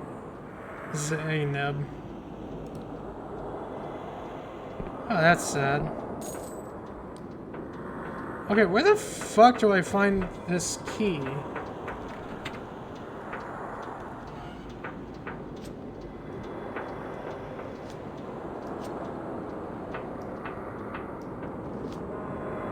I must be missing it somewhere, right?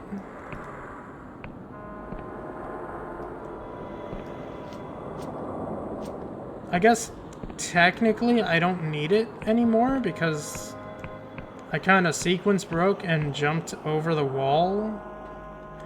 Oh, is it? Let me guess, it's in here. Square key. I found it. Look, guys, I found the key. Totally didn't sequence break or anything. Wow. Oh my goodness.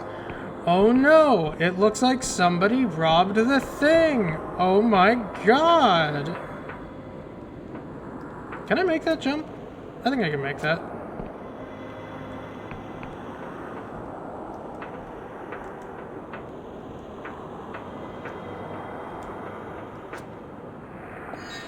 Hell yeah, I can. Alright, where was that other square door? It's over here or something, right?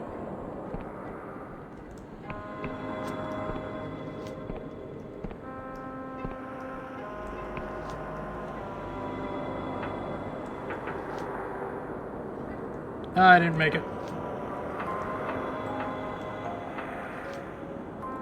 There we go. Look who's got the skills. Story got the skills.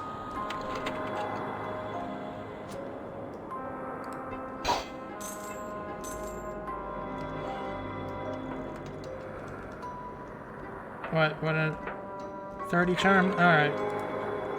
Well, you asked for it. I'm putting on the funny hat.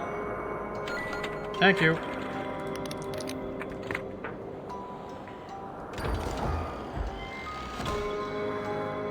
Oh my god, our first Iberian ore. Yay! 2 more and I can upgrade my sword. Will I ever find this ore? Probably not. Well, we got the music cylinder, so we can take it back to, what's-his-face. Oh, wait, can I actually make that? No, it just looked like I could. Yeah, well. But there's still more of the corruption area I want to take a look at.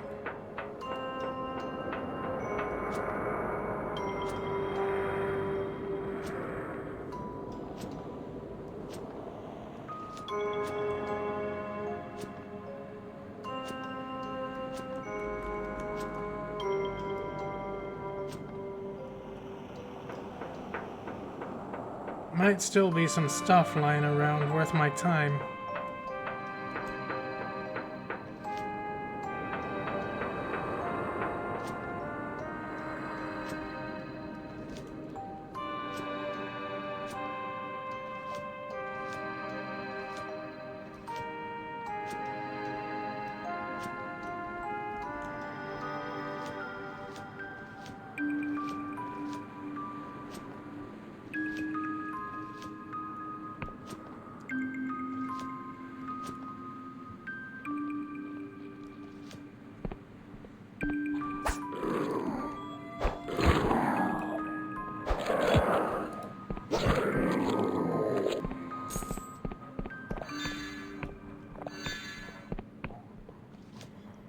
Alright, next stop, I guess that bridge. That takes me all the way back.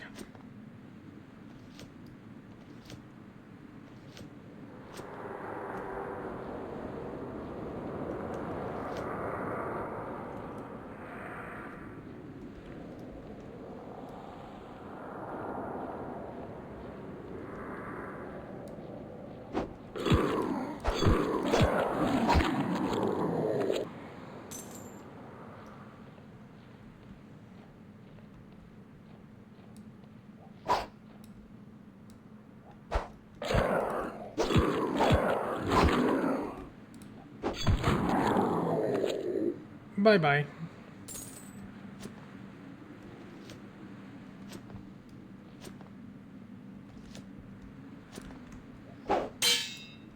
Oh man, 4 might.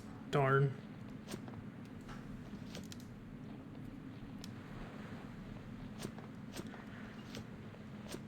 Alright, so who are you?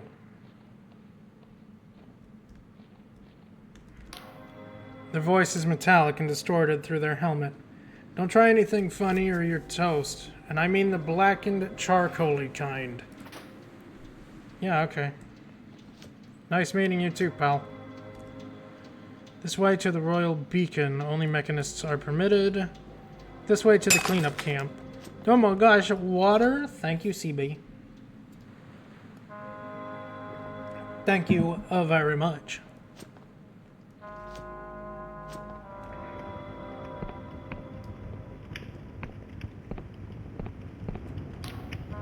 Their voice comes through harsh and commanding through their helmet. Gawked enough, have you? Had your fill? If you have any respect, you piss off right back to Ferropolis. Even through their helmet, you can hear their panic in their voice. I'm telling you, I knew that face. I knew that I know it's impossible, but I knew that face. Even through their helmet, you can hear panic in their voice. Oh. Hmm.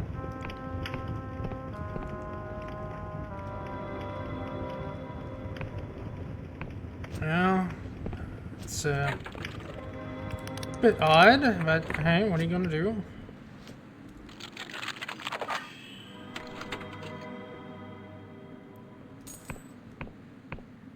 It's not gonna let me try anything even if I wanted to. You're only allowed to attack things that attack you. It's the rule.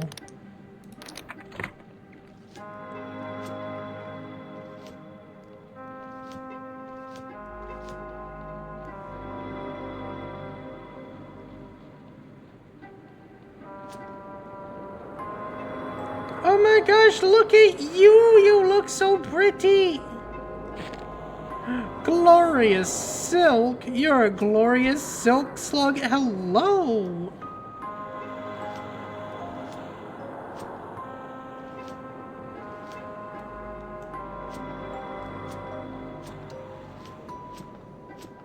Yes, They give you a rough whack on the shoulder, perhaps intended as compassionate pat. Don't worry, pal. If you're here without protection, you're already dead. Well, good to know, dude.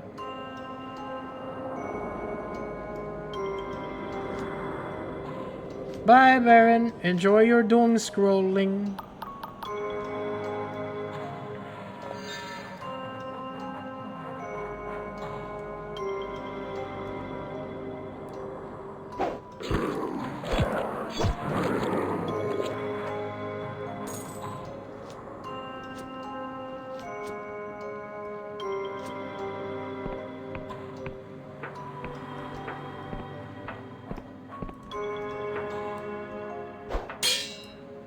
Aha, why is everything for might? Why?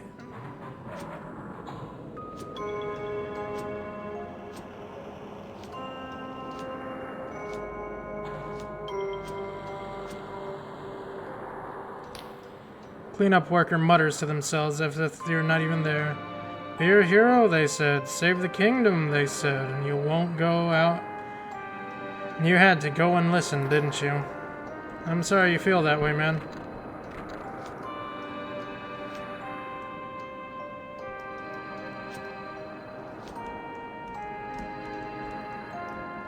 Ah, it's just a potion. I don't really need that.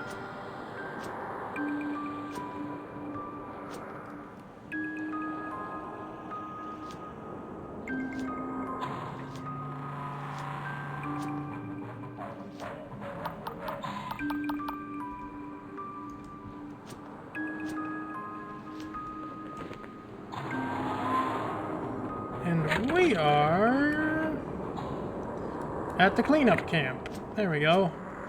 Finally made it.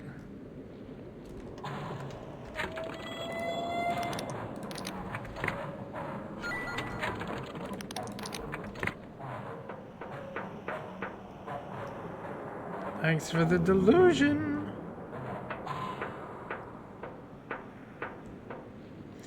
Oh, there he is. Look at him. Look at him, glorious boy. Their voice is metallic and distorted through their helmet. Anyone or anything could be corrupted out here. So you better keep your distance, tourists. I mean, yeah, I tried, but I'm not gonna listen.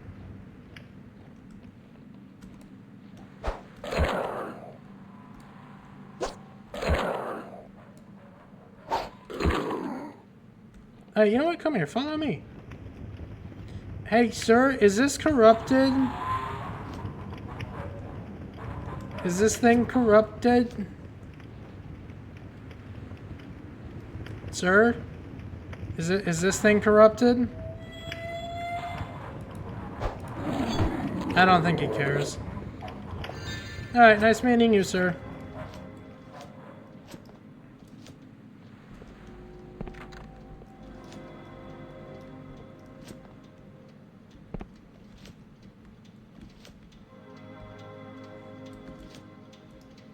Can't really see in there.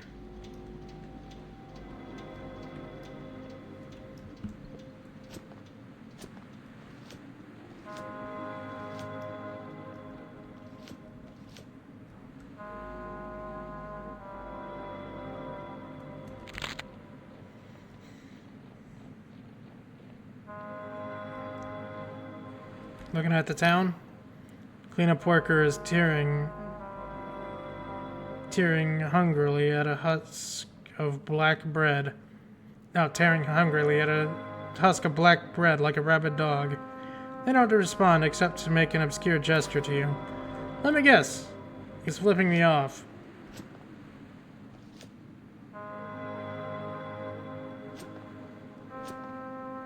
Oh, it was obscene gesture. Okay. I'm dumb. I know how to not read.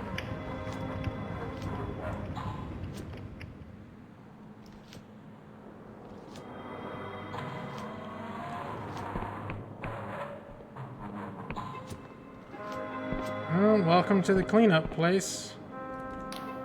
Welcome to the end of the world, citizen. Food's terrible, but you can't beat the view. What is this place? Last outpost of normal reality, or at least their words are drowned out by a deafening metallic voice from the main building. Cleanup worker Flores, report to my office. Repeat, Flores, report to my office. Hang Huang out. Normal for us anyways.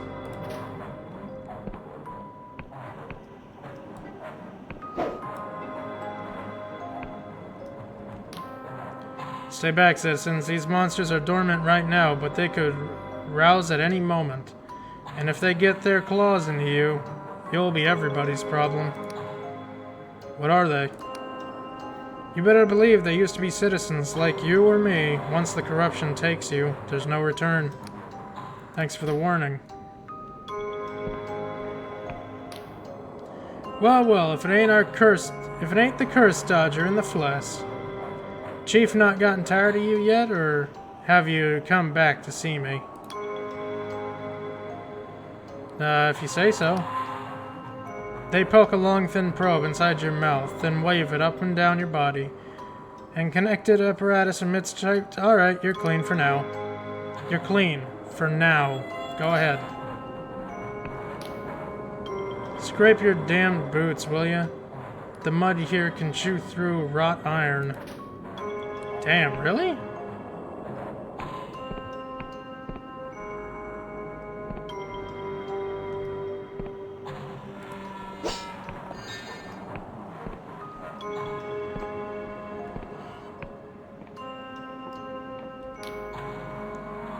You might not want to go upstairs, mate. The chief's in an awful mood. They glance up suddenly at the metallic voice booms from above. Attention all hands. Roll call is in 36 minutes. Repeat, 36 minutes. No dawdling this time. Wong out. And again, Annie always. This cleanup worker is tearing hungrily at a hunk of black bread. Yeah, it's obscene gesture. It's the same thing. Okay.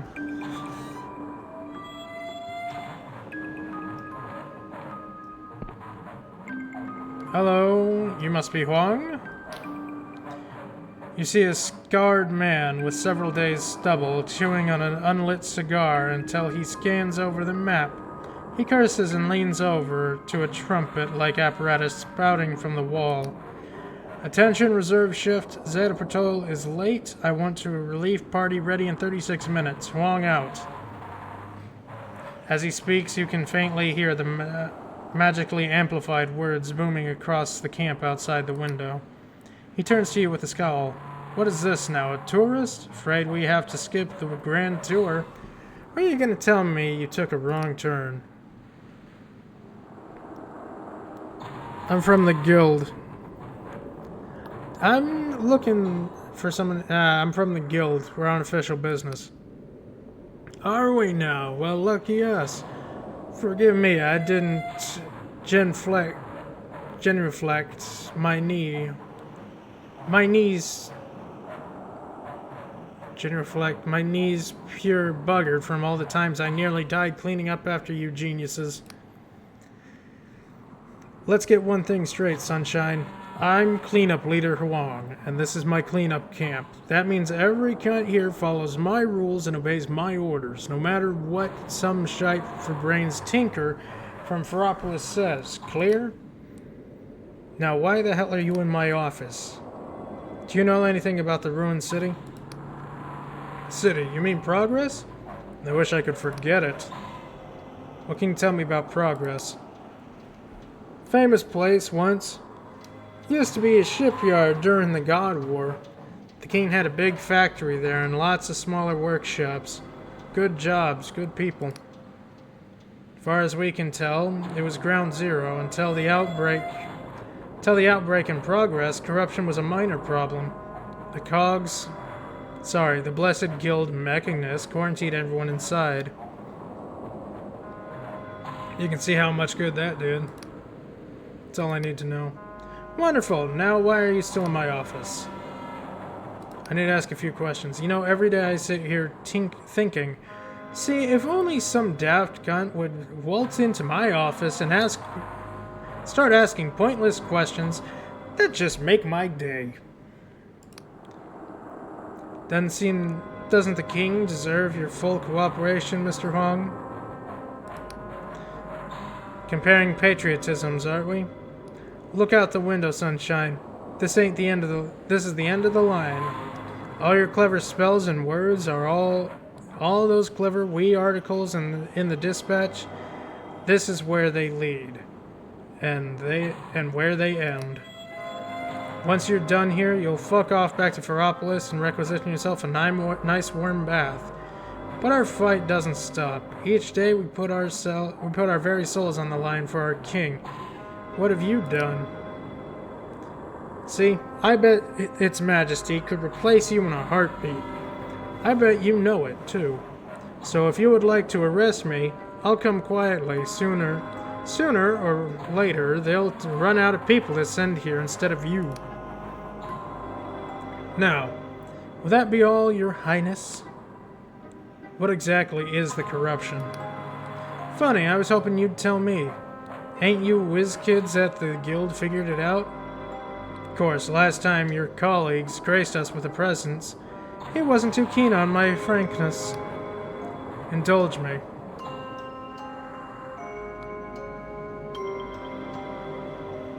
I'm afraid that's forbidden information. Indulge me. You won't be punished. All I know is it spreads like a fungus. Whispers in your dreams like a vengeful lover. And kills 5 of my people every month. Corruption's unpredictable, see? It doesn't move in straight lines or follows rules. Infection methods change every year. New mass patterns and creatures every month or so. Tricksy, too. Got a mind of its own. Signs of coordination, even planning. What do you mean, a mind of its own?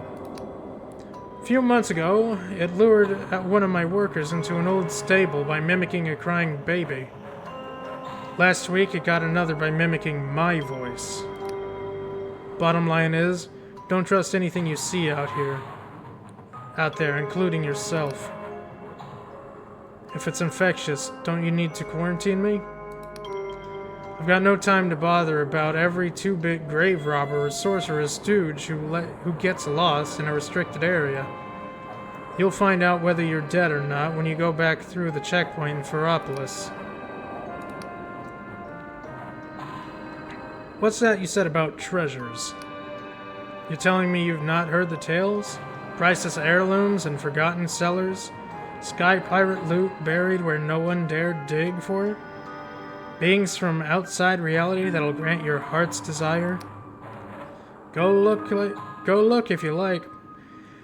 You'll find nothing out there but ruins and nightmares. Once the corruption has its way with you, we'll be happy to burn you like the rest. Now will that be all, Your Highness? That's my questions. Wonderful. Now why are you still in my office? Interesting. Well, I came looking for that cylinder and I got it, so I guess either I'm dead or I'm not. And I'm gonna assume that I'm not. I seem to be like a cockroach. I get to live through most things. You know, except falling to my death that one time. That was purely by mistake, because I'm bad at parkour in this game.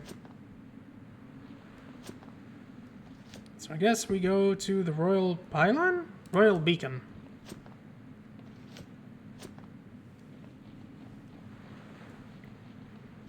And then wake our friend Frost up.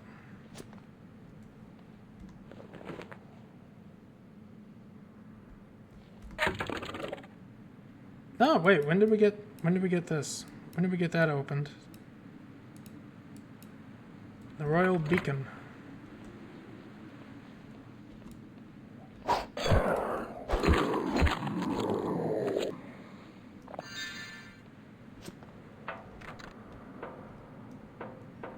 And it's locked up tight.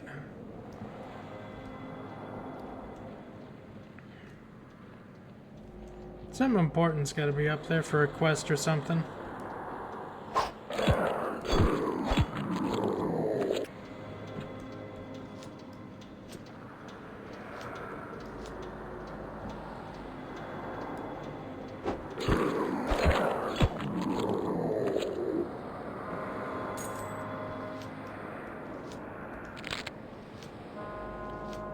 Quest that I don't really have.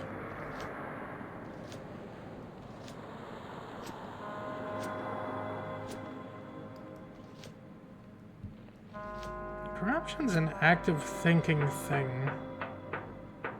Strange.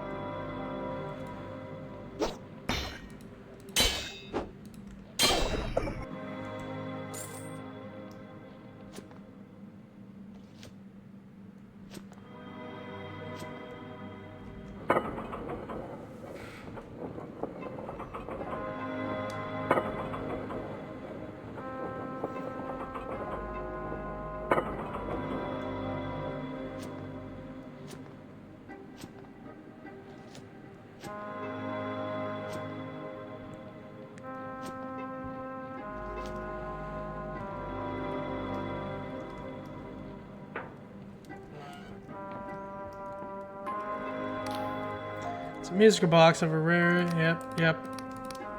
Insert brass drum you found in progress. You laboriously wind up the mechanism and then release. As the cylinder turns, its needles pluck the teeth of a steel comb, and a tender, twinkling music begins to play. It's a haunting tune, somehow familiar and ethereal, all at once. Like a lullaby from time's own beginning. You feel a shiver run down your spinal cord, and the hairs on your arms prick up. Behind you, the porcelain teacup smashes to the floor. Metcalf gazes into nothingness, his eyes half closed. His breathing is slow and gentle, as if he is sleeping. Mr. Metcalf, are you quite all right? He does not respond. A quick flash, he jerks awake and grabs your wrist with a surprising strength. No. Frantic eyes dart around the room before coming to rest on you. His breathing is sharp and shallow, like he just survived a fight. You blooming idiot, you ruined my cover. Caxton Frost, I presume? Frost glares at you. You think I want to remember any of that mess? I did this, you nincompoop. I erased my memories. It's the only thing that kept me hidden from the Clockwork King for all these years. The only thing protecting Samol. And now you've gone and ruined it all. You blinking artichoke. No, that's definitely an insult. That's interesting. Seems I still can't swear. How did you erase your own memories? What? As if it's hard. Perhaps you are aware that the king's alters people's minds with an old book on memory magic, purloined from the Duchess. I had a little trouble back engineering the technology. Called in a favor inside the Mechanist Guilds to create some false records, and voila, Horace Metcalf was born. Except now you've killed him. Prize flipping dimwit. You seriously brain yourself not to swear? My Dark Stars day, I was known for having a rather dirty mouth. All just compensating, of course. Still, making Horus more prissy seemed a useful addition to my guise. Aren't you happy to be your true self again? He squints at you. You really don't get it, do you? I liked being Horus. Nobody ever shot at Horus. Nobody tried to throw him off of a skyship. Nobody ever tried tried putting Typhos under his bed for beating him at cards. Do you know how nice it is, after years of being feared, to simply be liked? Listen, never mind all that. I need your help. Help? You blunder in here, you set fire to my life, and you want my help? You can go hang yourself. I'll have my bally hands full escaping the kingdom, and oh yes, never seeing anyone I love ever again. Vela Kalos is trying to destroy the world. Frost brows rumple as he listens to your explanation. So it's begun. Vela's great work. Has she already gone to the Underlands? I don't know.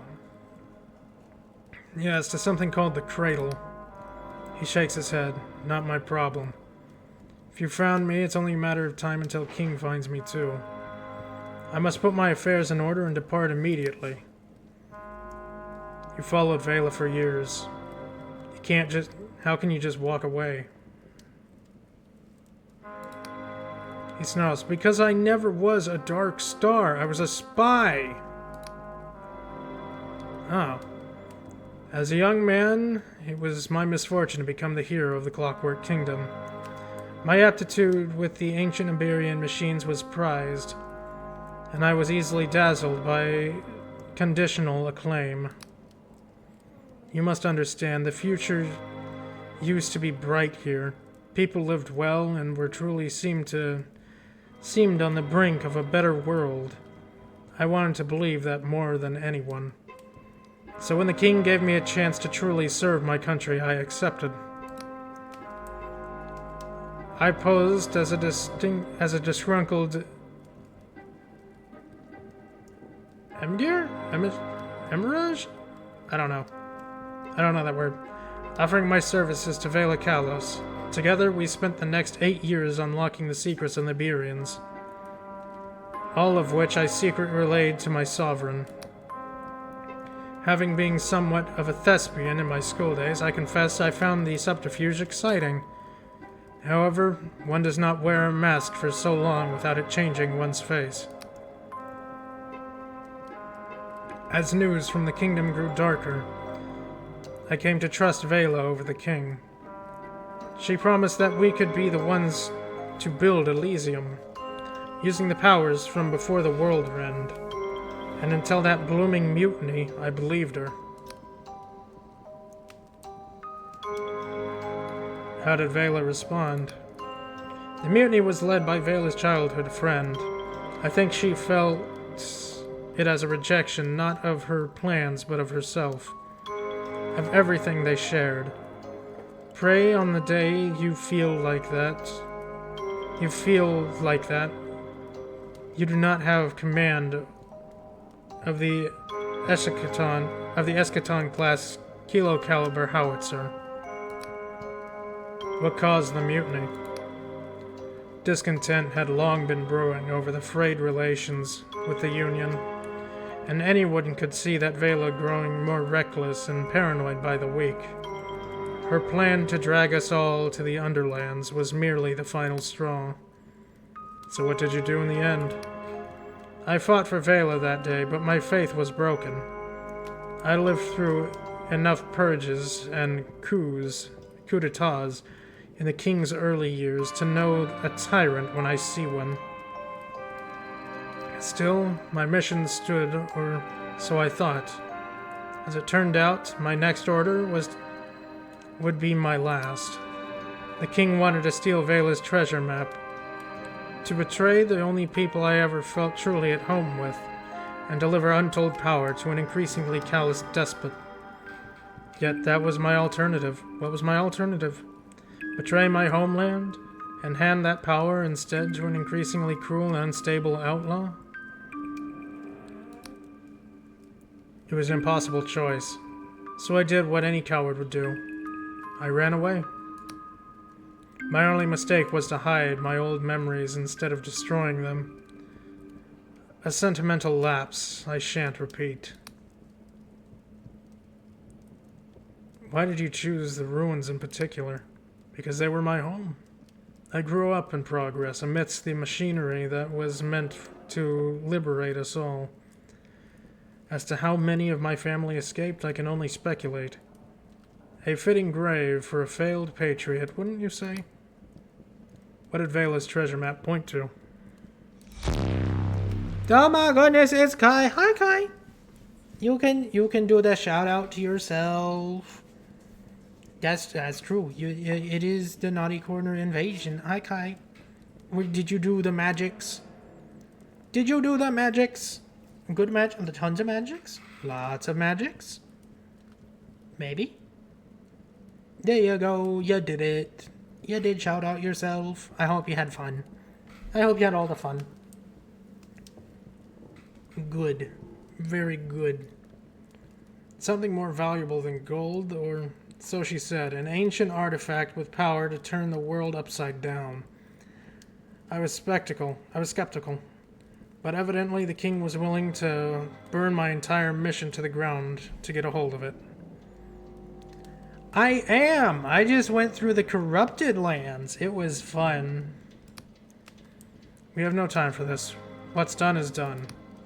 Regardless, nothing has changed. I still lack the courage to either help Vela or stop her. You have destroyed my life for no good purpose, and now I shall bid you adieu. Please, wait a second. Hear me out.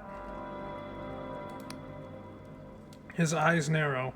What could you possibly say that would change my mind? Do you actually know what's been happening in your beloved kingdom? Of course I do. My memories from Horus are cloudy, but he wasn't blinking stupid. So you know everyone's memories keep vanishing and nobody knows why. Well, Wait, what? You've been living in a dream, Frost. The real world is fucked. This entire kingdom is doomed. Confound you. Don't you think I flippin' know? That's why I wanted to be Horus. The world needs you to be Frost now. Please. There's a long silence as you stare at each other. Would you perhaps like a moment to get your breath back?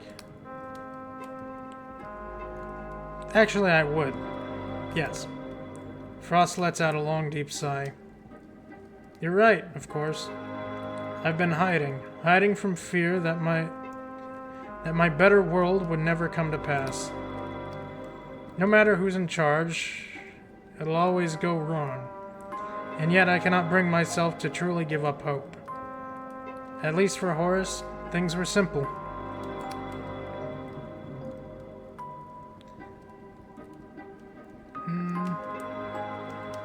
You've seen where the grand ideas always end. Let's stop Vela from dragging everyone down with her.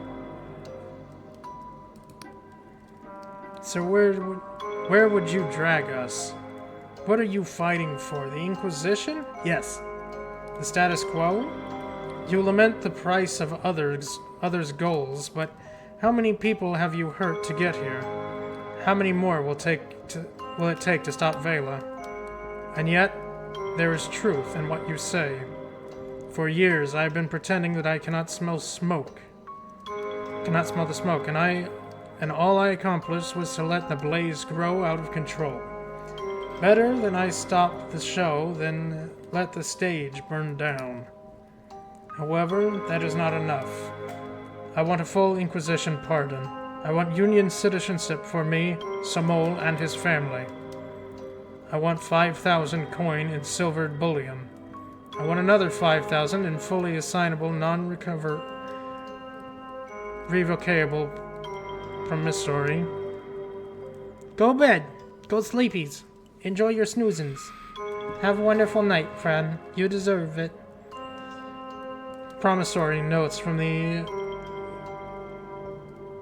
Usherers Guild of Ryova. Done. Good. Given the stakes and my skills, I think it's rather a bargain. Vela always punished the hole, planned the hole to hole up in blinding light. If things went pear-shaped since she is now in the wind, I would guess that you have already captured the fortress. I will make my way there. But first, Frost closes his eyes, taking a deep breath. First, I must say goodbye to Sam. I'd rather hope we might get married. Perhaps even petition to adopt. I suppose it'll have to wait. Of course.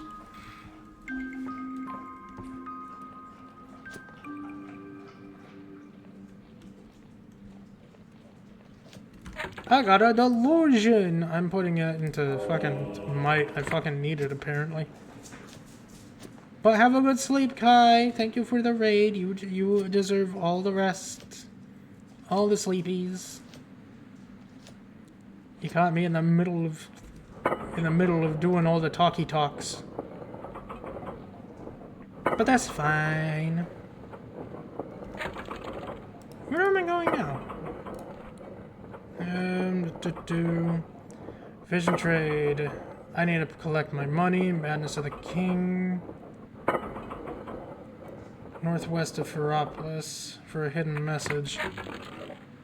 Wait, is that the graveyard? Yeah, the object graveyard. I'm dumb. I've been there before and I didn't even realize it.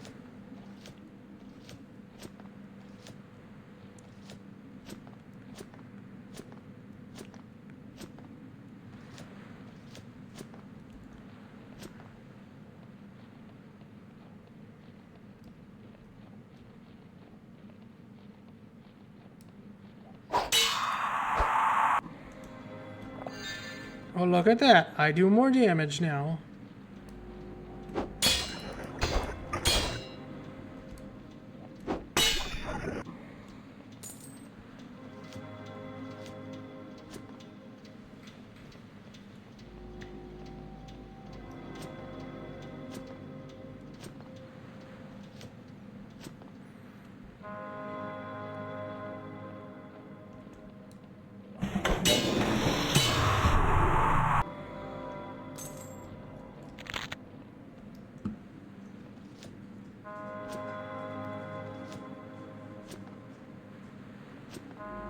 Alright, might as well make a stop at the graveyard. We did complete one of the main story missions, and, well, that's good, but I still want to complete whatever side missions I got here before I move on to the next stream of this, because there's no way in hell I'm doing the Undead City next. Or on this stream, because we've been going for 5 hours. I'm going to do what I can for the rest of this stream, though. Finish up this zone, if I can. Which it will be good. Wish it will be good very much.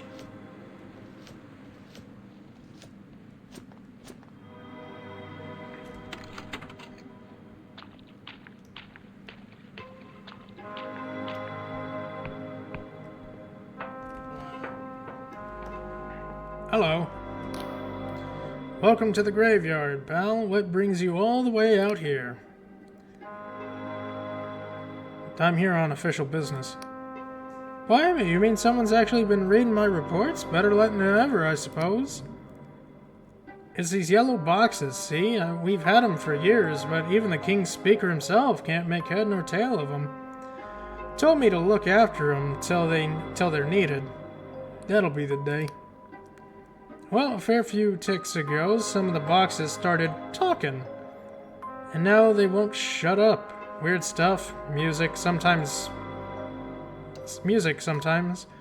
Mind, I knows better than to listen. Maybe you could take a look. Most of the boxes here don't talk. You have to listen closely if you want to find the right one. No, it doesn't look like any graveyard I've ever seen. Funny sort of gravestones, ain't they? This is where they keep the things the Clockwork King makes what no one can find a use for. Teapots, chess sets, bathtubs, grand pianos. It all ends up here. Some things nobody even knows what they are. Why its majesty makes them, I couldn't tell you. There's plenty of stuff people give their left arm for that ain't getting built. But it's not for me to question the logic of our king. Was there anything else? No, sir. Thank you for the help.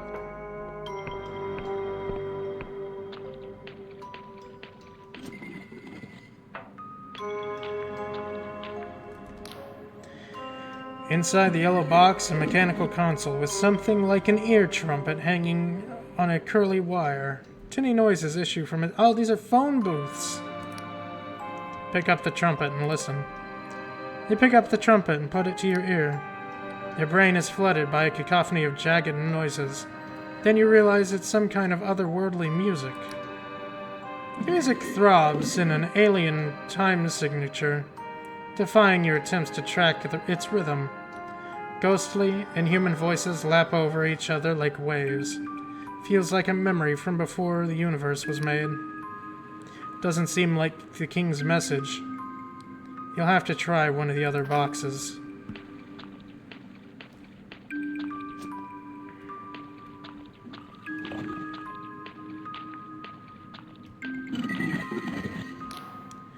You pick up the trumpet and put it to your ear.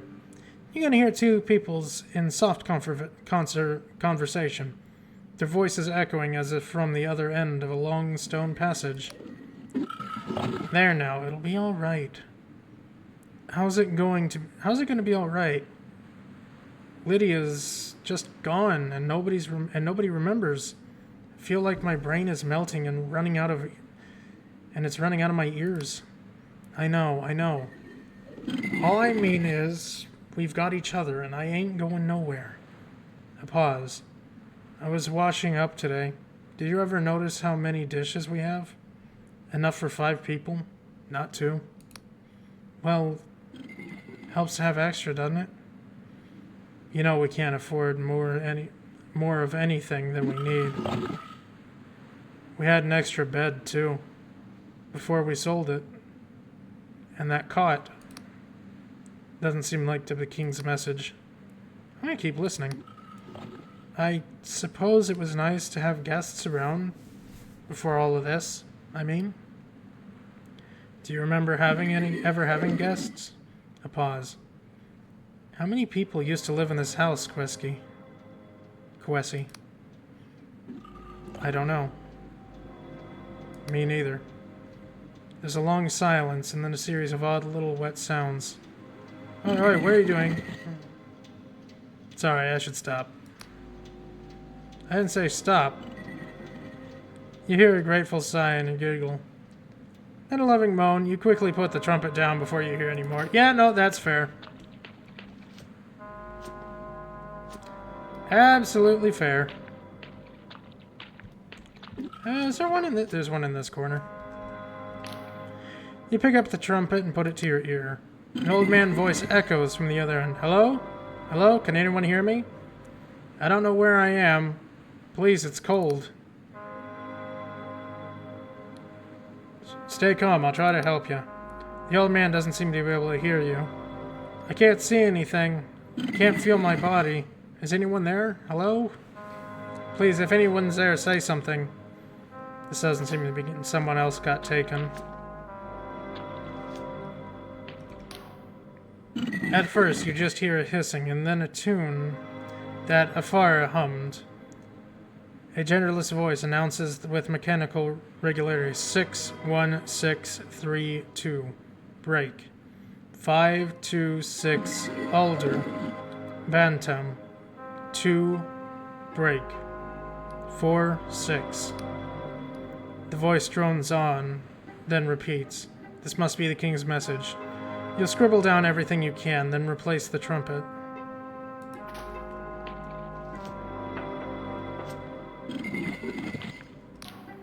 You pick up the trumpet and put it to your ear. A whirlwind of noise, chattering voices, scratches, snatches of song, weird mechanical screeches. At one point, you hear your own name. You hurriedly replace the trumpet. Okay, yeah, no, that's weird.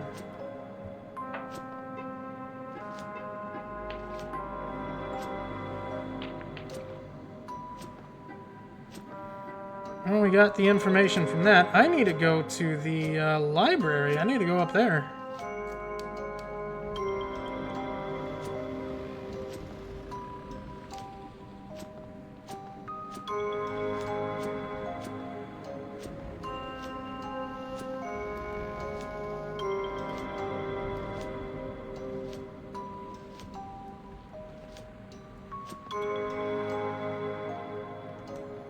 Wait, is this the right place? No, but can I break this? I cannot break this. I am too weak. I am too noodle-armed. The, library is... Oh, it's over there. That was just slightly off. I'm too noodle-armed, sir. Water from Angel. Thank you, Angel. Thank you very much. I've been talking too much and not drinking enough.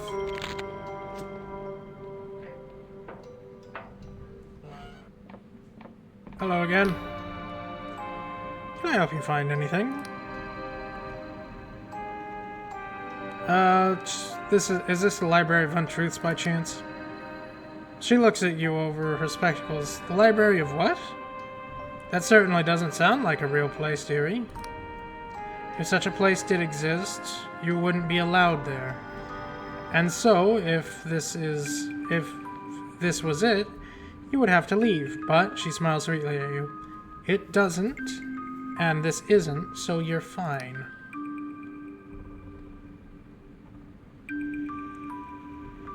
Does this change your answer? She frowns.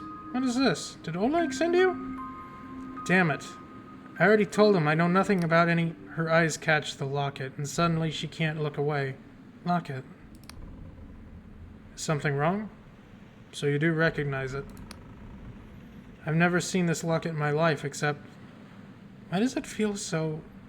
She takes it gingerly, feeling it in her hands. She moves the locket back to you. Please leave. Tell that drunken, bloody oaf I want nothing to do with him. And I'm not... She slams her fist on the desk emphasizer point, prompting a chorus of mechanical chittering from the ceiling. The librarian sighs and lowers her voice sharply and whispers, As I said, I am not rescinding my petition. I'm sorry, what petition do you mean? I'm looking for Oleg's missing child. She listens to your explanation with growing alarm. But that's preposterous. That can't be right. I know that isn't... Her eyes return inexorably to the locket. King's mercy, it's true, isn't it?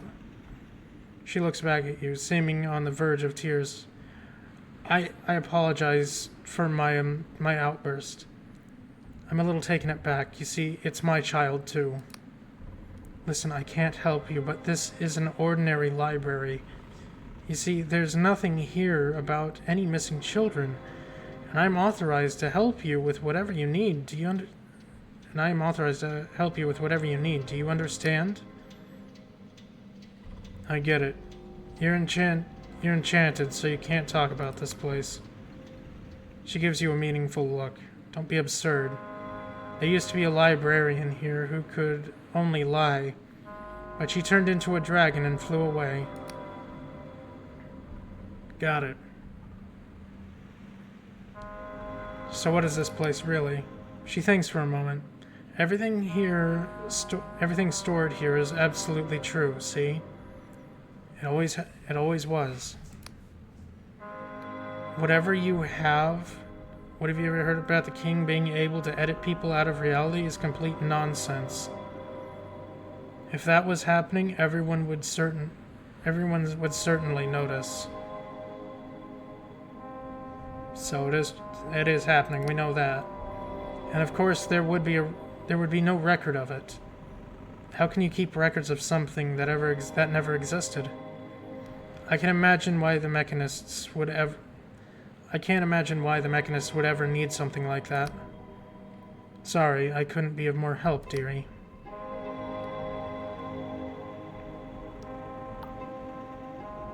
If there were records of your child, how would I find them? Well, since neither I nor Oleg can remember the child, it stands to reason that they never existed.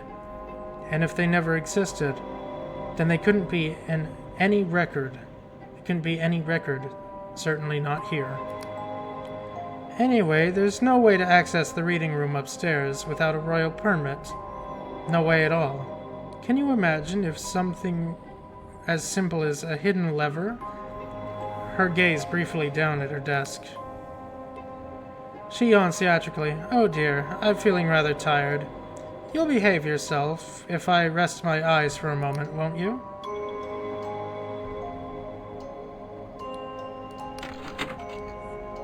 Your fingers quest around underneath the lip of the desk until they find something that clicks. Upstairs, you hear a mechanical door open. Don't worry. You've been very helpful. Thank you, dearie. It's, Genevieve, by the way. My name's Genevieve Mishkin. Mishkin? I don't know why, but I felt you should know that.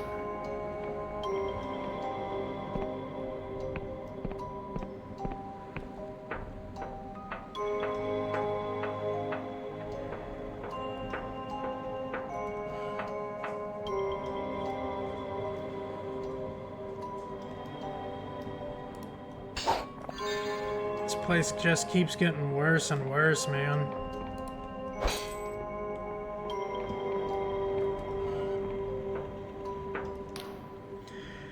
The machine thrums with sorcery. A quill is tethered by a silver chain. Welcome to the Library of Untruths. Please inscribe thy query. Beware, unsanctioned access is punishable by controlled annihilation. Yeah. Show me your file on Oleg Igorovich Mishkin. Wheels and gears begin to spin. Below your feet you hear the library pulling up scrolls to be loaded into the machine. Pondering. Alas, cannot summon codex. Record of fault. Codex not sanctioned for this installation. Only redacted subjects are listed in this archive. Descrying related codices. DCCCCL1LIII CCXLV Genevieve Eladine Miskin Branch 1 XCIX DXXII Igor Solomonovich Mishkin.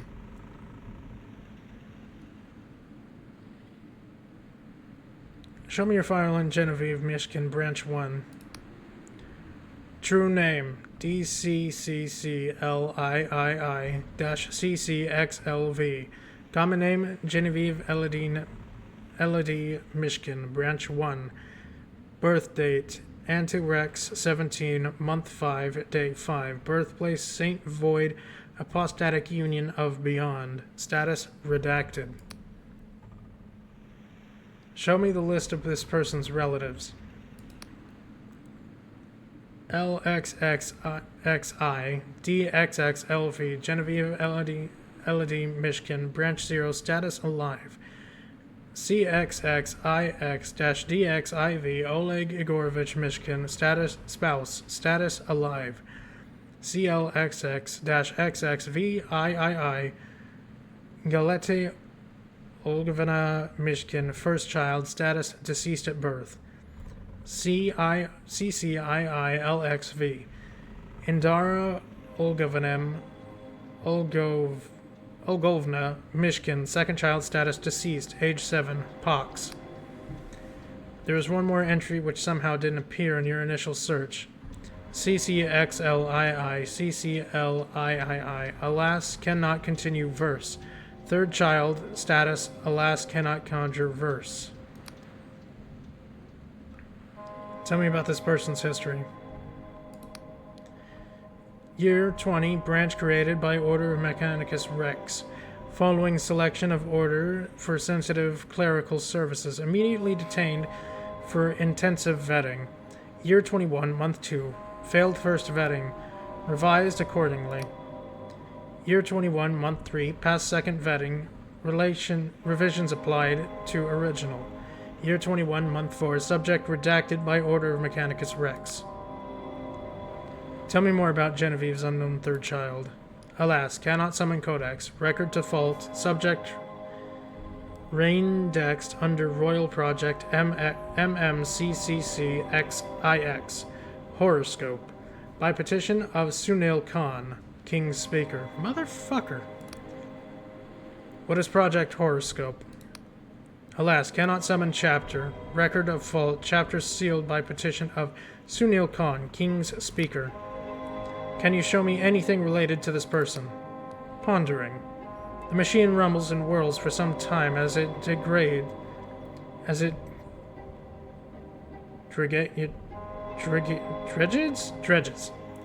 Up the next scroll from deep within the recesses of the library. Annals of Royal Project MMCCCIX Horoscope. Case file subject V. Original true name CCXLII-CCLIII. Common name. Alas, cannot conjure verse. Birth date. Anti-Rex 4, month 5, day 59. Birthplace unknown. Yansk Oblast.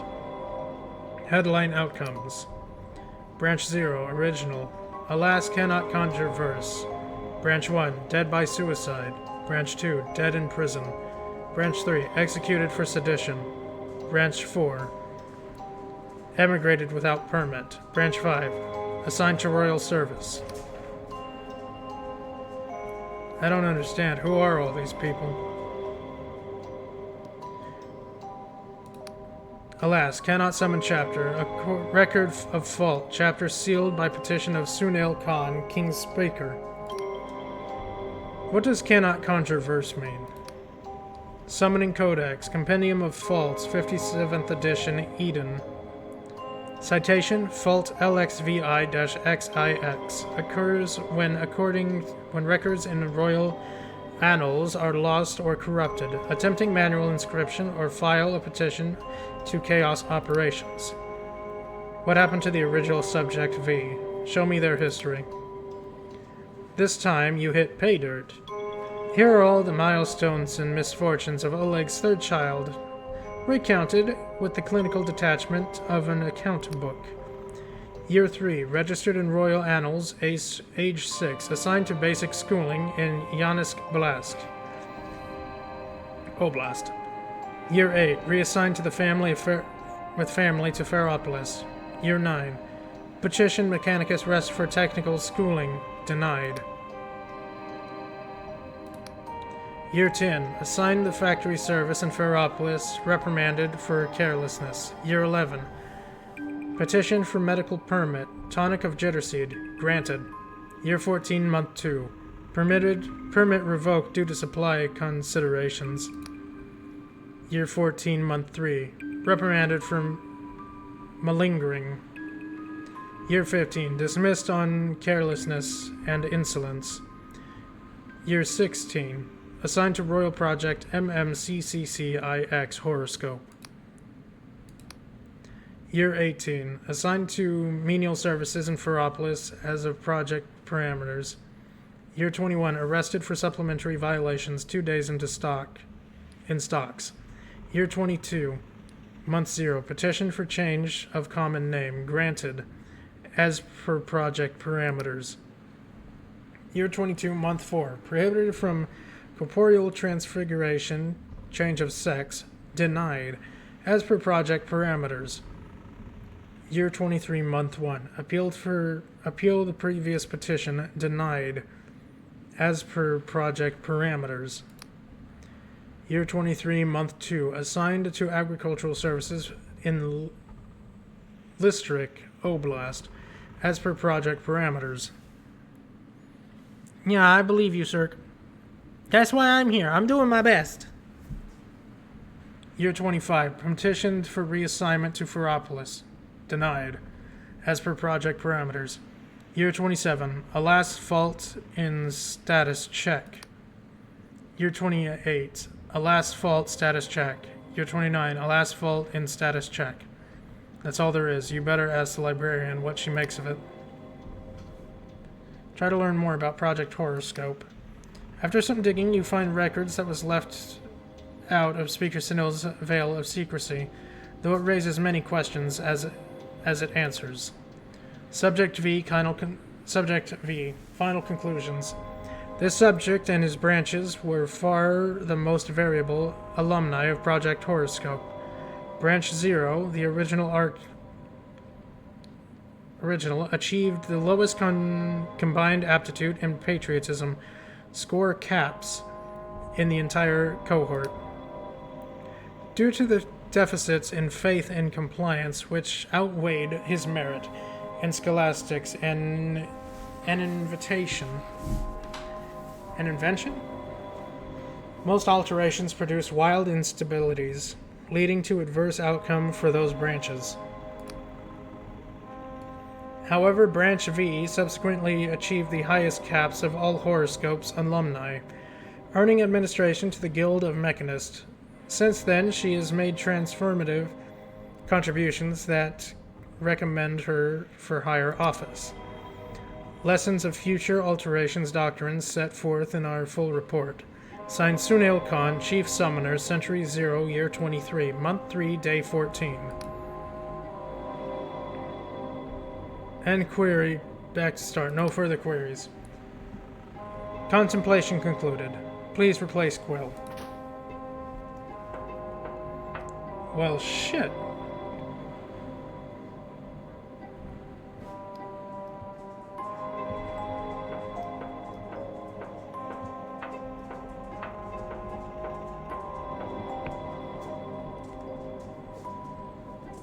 So, is she still alive? Librarian quickly hides a handkerchief underneath some papers as you approach. Her eyes are red and wet. Oh, dearie, pardon me. All the parchment here plays havoc on my allergies. I think I found something about your missing child. Oh, well then. She takes a deep breath. Go ahead, as I am as ready as I can be. Last known your location was a place called Istrik Oblast. Istrik, oh dearie, that's what we used to call the corrupted lands before they were consumed. I never heard of any survivors. I didn't get the child's name. Something about a fault in status check. How curious. That's quite similar to what the king says when you ask him about people who've fallen prey to the corruption. Genevieve looks forlorn. I suppose the answer is staring us in the face, isn't it? When something becomes corrupted, its official records get scrambled. Some say it also affects people's memories for the thing. Although, obviously, you and I both know the last part of that is Claptrap. Istrik is gone, and there's a royal cleanup camp where it used to be. Out in the corrupted lands. If there are any clues left as to this child's fate, you will surely find them there. Alright. Well, I guess I'm going back.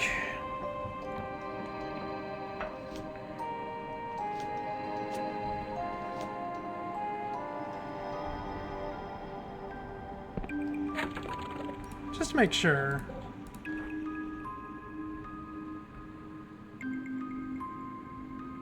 Missing persons. Somehow been erased from his memory. You found the child's official file in the Library of Untruths, learning that they are part of a secret experiment called Project Horoscope. The child was last seen in the corrupted lands far to the southeast of Ferropolis. Find the royal cleanup camp and see if anyone there can help. Yep. Alright. It says it plainly and easily. Off we go.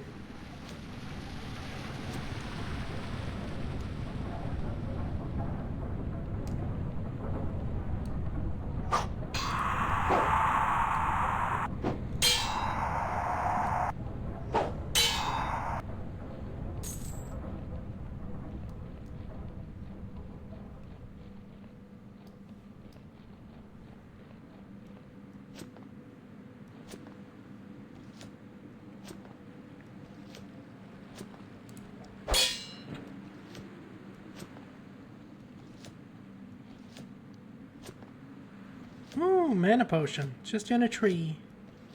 Don't mind if I do.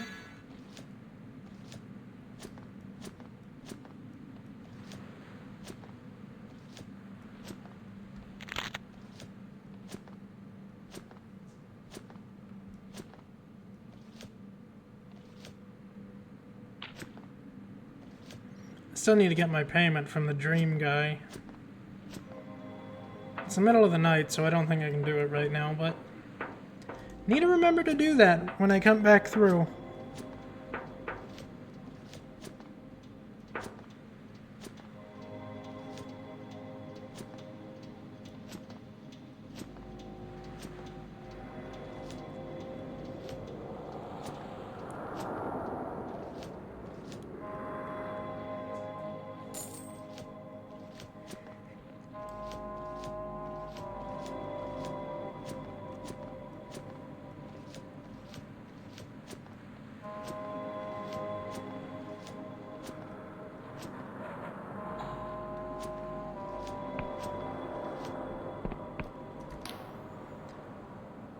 I've gotta go. If you need anything, ask someone else. Thanks for the warning. I already answered that. Well, if it ain't our cursed dodger in the flesh, Chief not got tired of you yet? Or have you come back to see me? Yep, I'm clean for now. Okay, go ahead.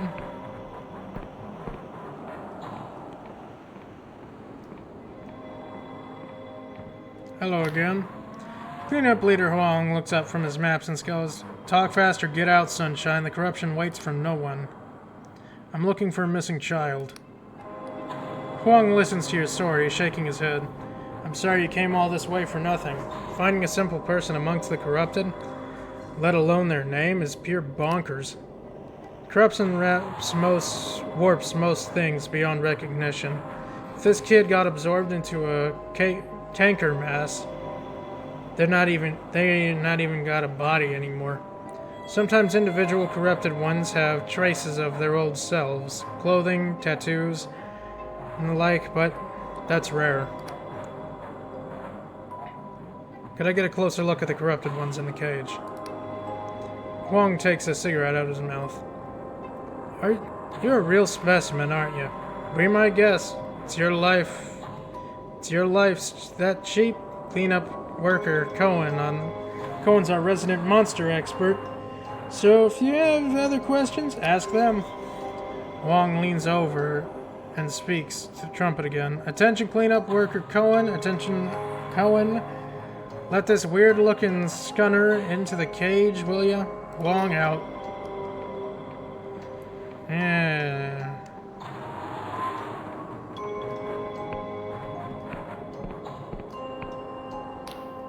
Stay back, citizen. These monsters are dormant. You're Cohen, right? Huang said I could have a look inside the cage. They size you up. That was you, eh? I suppose you're kind of weird looking. I suppose you are kind of weird looking. No offense. Go in then. It's your funeral. Not that you get a funeral, mind. This corrupted one chants rhythmically from multiple mouths over its body, alternating between them, trying to parse any recognizable sound makes your head ache. Wait, that's the language that the king uses. That's the cipher language.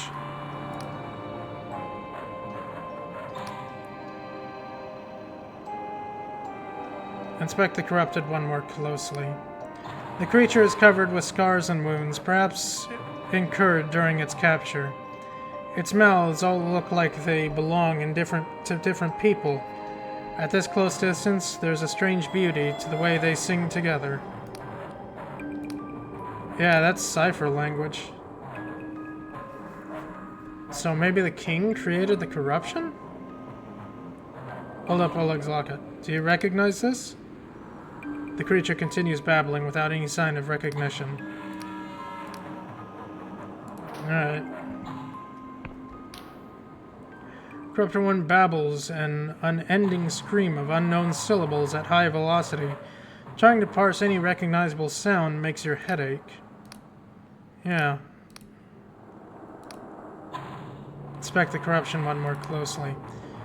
You find tattered remains of old lace, possibly from a fancy dress or serving maid's apron. A slit above the creature's left hip opens to a large cavity full of gently waving cilia or polyps, resembling jointless fingers. Do you recognize this? The creature continues babbling without any sign of recognition. No, you're the only one left. This corrupted one mutters incoherently to itself, wild swings of tone and volume. Trying to parse any recognizable sound makes your head ache. Top half of the torn protective apron still dangles from the creature's neck, and a cheap machine-produced brass bangle adorns its third wrist. Its skin is imprinted with hundreds of perhaps thousands of tiny cipher symbols, as if it grew that way. Yeah. Do you recognize this? The creature stares at the locket, as if hypnotized. The corrupted one becomes visibly agitated in its movements and speech, but you can't understand anything. Could this be the creature once have been Oleg's child? Perhaps cleanup worker Cohen can tell you more. How'd you get in there? How'd you get in there? Last one looked like it wanted to make a proper mess of you. I think they were talking to me, but I couldn't understand anything. Oh, sure, that gobbledygook they talk. Cohen's words are drowned by the metallic voice booming across the map. Attention, cleanup worker Penin. Where's my damn supper? Wong out. That gobbledygook is some kind of cipher dialect. Only the mechanists can make heads or tail of it. And only if they got one of those fancy skull implants. Where would I get one of those skull implants? Get one? I mean, they're meant to be for cogs only. I hear waiting list is longer than a terror worm's togger. Most of the criminal engineers got purged years ago. That said, I used to guard the Manicarium back in Ferropolis. Got into let's call it a amorous entanglement with this cog named Morozov. Proper fruitcake. She was. Real force of nature. Cohen trails off and stares into space for a moment. That good, huh? They shrug bashfully. It was tempestuous. I'll put it that way. Anyway, point is, she's the one that used to fix up trainee mechanists with their new skull plumbing. Morozov lives in a tower up in the mountains north of Ferropolis. Maybe if you mention my name, it'll be worth something? This was ages ago, mind. Can't say she'll be ticking. Anything else I can do for you? Where did you... No, I think I'm good. Don't kill that one. Not yet. Don't kill any of them.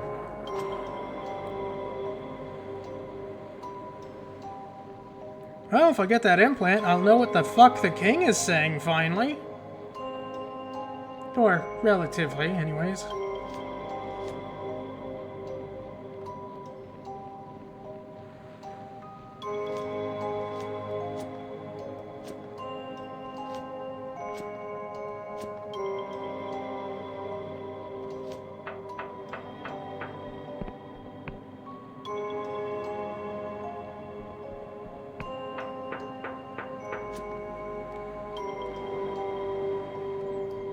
Break. Darn.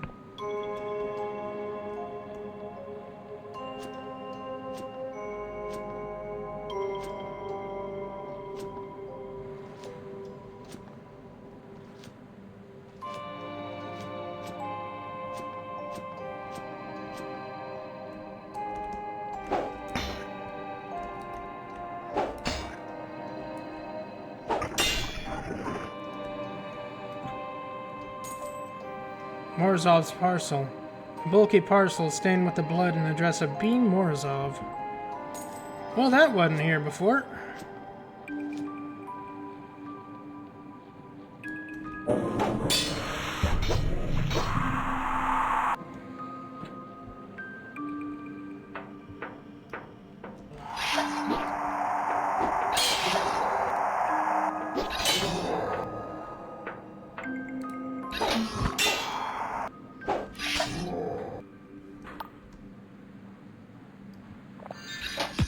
Ah, I didn't see that one. It stabbed me in the toe.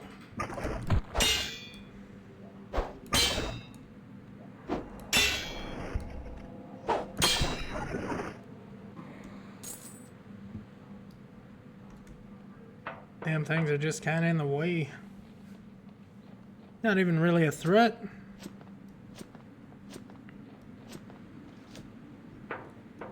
Orzhov, I got a package for you. Machine emits a buzz in a distant human voice. Go away, nobody's home. I'm looking for Morozov.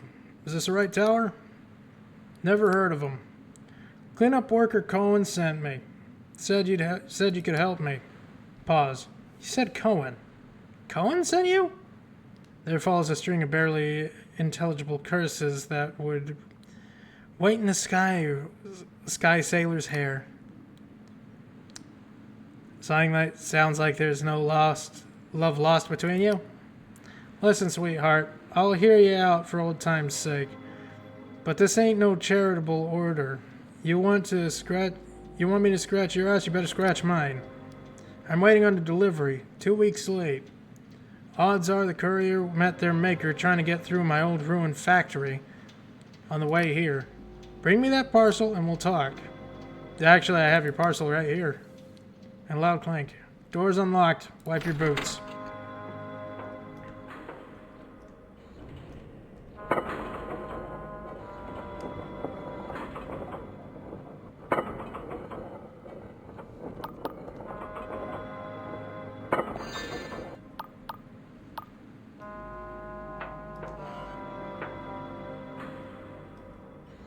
Nice place. You know I'm gonna loot it, right?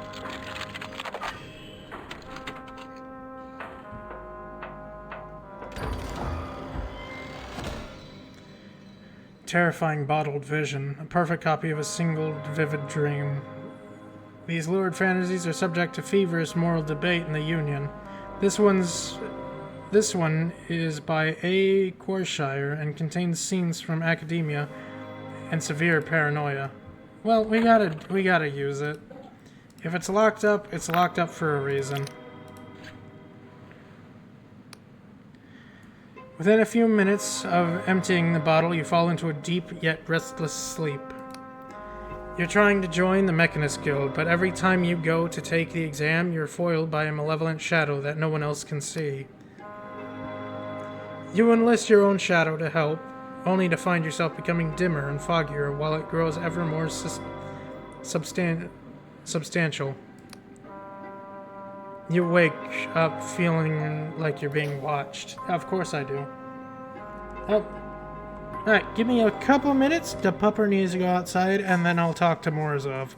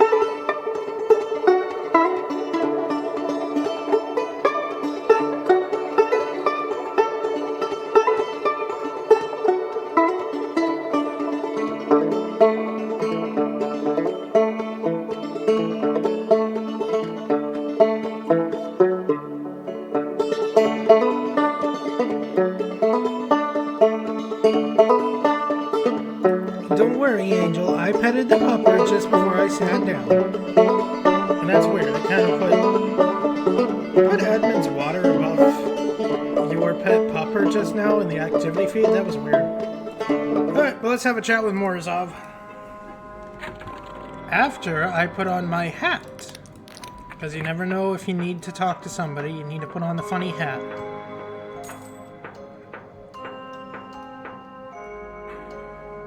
And check upstairs for free stuff. Oh, damn, you got a nice bedroom. Damn, lady. The Romance of the Scarab, Part IV by Milo Casimir, 1431. Property of the Library on Truths, borrowed by Pierre Kobeliska, Senior Interpreter, due year 23, month 0, day 30, returned. Borrowed by Apara Gray, Junior Interpreter, year 25, month 5, day 0, returned. Borrowed by Bella Morozov, SR Summoner, Senior Summoner, due year 26, month 4, day 15. The slip she sat in, like the morning dew, clung to her bosom. The cloth was perfumed gauze, cleaving so closely to her nibble curves. That the looking-glass itself was lovesick for her. There lay fair Ghibelline, in silken chains, stripped her tears upon a subtle tome, dreading the dawn in which she had wed the hated Melephon, the man of sludge. All day and night her nimble mind had raced through every twist and runnel of this maze, yet finding walls whichever way she turns, inexorable duty on all sides. Now weeps shut the world, the hopeless seeks consolation in philosophy. Then, where her last oil is nearly spent, there sounds of thunderous beat of whirring wings, and through her window climbs a limber shape, half flesh and blood, half chitin hard as bone, his pinions snapping back into their sheets, the keen blade of his body, honed by war, casting his molten gaze upon her form. Who else but brave Gehenna's mortal foe, the brazen Amir's champion, the scourge of who smashed her father's fleet? Aye, that same beast, who paused upon the brink of the abyss, beneath the embers of a dying star, to steal her from the soft lips one hurried kiss, and chosen of his god, bold Alcazar. No coward was Ghibelline. Quick as a flash, she seized upon the folio, where she stashed a last resort, lest she at length decide to rob her suitor for his grudging bribe. then draws her poison bookmark from its place and points the dagger quivering at his face. At this, the monster gave a savage laugh, and with a voice like magma, thus he snarled, "Well met, my lady. 5 days have passed since my world shattered in your gentle grip. 5 nights of sleepless agony, 5 deaths, the scarab bids me conquer, and my oath sealed by ancient magic, and my blood no more permits me to defy her will. Then stop the rushing tides or boil the seas. You are the ward of her sworn foe, yet I would sooner tear my left arm from joint than cause you grief, and sooner plague myself writhing and howling into the depths of hell, than live without your beauty on one more day. Therefore I beg, if you are merciful, as you are charming to my compound eye, show pity on this wretch, and drive that blade into the aching beast that I may die. Breast, that I may die."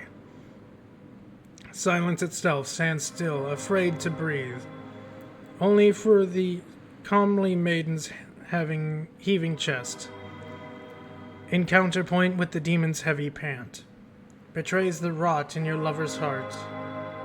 Yet the poet reigns the rebel mass, by harnessing their wrath to higher cause. So Ghibelline's whirling mind espied a chance, defying the mute god with her eloquence, and stepping closer with each point he grants.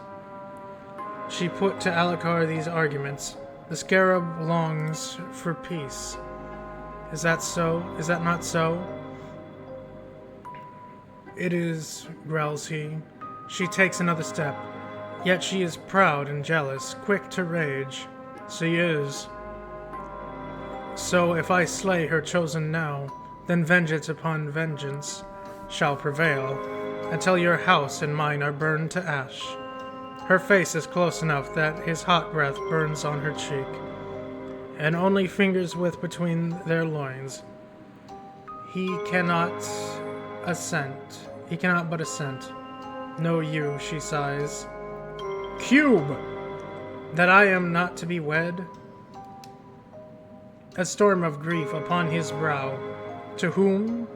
To Meliphon, Mycone is the price of his allegiance to my father's flag, and with him a mighty arm even you could not hope to oppose. But, she murmurs, laying her dainty hand on his breast, if I am deflowered, I cannot wed. Forsooth, what else could better serve your god? A union twixt? Cube! She does not reach the end. No sage was Alcazar, but nor a fool. For as he pondered each new postulate woven together by our scholar's wit, so rosy-fingered understanding crept. From out behind the overshadowing aisles, a duty bathed his mind in blazing light, as shackles from the weary convict's hands fall shattered on the searing crystal sands, or as a raging river long contained o'ertops its dam, and of course down the plain, so too his vows released him, and the beast. His feral passion, utterly unleashed, unfettered, uncontrollable, and unquenched, fell ravenously on the tender wench. An iron claw he clasps his willing prey, tears off her nightgown, tosses it away. I'm going to stop reading now. That's a smut book. I kind of had a feeling it was going there, but, you never know.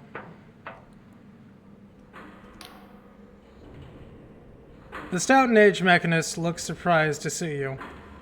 What? How did you get inside? Get out of here right now. My security will fright. You let me inside here, Morozov. You let me in. What? Why in the hell would I do that?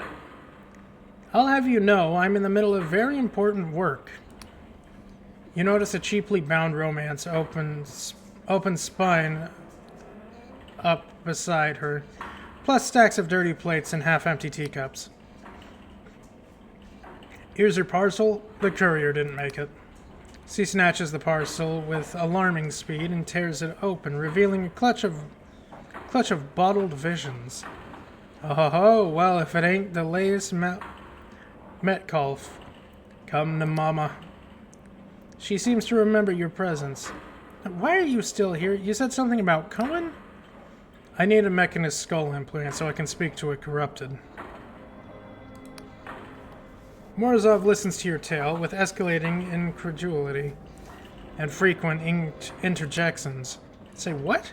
Get the fuck out of here. Are you serious? When you're finished, she laughs. When you're finished, she laughs. Darling, how can I put it kindly? You're nuts. Absolutely, certifiably, bat in the belfry, 6 teeth short of a cogwheel, over the rainbow doolally.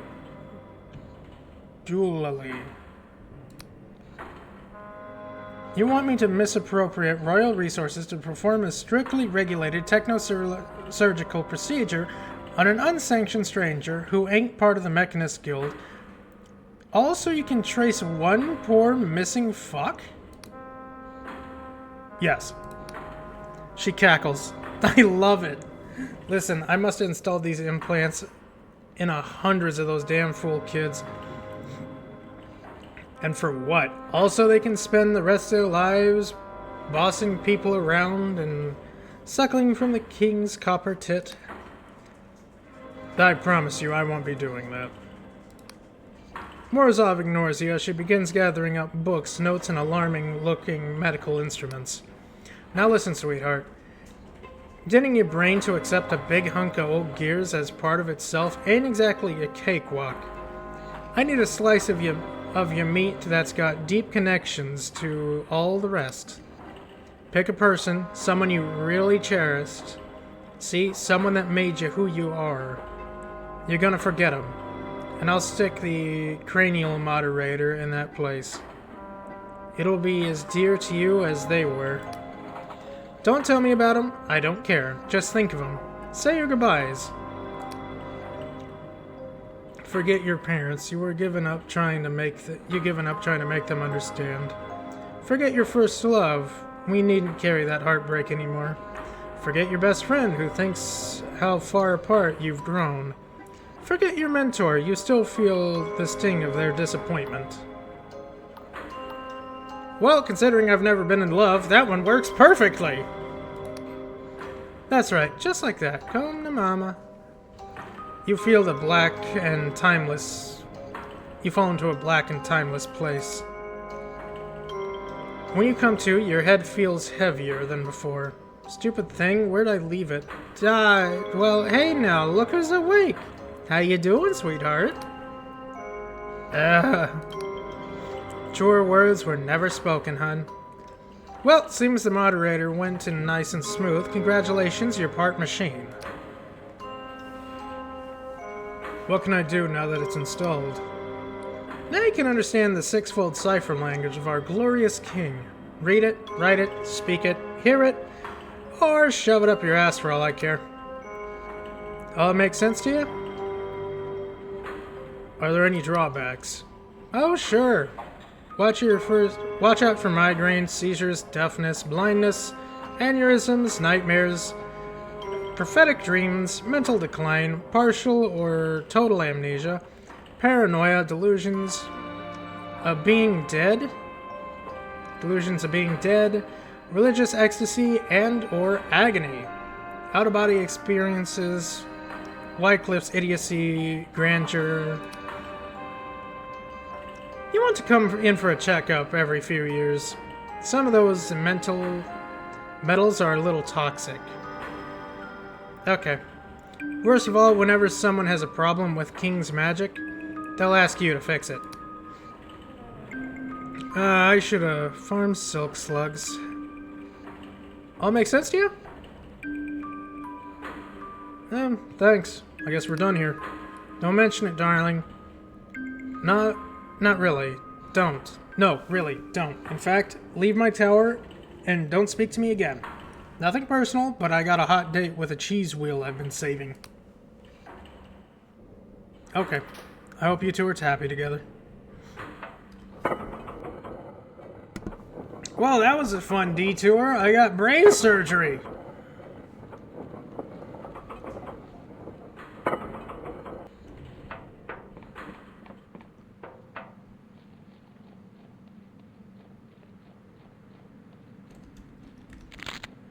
And I was not going to read through that entire book. No way, no how.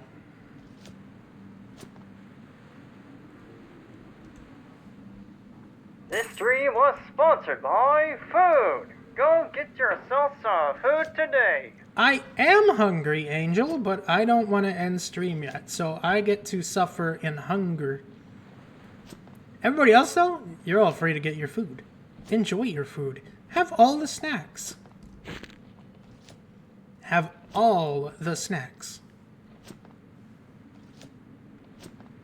And Angel, I hope your day is going good. I hope you are just vibing out this evening or morning. I don't remember which it is for you. I'm guessing near afternoon, maybe. I don't know. I don't know time zones, Angel. You know that.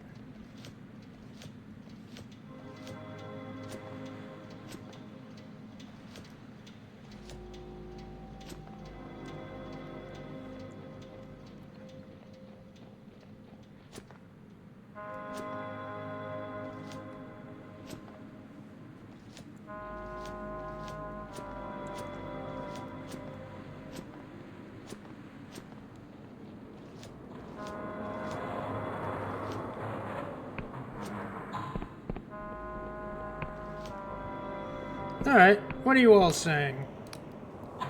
You feel the clockwork in your skull grind into furious motion as it translates the corrupted one's speech. Amble nearly into violent core reflection. Instill reprieve, instill. Longing, softly tales of the minor gods of dancing cup of rain streaks. Give us a sign, O nutritious earth, qua qua qua.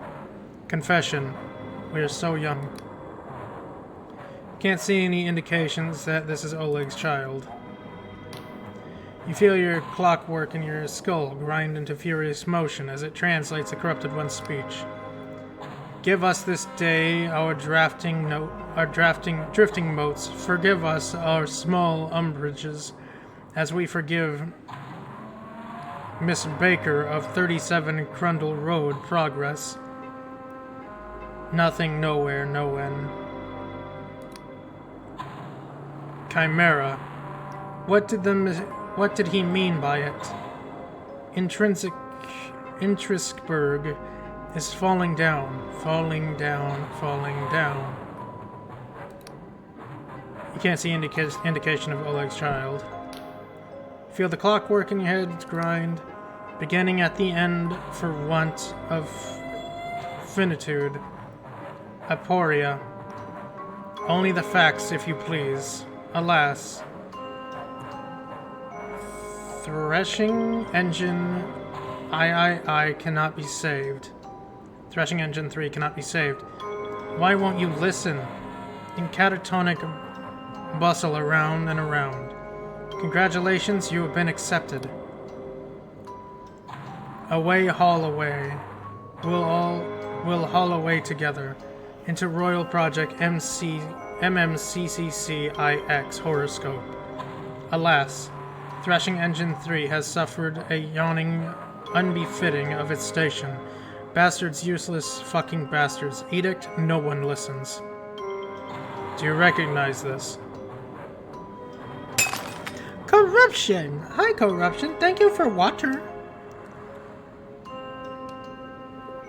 I hope your morning is going good.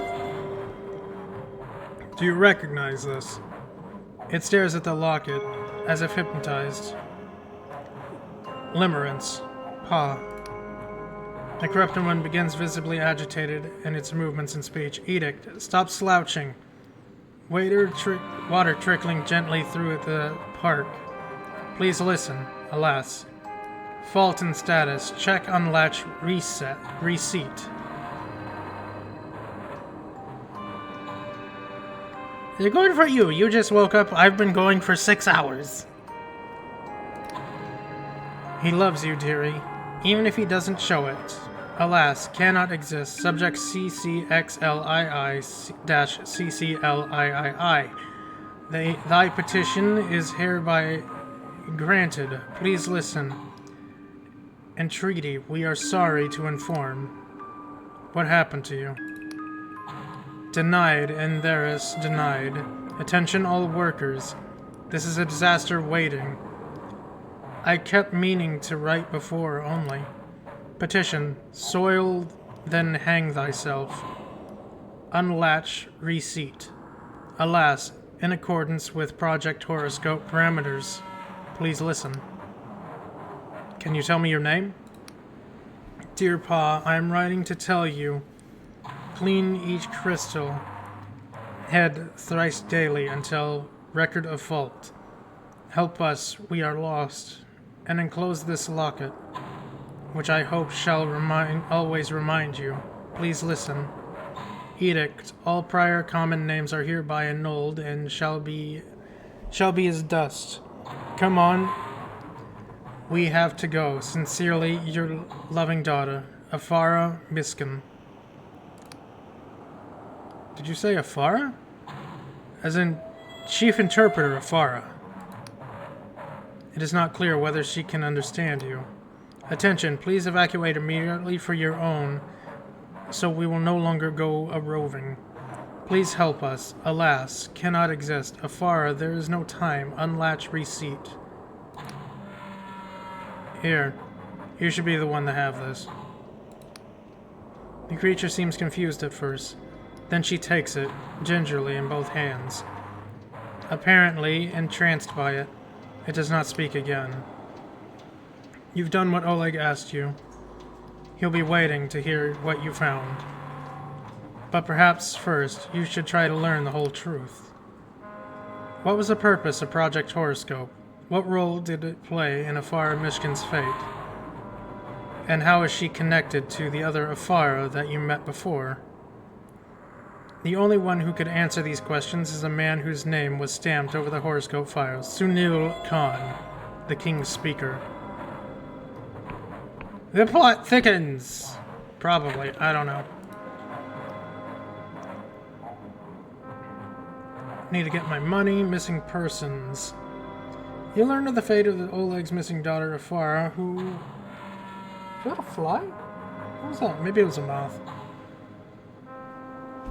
Oh, that's a mosquito. Get away from me. I need to close my back door. I will be back 1 second.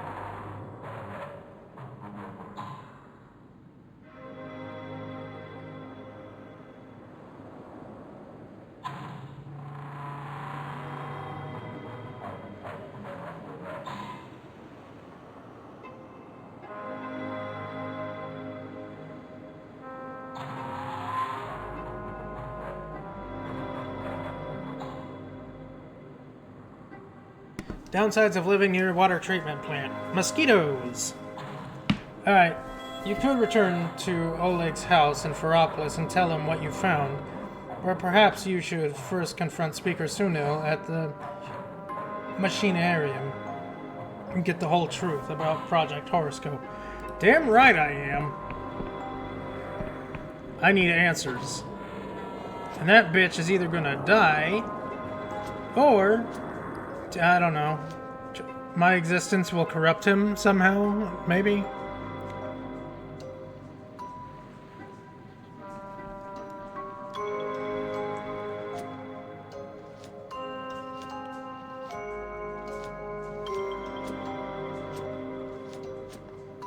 What is Project Horoscope?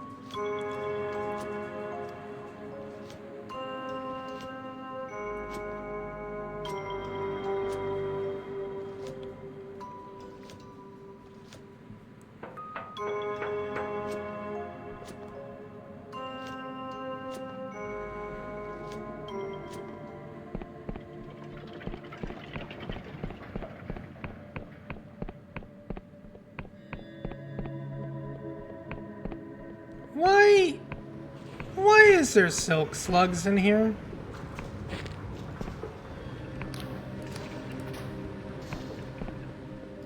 Why are there silk slugs? What? Why? Why? Okay. Whatever. Free silk for me.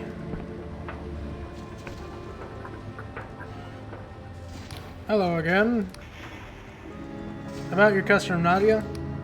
Ah, yes. Do you have any news? I believe you have some money for me from Dr. Pripp. Indeed, it just arrived by special courier. I take it Dr. Pripp wasn't able to cure Nadia then. I always felt a little queasy about the vision works, but sounds like the right decision. Even if Pripp's 50% cut, the proceeds of that place will be considerable. No doubt Nadia's mother will need to worry about money again. Give this to Yasmin when you see her. I didn't do it for the coin. Vital looks confused. Really? Right, very well. I'll make sure it reaches her.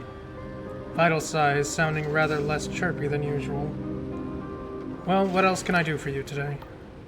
Nothing, because I'm not buying any vision potions ever again. Why is there silk slugs in the city?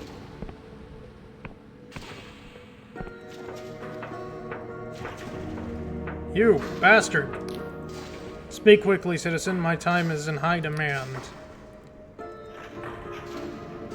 Let's have a little chat about Project Horoscope.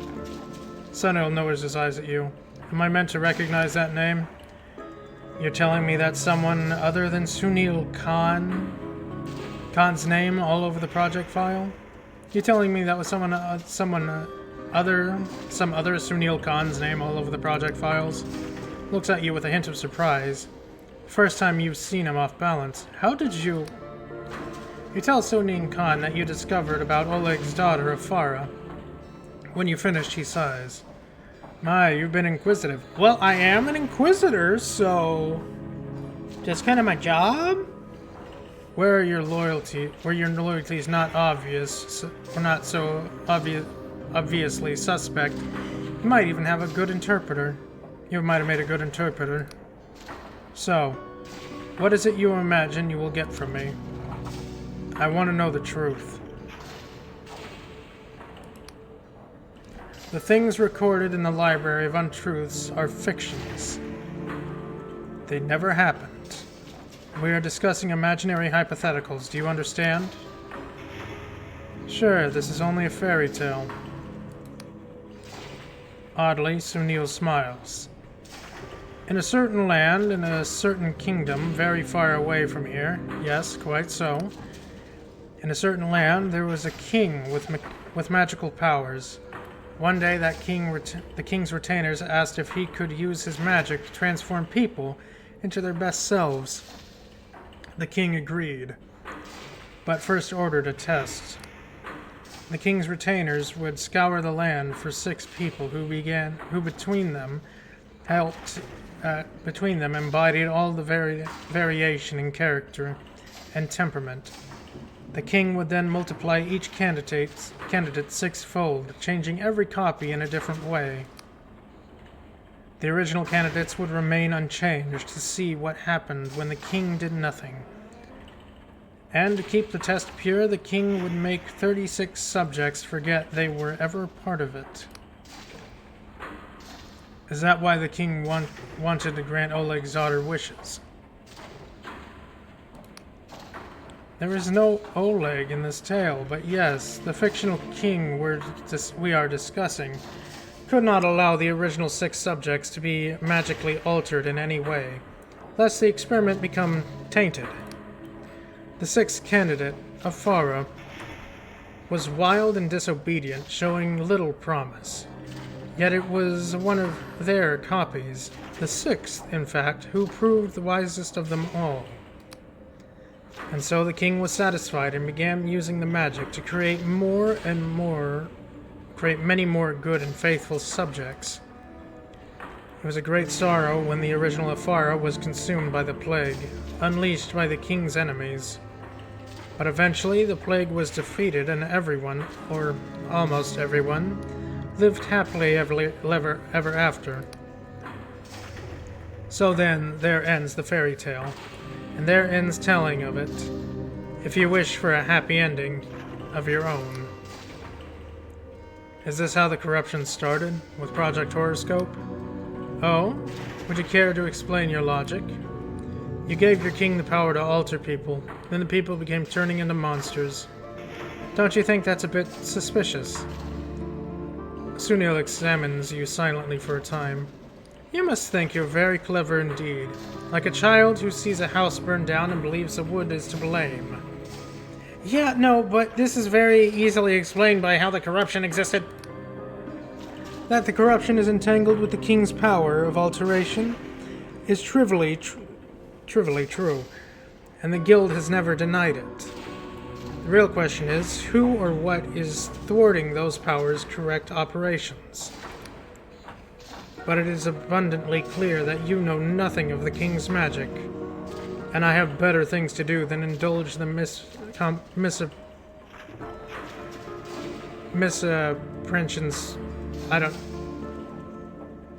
Misapprehensions?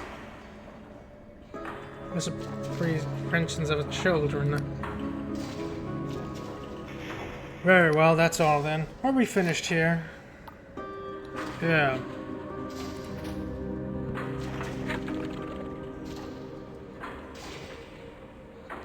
You learn the fate of Oleg's missing daughter, Afara, who was consumed by the corruption after taking part in the secret experiment called Project Horoscope.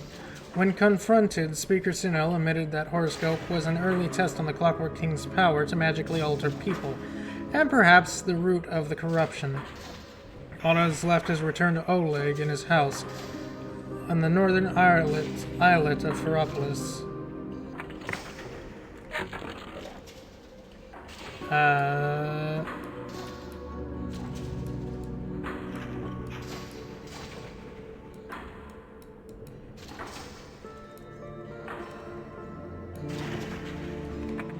I think he lived here? I can't fucking remember. I'm gonna be honest with you. Shit. Damn you, Silk Slug.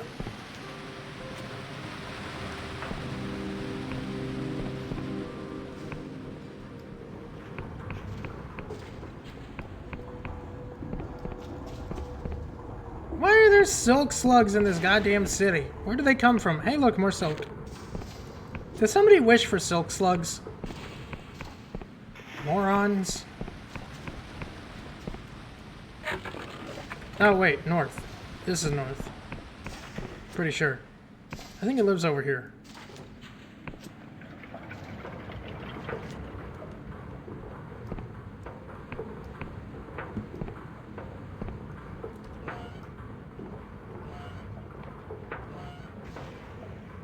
Oleg?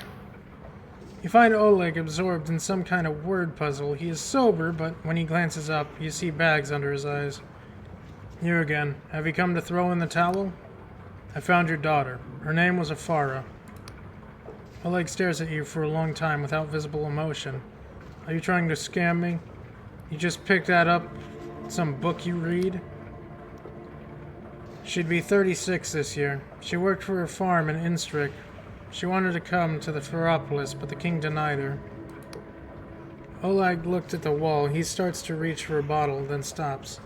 Afara. What kind of name is that?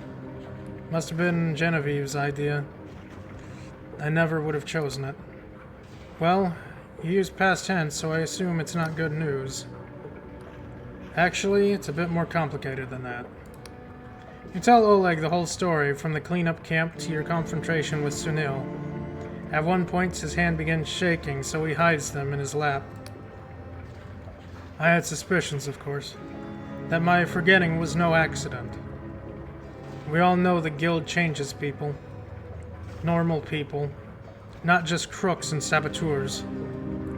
If you are observant, you see signs everywhere. Only you can never be sure who is safe to tell. He shakes his head. Special project. I guess I ought to feel honored. They should have looked after her, given her an easy job, a pension, or at least a fucking medal. Well then, do you still have my locket? I left it with your daughter. It seems like the right thing to do. You see his temper start to flare, and he opens his mouth to yell, but something inscrutable deserts him at the last moment, and he slowly sags back into his chair, staring at the table. Sentimental crap. But perhaps it is fitting. We're not the queens of the ancient surface buried with their belongings. Oleg looks up at you, clearly struggling for words. The way this ended is no fault of yours. You had given me answers, I am in your debt.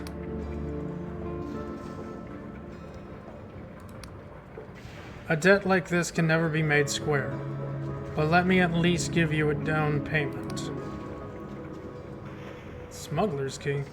This key was kindly donated by a smuggler who we picked up in a polite and civil conversation. In a polite and civil conversation, he told us that it unlocked the stolen royal freight capsule, jettisoned from a ship while flying over the outlying islands nobody visits. The island is only reachable by air, but you can bet there's treasure in that capsule. It was going to be my retirement plan, until somehow the key vanished from our stockpile. Oh well, happens all the time.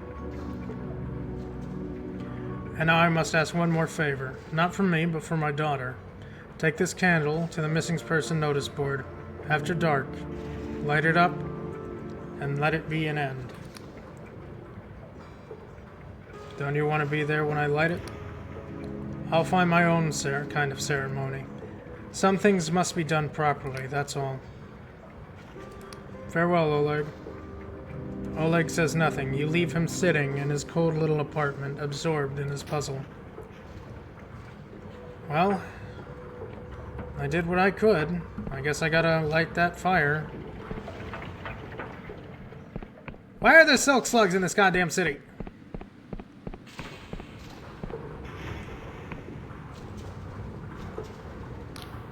Halt, citizen. Do not interfere with the silk slugs in any way. Or your answer to the Mechanist Guild. Why should I not interfere with them? They're under royal protection, so go about your business. A silk slug begins to probe inquisitively at their weapon. Oh wait, leave that alone, please. Okay. I guess they're just here. I need a room.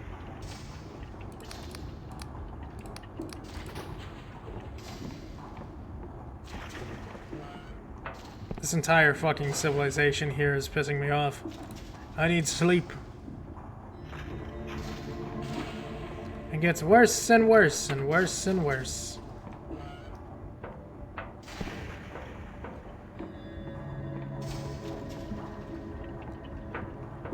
Oh wait, no, I need to be there at night. Whoopsies. I didn't want to sleep for the full day. That was my mistake. Damn it. Fine, I'll pay for the room again.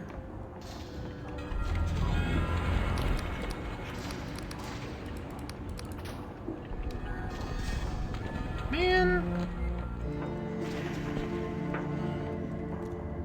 I gotta be out there at nighttime anyway to talk to Afara.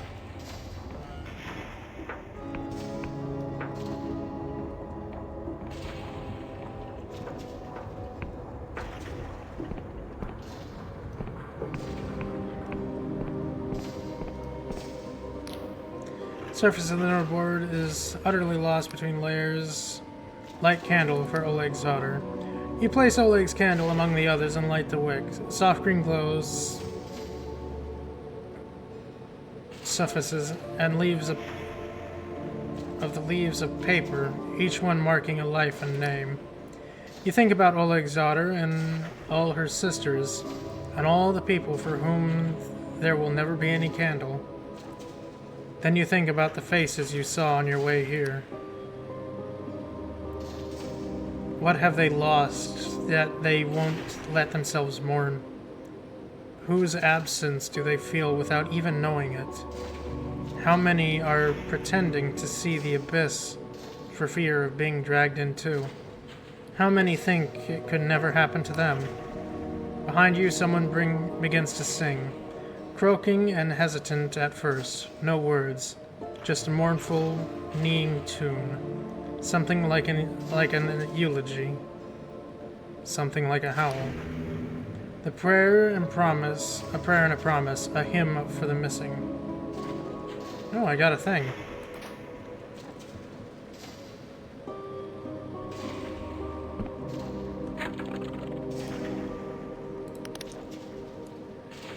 Invigorating locket. A locket that increases the wearer's stamina threshold, which makes long-term fatigue less severe.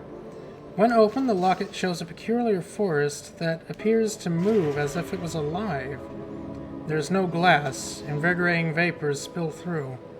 Oh, so it's just a straight-up portal to some mystical realm. That's okay. Sure. Yeah, okay. And I don't have any delusion. Alright, we need to get to the, place. Afara. Afara's mechanical arm gives you a fluid salutation. How goes the task, friend? Why is the city full of silk slugs? She looks around. Oh dear, again? I'm afraid I had my nose in my notes on the way here. The king's affection for silk slugs is a long-lasting mystery, but not our most pressing. How else can I assist you? Afara, I have something important to tell you about your past. Afara's brows wrinkled. My past? What do you mean? Project Horoscope. Afara listens intently with growing horror. For the first time since you met her, she seems at a loss for words. God's alive, that's horrible. All those Afaras. They could have been me. I could have been them. They were me. I was them. Why me? Why did I deserve to flourish and they to die? I never knew I never had so many sisters. I never knew I had so many sisters. I thought I was changing the king, changing the system, but the king made me. Yet it also made my sisters, left them to die. So all of us were expressions of Its Majesty's will. She gazes past you to something far away. All my life I wondered why I was here, in the broken world, where I was what I was for. Though all my days as a young engineer, all the indignities I bore, now I know. There was a reason. She meets your eyes with a look of intense determination. Not many people have the privilege of such purpose. What happened to my sisters must never happen again. Please, friend, help me finish this. Help me wake the kingdom from this nightmare. Now, where were we? We're seeking a second audience with the king. How else can I empower you? I found the king's message in the graveyard. Really? She reads the transcript. Let's see. Could it? No, wait. Oh. Oh. She beams up at you. Stars aflame. So I wasn't imagining it. This confirms my analysis. The king is speaking to us, but we must show that we've heard. How do you know about the weird tune? She looks embarrassed. Well, it's just a guess. The king outputs so much information every day, and I just look for patterns. But I mustn't bore you. Truly, I am interested. I get a sense there's a spark of inspiration. She seems surprised. Oh well, to tell you the truth, I had a dream about it. I saw myself walking in a graveyard following that tune, and then finding... Now listen, I don't want you to think of me of some sort of crazed mystic. I spend so long buried in royal output logs, I sometimes fall asleep in the parchment. I think the dream was only my mind's way of pointing out the pattern I missed. Anyway, back to the matter at hand. The king speaks in dialect of cipher language, known as the sixfold cipher. It's tremendously difficult for human brains to parse? So, for your audience, you will need a cranial moderator installed in your skull. Already got one. Actually, funny story. I already have a moderator. Ahara blinks, squints at you, and tilts her head back as if she's seeing you in a new light. Really? You got that from Morozov? Made it worth her while.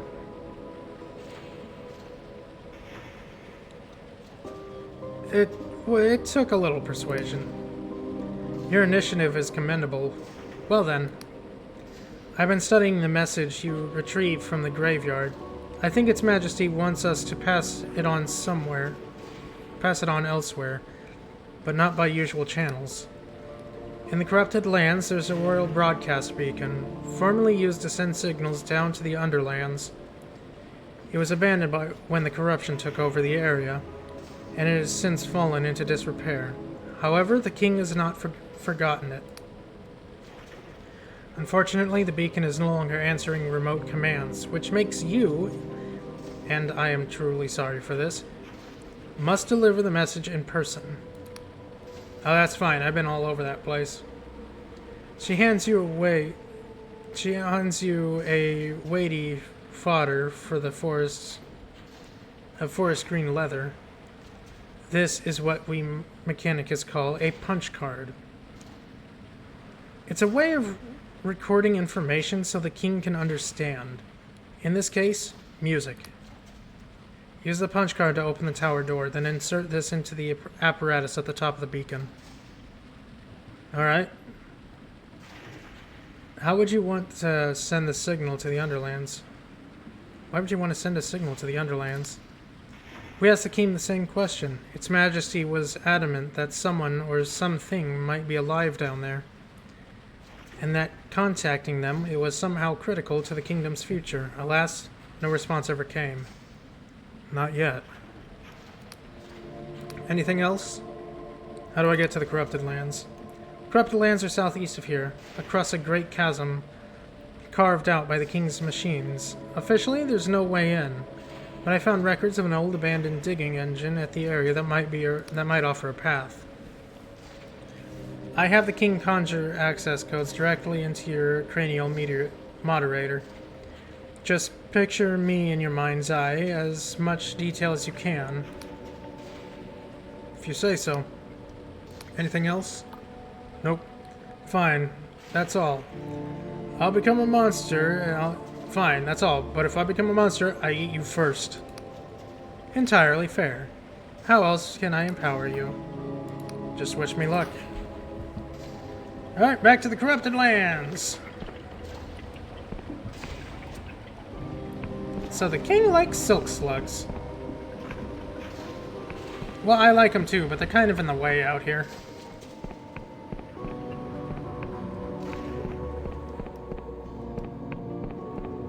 I guess he just likes the floating little goobers.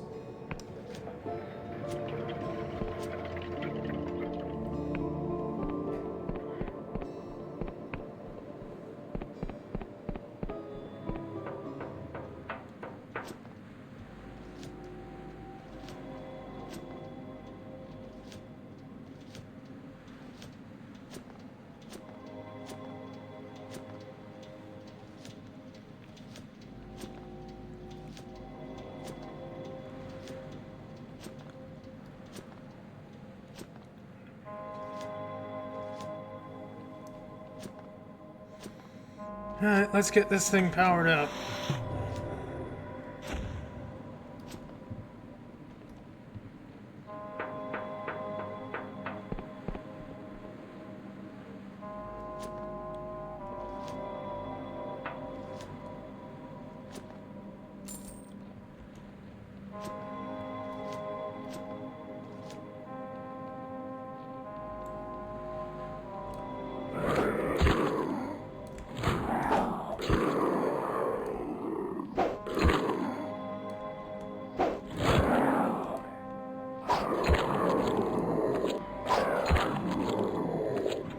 Didn't ask your opinion, freaks.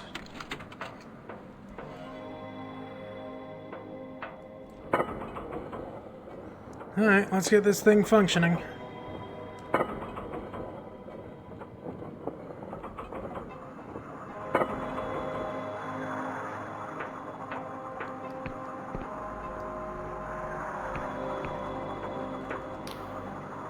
The control panel is a dizzying array of levers and dials, and buttons, many smashed or corroded.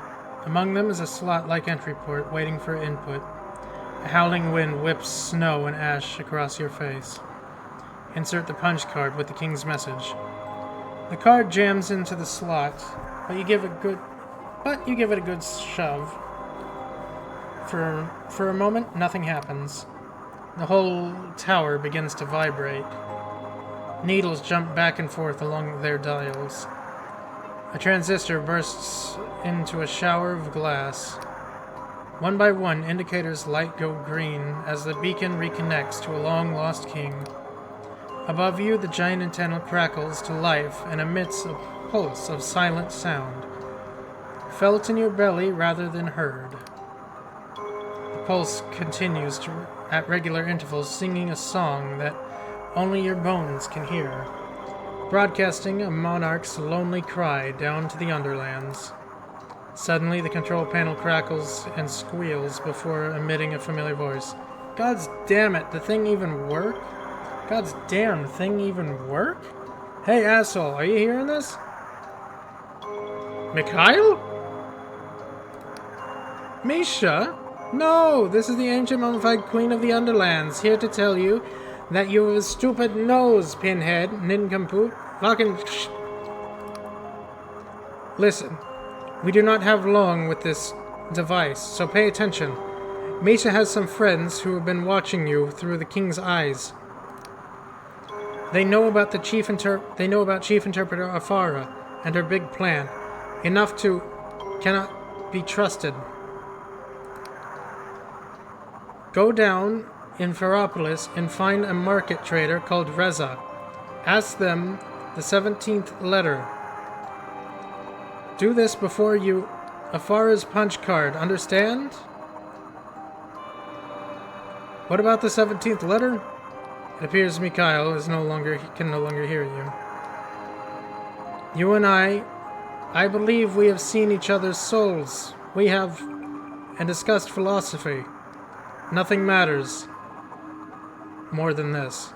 Misha is asking you as a friend. There's nothing more, save for a roar of static. Reza, got it. So, who can't be trusted? Don't trust anybody except Reza? Got it. Not even Afara. Okay, maybe Afara a little. So, Mikhail is the saboteur. Neat. Or at least a member of the saboteurs. Maybe? Some sort of resistance power, I think. Maybe. I don't know, I'm not smart enough to understand anything here. You don't see me.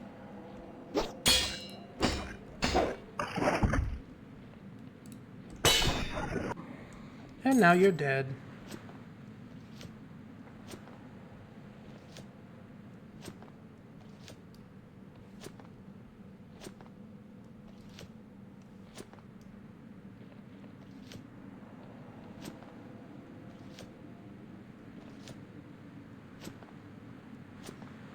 We're really getting through the Clockwork Kingdom pretty well, I must say.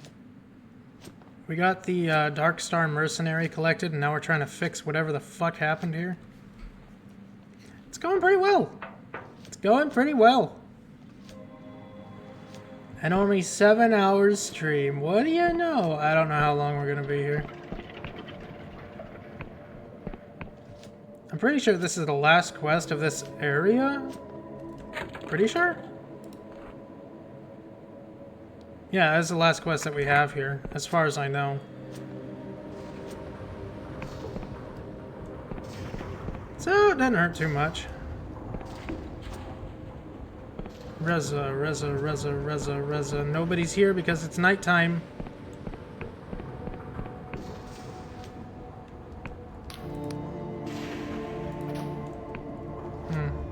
Sorry, dude, your house is, like, actually gone. Into the void, never to be seen again. Room, please.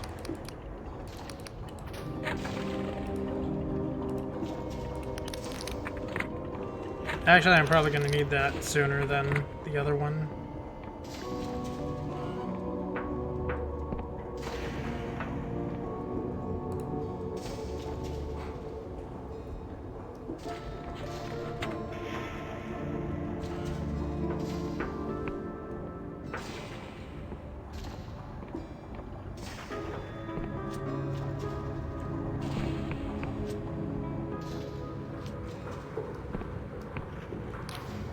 Good, Madame Lassalle. You're not who I'm looking for.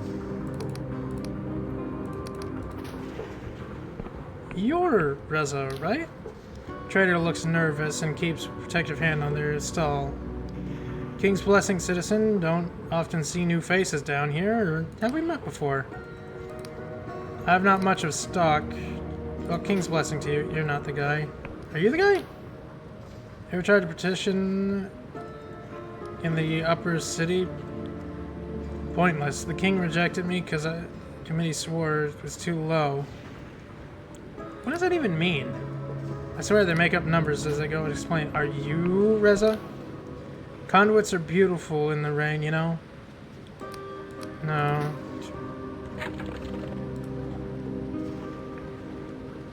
Plan effects of Clockwork King. Find the market trader named Reza in Ferropolis. Oh, this is the bazaar, not market. I'm dumb. Reza.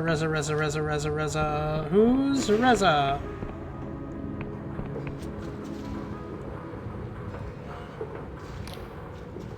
No, you're Jazimir.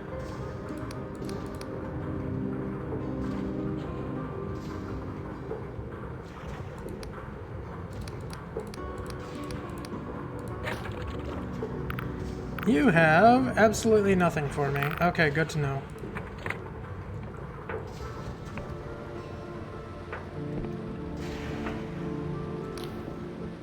Carshire. No. That's no good. Perhaps, what do you got for sale? I'll take that silk thread, thank you.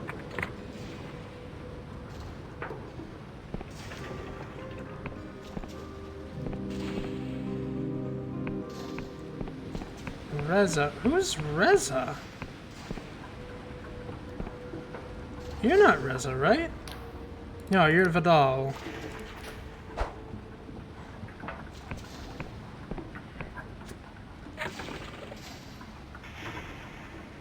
Find a market trader named Reza in Ferropolis and mention the 7th letter.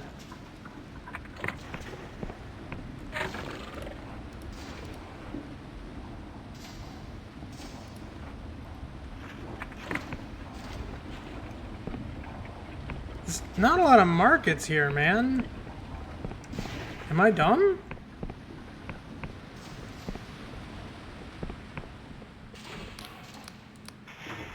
No, you don't have a name. Stark, you give me water? Thank you. Thank you very much. Is a tavern keeper's name Reza? Am I just stupid? No, you're Babazina. Can I ask you some questions? What can I do? Is it just me or are a lot of people having memory issues? Actually, can I do that one again? Xena, I already know something weird is happening. Xena blinks, then checks for eavesdroppers, leans in closer. Aye, maybe. Maybe folk are a bit absent-minded lately. Can you blame them? Tough times like these will do that to a mind.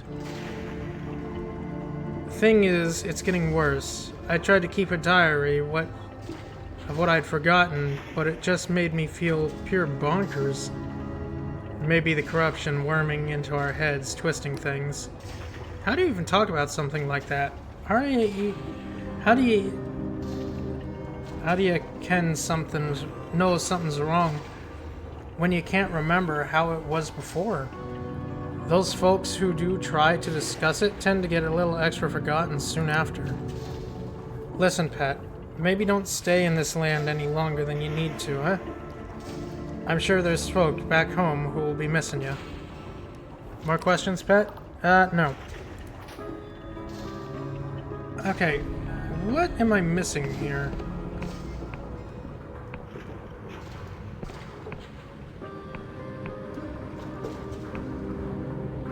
I feel like we've met a Reza before, but... No, you're not telling me nothing.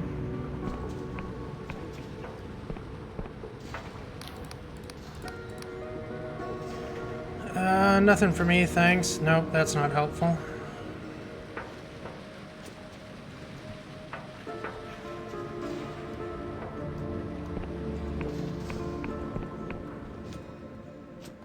Was it someone out here?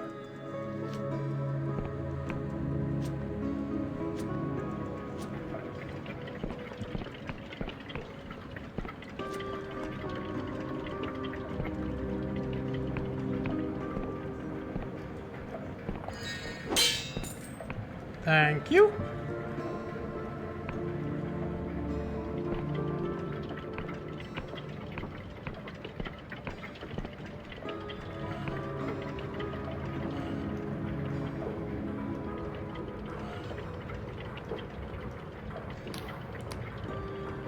Oil factor.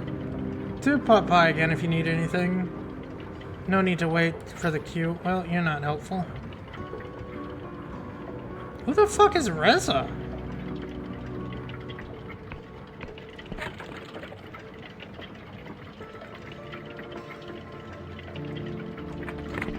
Okay, let's go back to Afara first because, well, maybe not. I don't know where Reza is. Afara might know, but... Well, I was told not to trust anybody right now, so...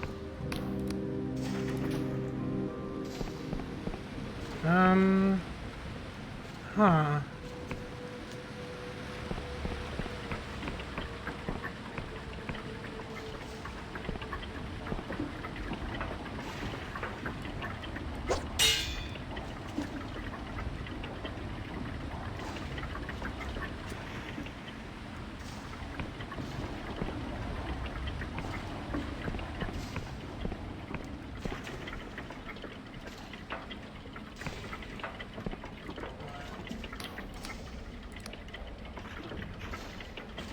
Actually, I just moved in. No, you're car. You're not the person I'm looking for.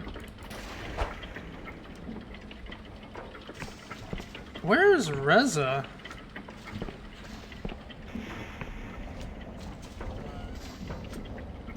I quite literally have no idea where this person is.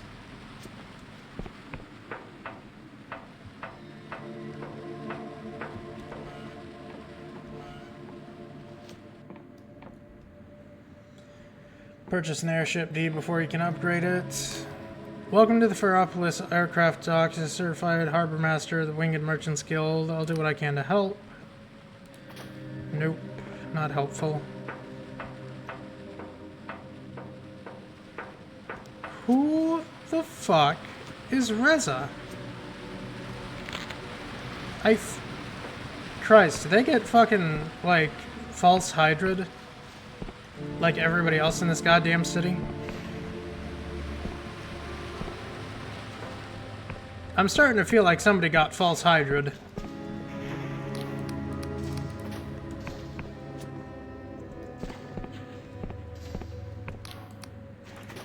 Nope.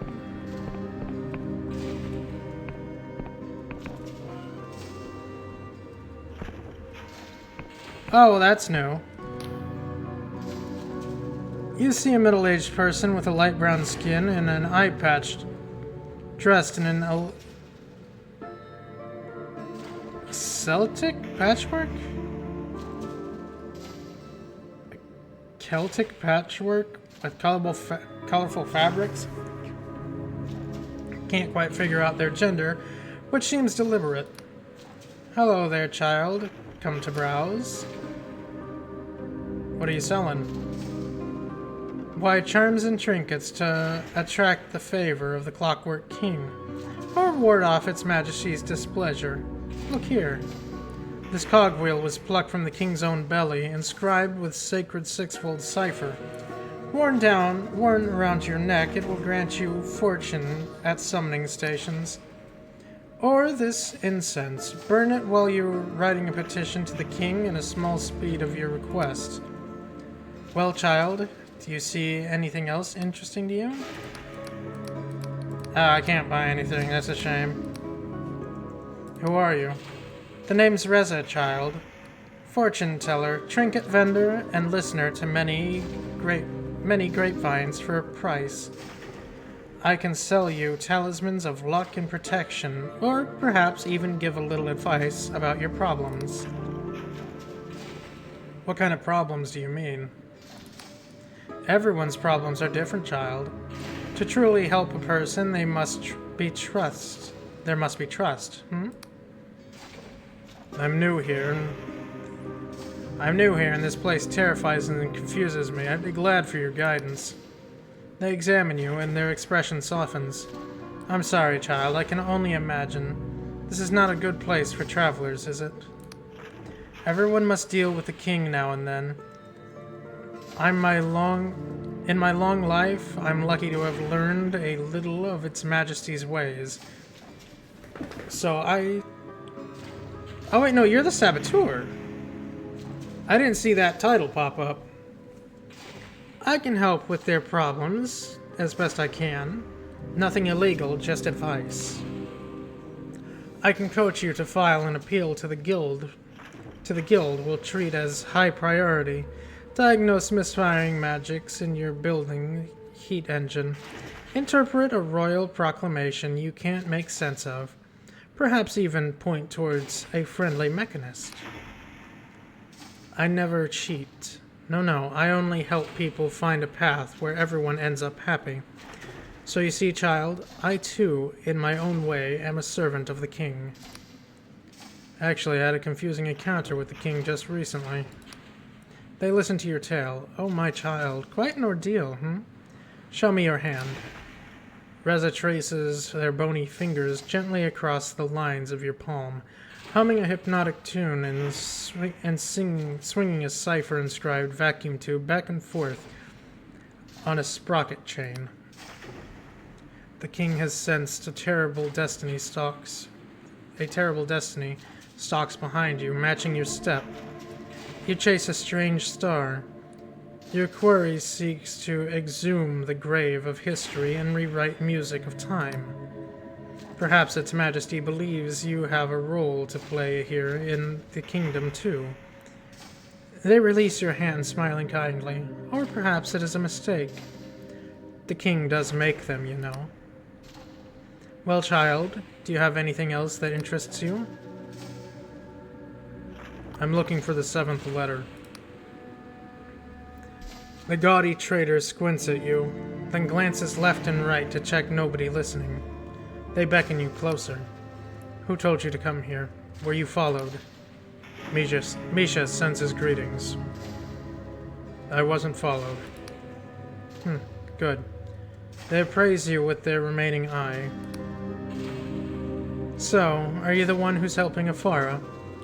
I see she's got her head stuffed with clockwork like a good little mechanist.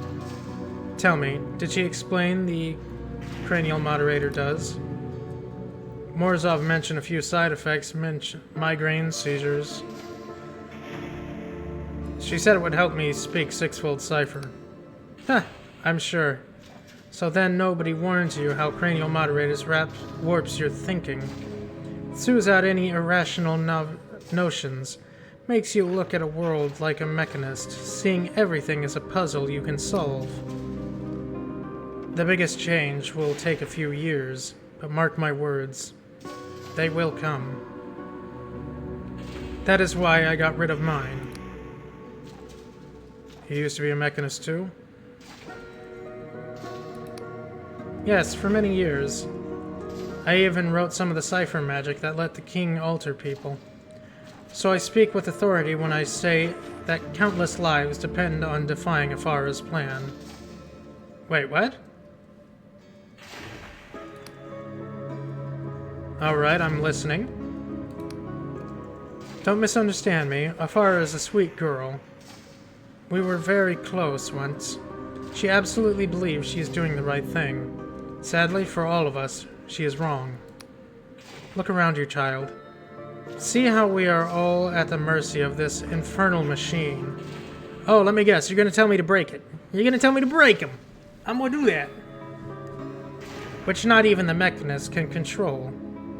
Can you honestly say that what we need is more Clockwork King? However brilliant Afara's spell may be, it cannot fix the problem with the king, because the king is the problem. So your alternative is to break it. Reza flashes you with a crooked grin and hands you something heavy, wrapped in colorful rags. I'm glad you asked. This is a different kind of spell. Insert it in place of Afara's, it will trigger a runaway fault cascade that gradually but irrevocably shuts down the king with minimum destruction. So you're saying this mystery villain I keep hearing about? They smile cryptically. There's no such person as a saboteur, child.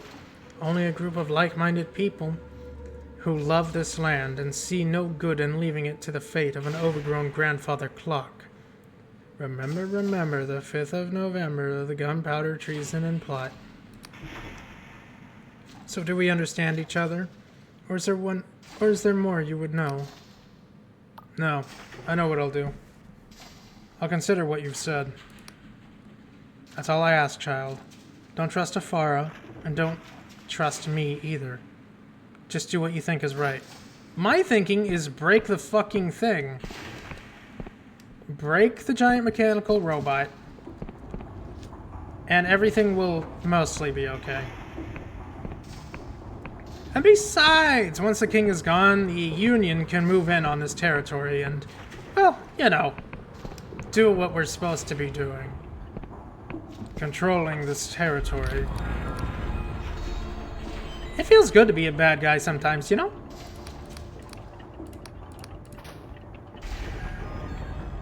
Although, I probably would have broken this thing anyways, because, Jesus Christ, this place sucks.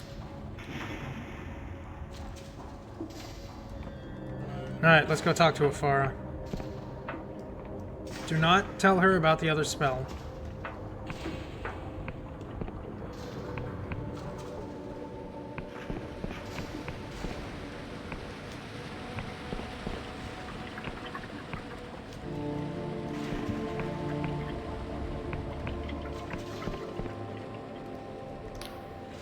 Afara peers up into the sky, her brow furrowed in contemplation. Is that normal? She tears her eyes away from the celestial teapot.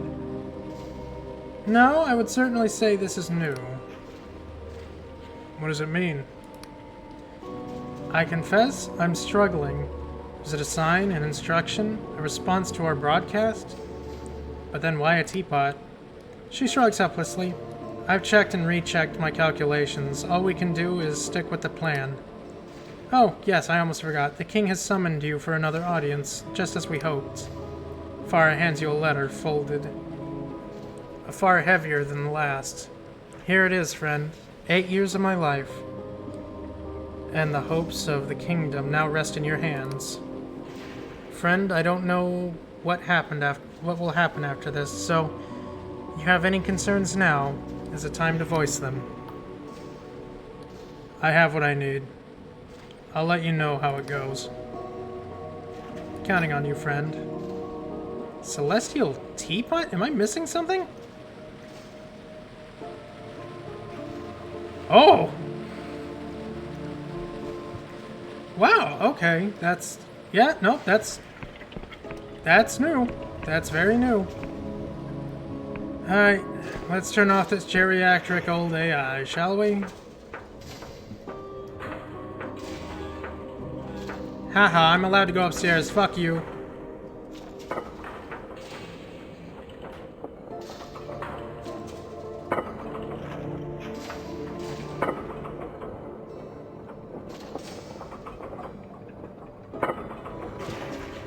Maybe now we'll actually be able to understand the bastard.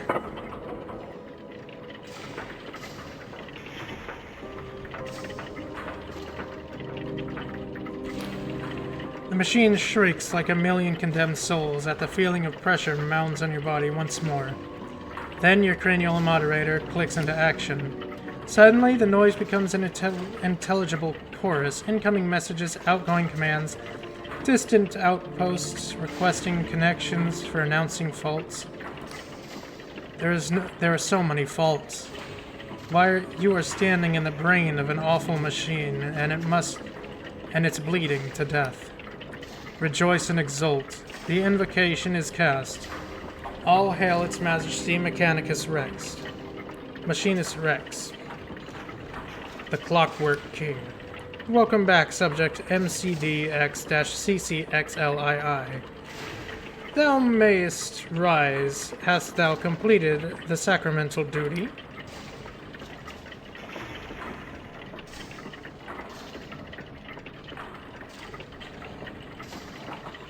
It is done, your majesty. Pondering. Judgment. The duty remains unfulfilled. Dost thou require instruction as to thy task? Yes, please explain this duty again. The sacramental duty is as follows. This time, you find you can understand the dense lines of sixfold cipher. Ingredients: teapot, large, 4 prints, fresh pints goblins milk? 1 cup salt water, half a teaspoon. 61,660 gallons of fresh water, 652,152 tons of Vena tea, 30,540 tons of unsweetened sugar, 2 pints teapot, 1 2-pound crinkled honey, 2 pints custard sog, half pint ambergris, smooth meat. What the fuck is smooth meat? 3 pounds jitter moss powder, teapot. Instructions follow. 1. Fill kettle with fresh water and boil. 2. Measure out 4 pints milk salt. Okay, yeah, you've completely lost it. Place tea strainer in teapot and tea leaves in strainer. 4. Steep for 15 years. Brush with sear fruit mixture and bake until blithe. 5. Stir moss powder, ambergris, sugar to smell, then pour in the boiling water. X. The heat will rise rapidly, and the water will bubble up so violently that your cup may even shatter. 6. Stir in milk, then pour into dregs. 19.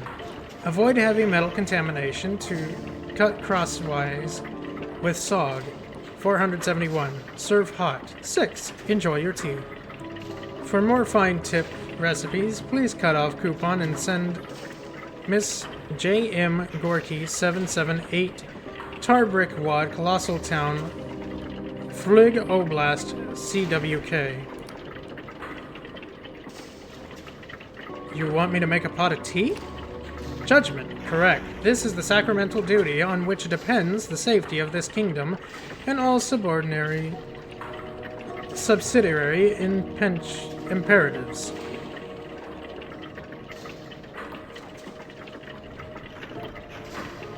How can a kingdom's safety depend on a pot of tea? Judgment. In the 29 years of our glorious reign, we have observed our one ceremony that must reliably foretells happiness, calm, comfort, comedy of the proper observation of duties. This ceremony precedes all coincidences with every deal struck, every counsel given, every declaration of love and fulfillment of quotas. This is the sacramental duty. As is written, so it must be. But this isn't even how you make tea. Judgment. Incorrect. We have studied more than CCXLIII-XXXVI-CCCXXI iterations of this ceremony across the kingdom. The sacramental duty is the optimal weighed equilibrium of all subjects' desires. This is the sacramental duty as it is written. This has to be a joke. Judgment. Incorrect. This is a joke. In sixfold. There are 10 kinds of people in the Honoric Isles. Those who know sixfold. Those who know not sixfold. Those who know sixfold excellently. Those who know sixfold but poorly. Those who know not that they know sixfold. Those who know not that they know sixfold. Those whose knowledge of sixfold is unknown to us at this time. I stand corrected. This is the sacramental duty. Your Majesty, we must discuss more urgent matters. Pondering. Arguary. Unlikely 91% confidence. What could be more important than the sacramental duty? Your Majesty, the Guild has sent me here to send you this new spell. Judgment. We have not requested a new spell, therefore we demand on whose authority comest thou here? Sunil, the King's Speaker. Alas, authority not recognized. Judgment, thine is the insignia of the Order of Interpreters, not the Royal Speaker. Once more, we demand whose... Afar, Chief Interpreter. Alas, authority not recognized. Axiom, Chief Interpreter may not exact spells by orders of the Royal Speaker. Once more, we demand... It's necessary for the sacramental duty. Pondering. Judgment. The sacramental duty is of paramount gravity, therefore, edict, thou shalt insert the spell into the partition port. An ivory cover swings toward, revealing 2 vertical slots of different sizes. Insert Rez's punch card and kill the king. You slide the parchment easily into the large slot. Halfway in, it meets resistance and is stuck inside. A saying spell. Beware. Enacting this spell will alter Our Majesty's cipher nucleus, and the consequences cannot be divined. Wilt thou commit? Commit. There is a burr of rapid clicking, then series of deep clunks echoes throughout the whole tower. Above your head, a cacophony of bells ring out, like a call of worship across the whole city. Rejoice and exult, the spell is enacted. As it is written, so shalt in name of its Majesty Machinist Rex, the Clockwork King. Subject MCDX-CCXLII, thou carriest the second spell. Arguary, conflicting spells may cause cascading reality.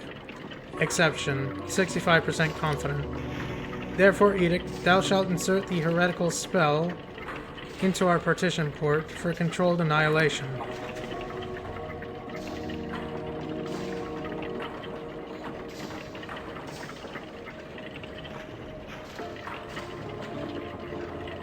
Dispose of a Fire spell. Fire spell is sucked into the guts of the Clockwork King with her hopes of a world where magic serves all. Now subject MCDX-CCXLII, the sacramental duty. Above the bells you hear an angry shouting from outside the chamber. You realize the scrolling parchment contains a record of your acts.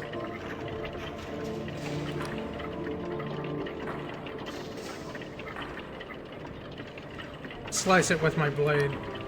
Alas, parchment-fed fault. The king's writings arm stabbed you in the hands as you pull the last few yards of parchment out and stuff them into a gap into the gears, down into the depths of the machine. New parchment continues to spill out onto the floor while the arm scrawls desperately. Edict, to disturb the parchment is an anathema. Edict, to disturb the parchment is anathema. Edict, to disturb the parchment. New parchment continues to spill out desperately.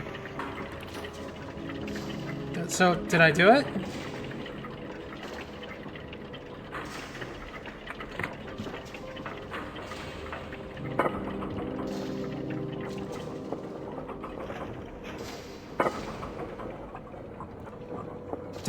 Did I do it? What have you done? Above you hear the king's bells continue ringing. I don't know what you're talking about. Sunil's eyes you with a barely suppressed fury. The only reason you are not in manacles is because Its Majesty wishes you unmolested. Rest assured, any foolish attempt at tampering will be discovered and reserved, and reversed.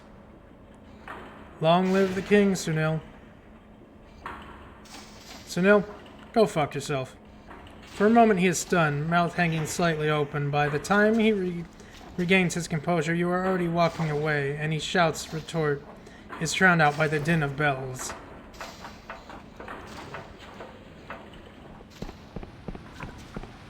Good riddance. Wait, no, I need to go up.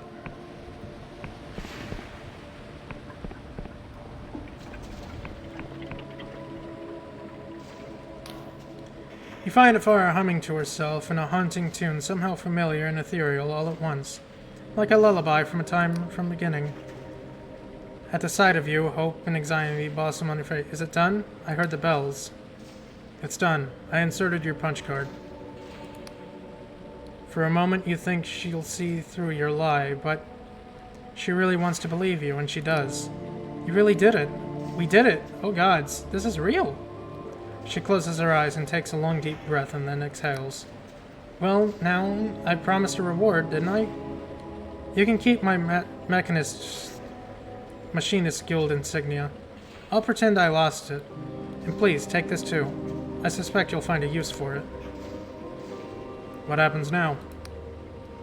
We're still here, which means I wrote a spell correctly, and a vanishing should stop immediately. And some memories of the vanished will return over time. With a few months, other reforms will take effect. I expect there to be many rather commotion once people realize how much has been stolen from them. And without the power to erase their cities, my colleagues will struggle to suppress it. So perhaps we will have a new speaker, or a new guild, or something entirely different. Who knows? The future is open again. Glad I could help. Farewell, Afara. Thank you again, friend. Rapid Myrmidon petition. Ooh. Thank you again, friend. I can't tell you. Afara blinks and looks up at the sky. Oh, fancy that! Do you see it? The snow? The snow stopped falling.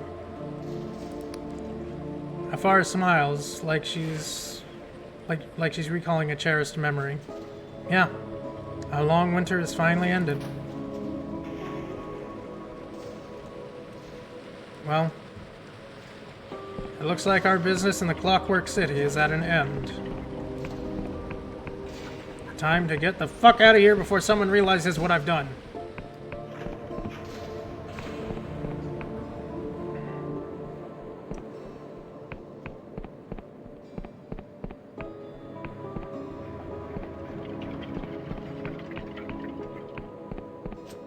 I'm not getting arrested for killing a king. Wait, did I get anything?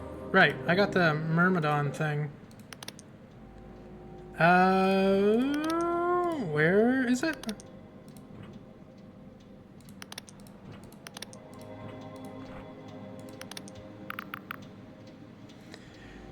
Rapid Myrmidon petition. A formal plea for assistance from the Clockwork King, pre-approved, but requiring a hefty vouchsafe of blood. Given the ongoing shortage of non-schematic Myrmidons, the issuance of this device bespeaks considerable favor within Its Majesty. I have no idea what that is or what it does. I am not going to use that. Get me out of this fucking place. I want to go back home to my mansion. Please.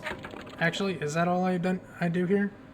We don't need roads. Oh, wait, no, we're not done here yet. We gotta go deliver the thingies to the whatchamacallit guy, wherever he is. He's somewhere around there. He's in that the thing next to the bridge or something. The map dude. Him. We gotta find him.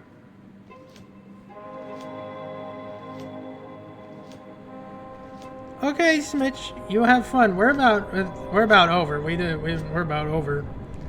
Bye-bye, Smitch. Have a wonderful day.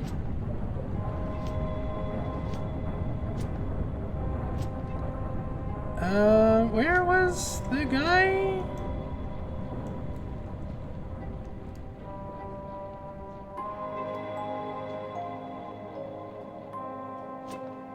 I remember him being near, like, some sort of bridge. Was it this bridge? It might have been this bridge. I think I need to go back up.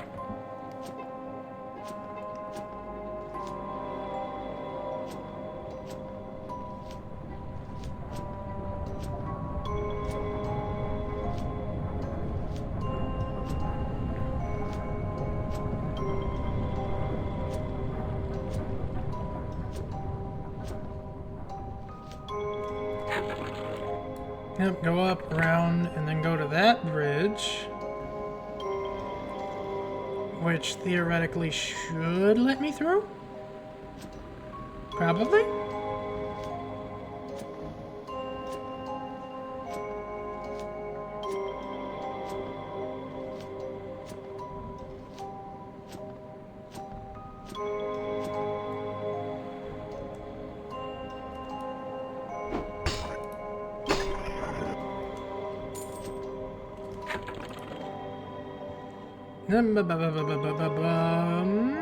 Let's throw it into wisdom. Yep, there he is.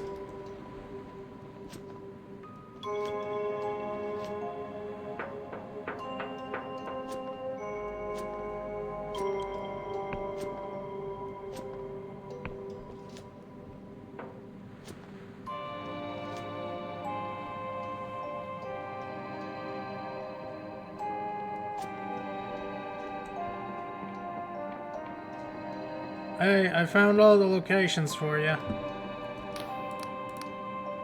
I have cipher charts. Excellent, yes, these will do nicely. The detail here is impressive for one of your limited experience. Please take this as recompense. About these charts I'm making. Well, you get a landmark and equip your cartography notebook and make a cipher chart. If you obtain a compass, you will be able to find yourself on the map. There are 4 scholars working here. Okay, so is there any reward? Yeah. Yep, got it. Did I do it? Did I get all of them marked? Pretty sure. Pretty sure.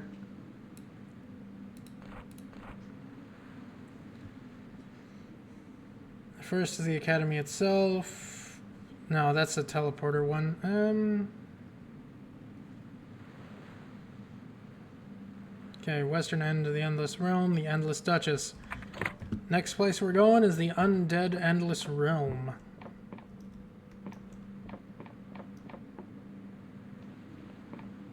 That will be fun.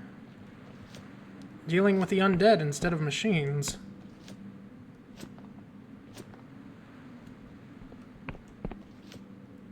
But first, I want to get back to, like, the main city. I deserve to go back there. Can I help you?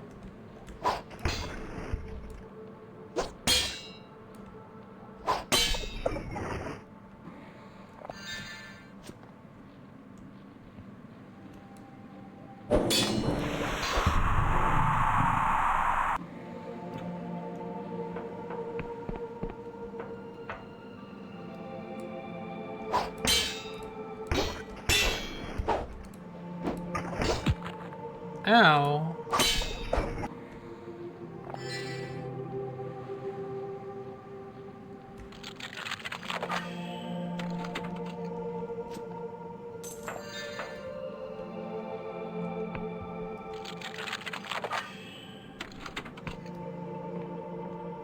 Oh shit, there's corruption up here?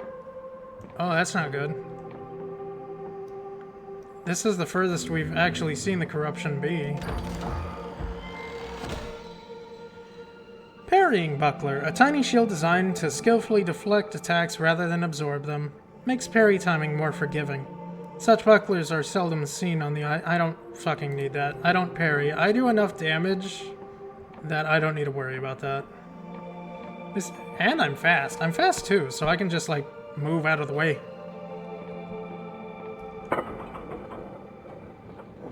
Hey, look, it's Will. I guess we can end off in the fort. That's good enough too.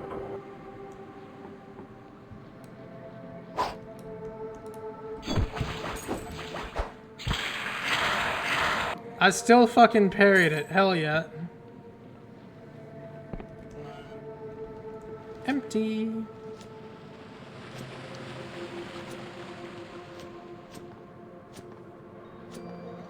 We'll have a chat with, like, the other people that we collected, too. Maybe they have some insight about being here.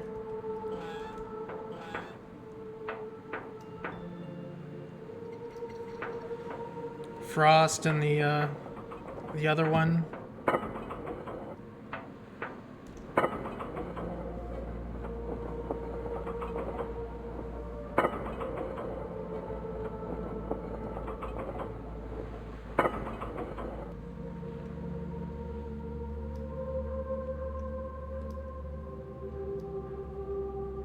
Or maybe... Oh, hey, you're here. He nods. Confessor? What can I do for you? How are you settling in? Ah, the blinding light. I remember when we captured this place from its union caretakers. Back when we thought we could get away with anything. Can I ask you about something? Nah, I don't need to know anything. And down there, there's a god. Just shackled away. That I am irrevocably tied to, and I don't want to be tied to. Hey, what's this? I can upgrade this place? Oh, okay. Sure. Wait, no, no, no, no. I need that. I need that Iberian ore. Not fucking happening, dude.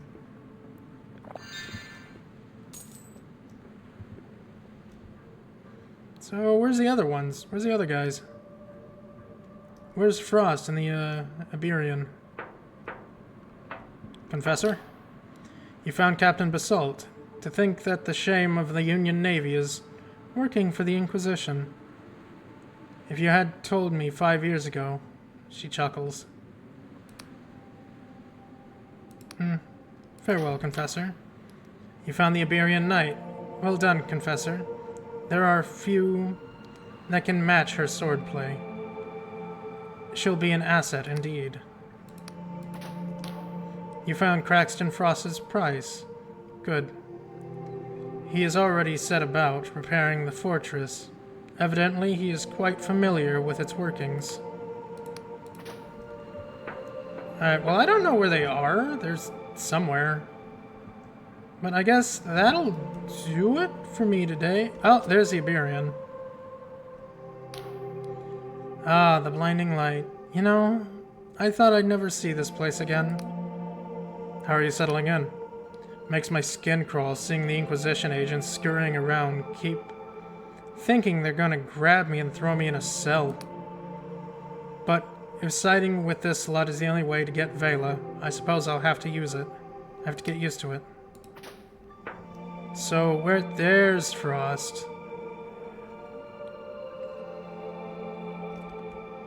Nice thing, dude. Drat, blast, sugar, blinking, bloomin', flippin', fudge! Still having trouble cursing?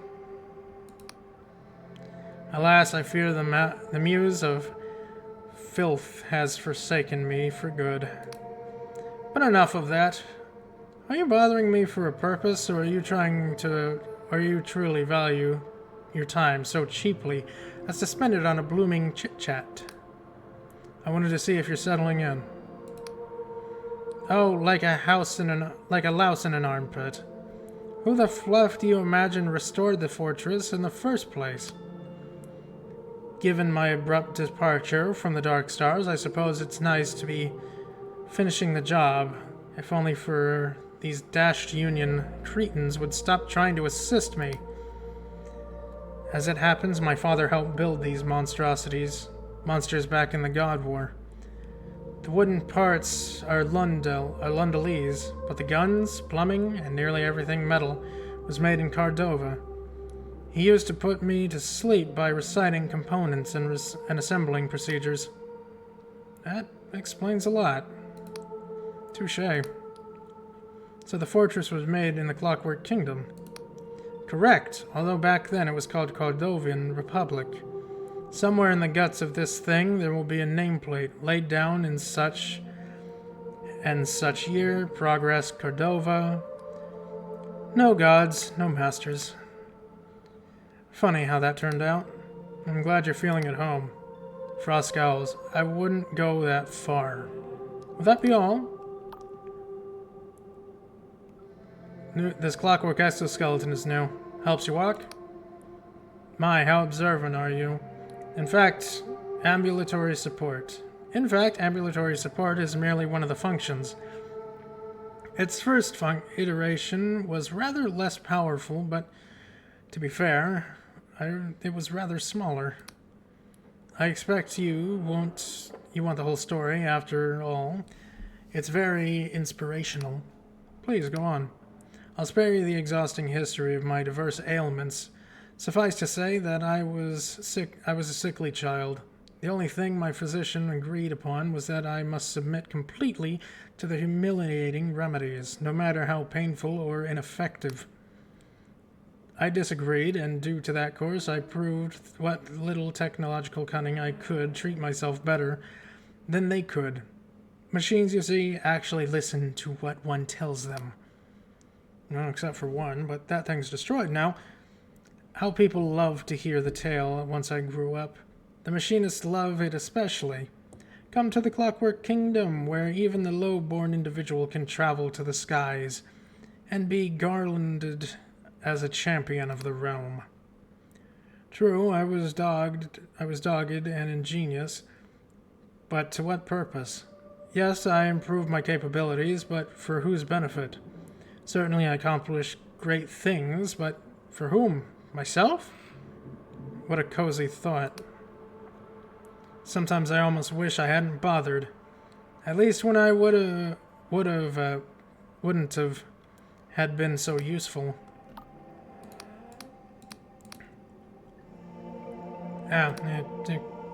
Oh. Probably should have read that. That's on me. I thought it was just a leave thing. This thank you, perhaps the phrase you're looking for? Don't mention it. We've all had our bad days. Yes, quite. Very good. Well, what are you waiting for, Metal? Bog off before I break something expensive. Oh, there we go. We got a chat with all of them.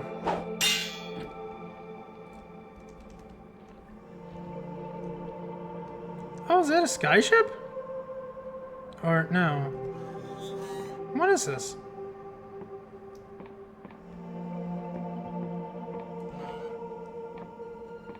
Something.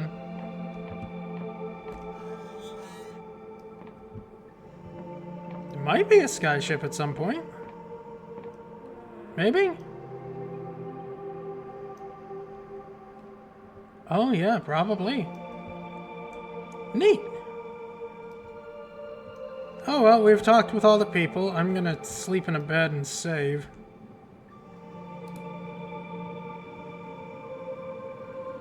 It didn't say save. I'm gonna look for a save point before I end, because this game doesn't have a save feature proper. We'll go to the main town. We'll go through Quill, go to the main town in the center, and then we'll be able to travel our way back to the Endless Realm, somehow, some way. It'll all work out.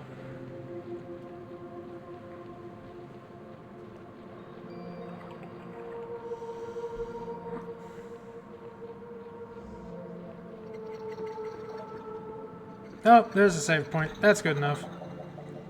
Alright, off to the title screen. And that will be it for me for the day. Fucking nearly 8 hours of stream. I'm hungry. I'm waiting for a delivery, and there's nothing I can do about it. But I do hope you all enjoyed yourselves today. I really appreciate the people that stopped by. You're all wonderful. Kai, thank you for the raid. I know you probably just raid me because I'm a wonderful person and you like raiding me, and I know you're very much asleep. But to everybody else, I hope you all have a wonderful, wonderful day.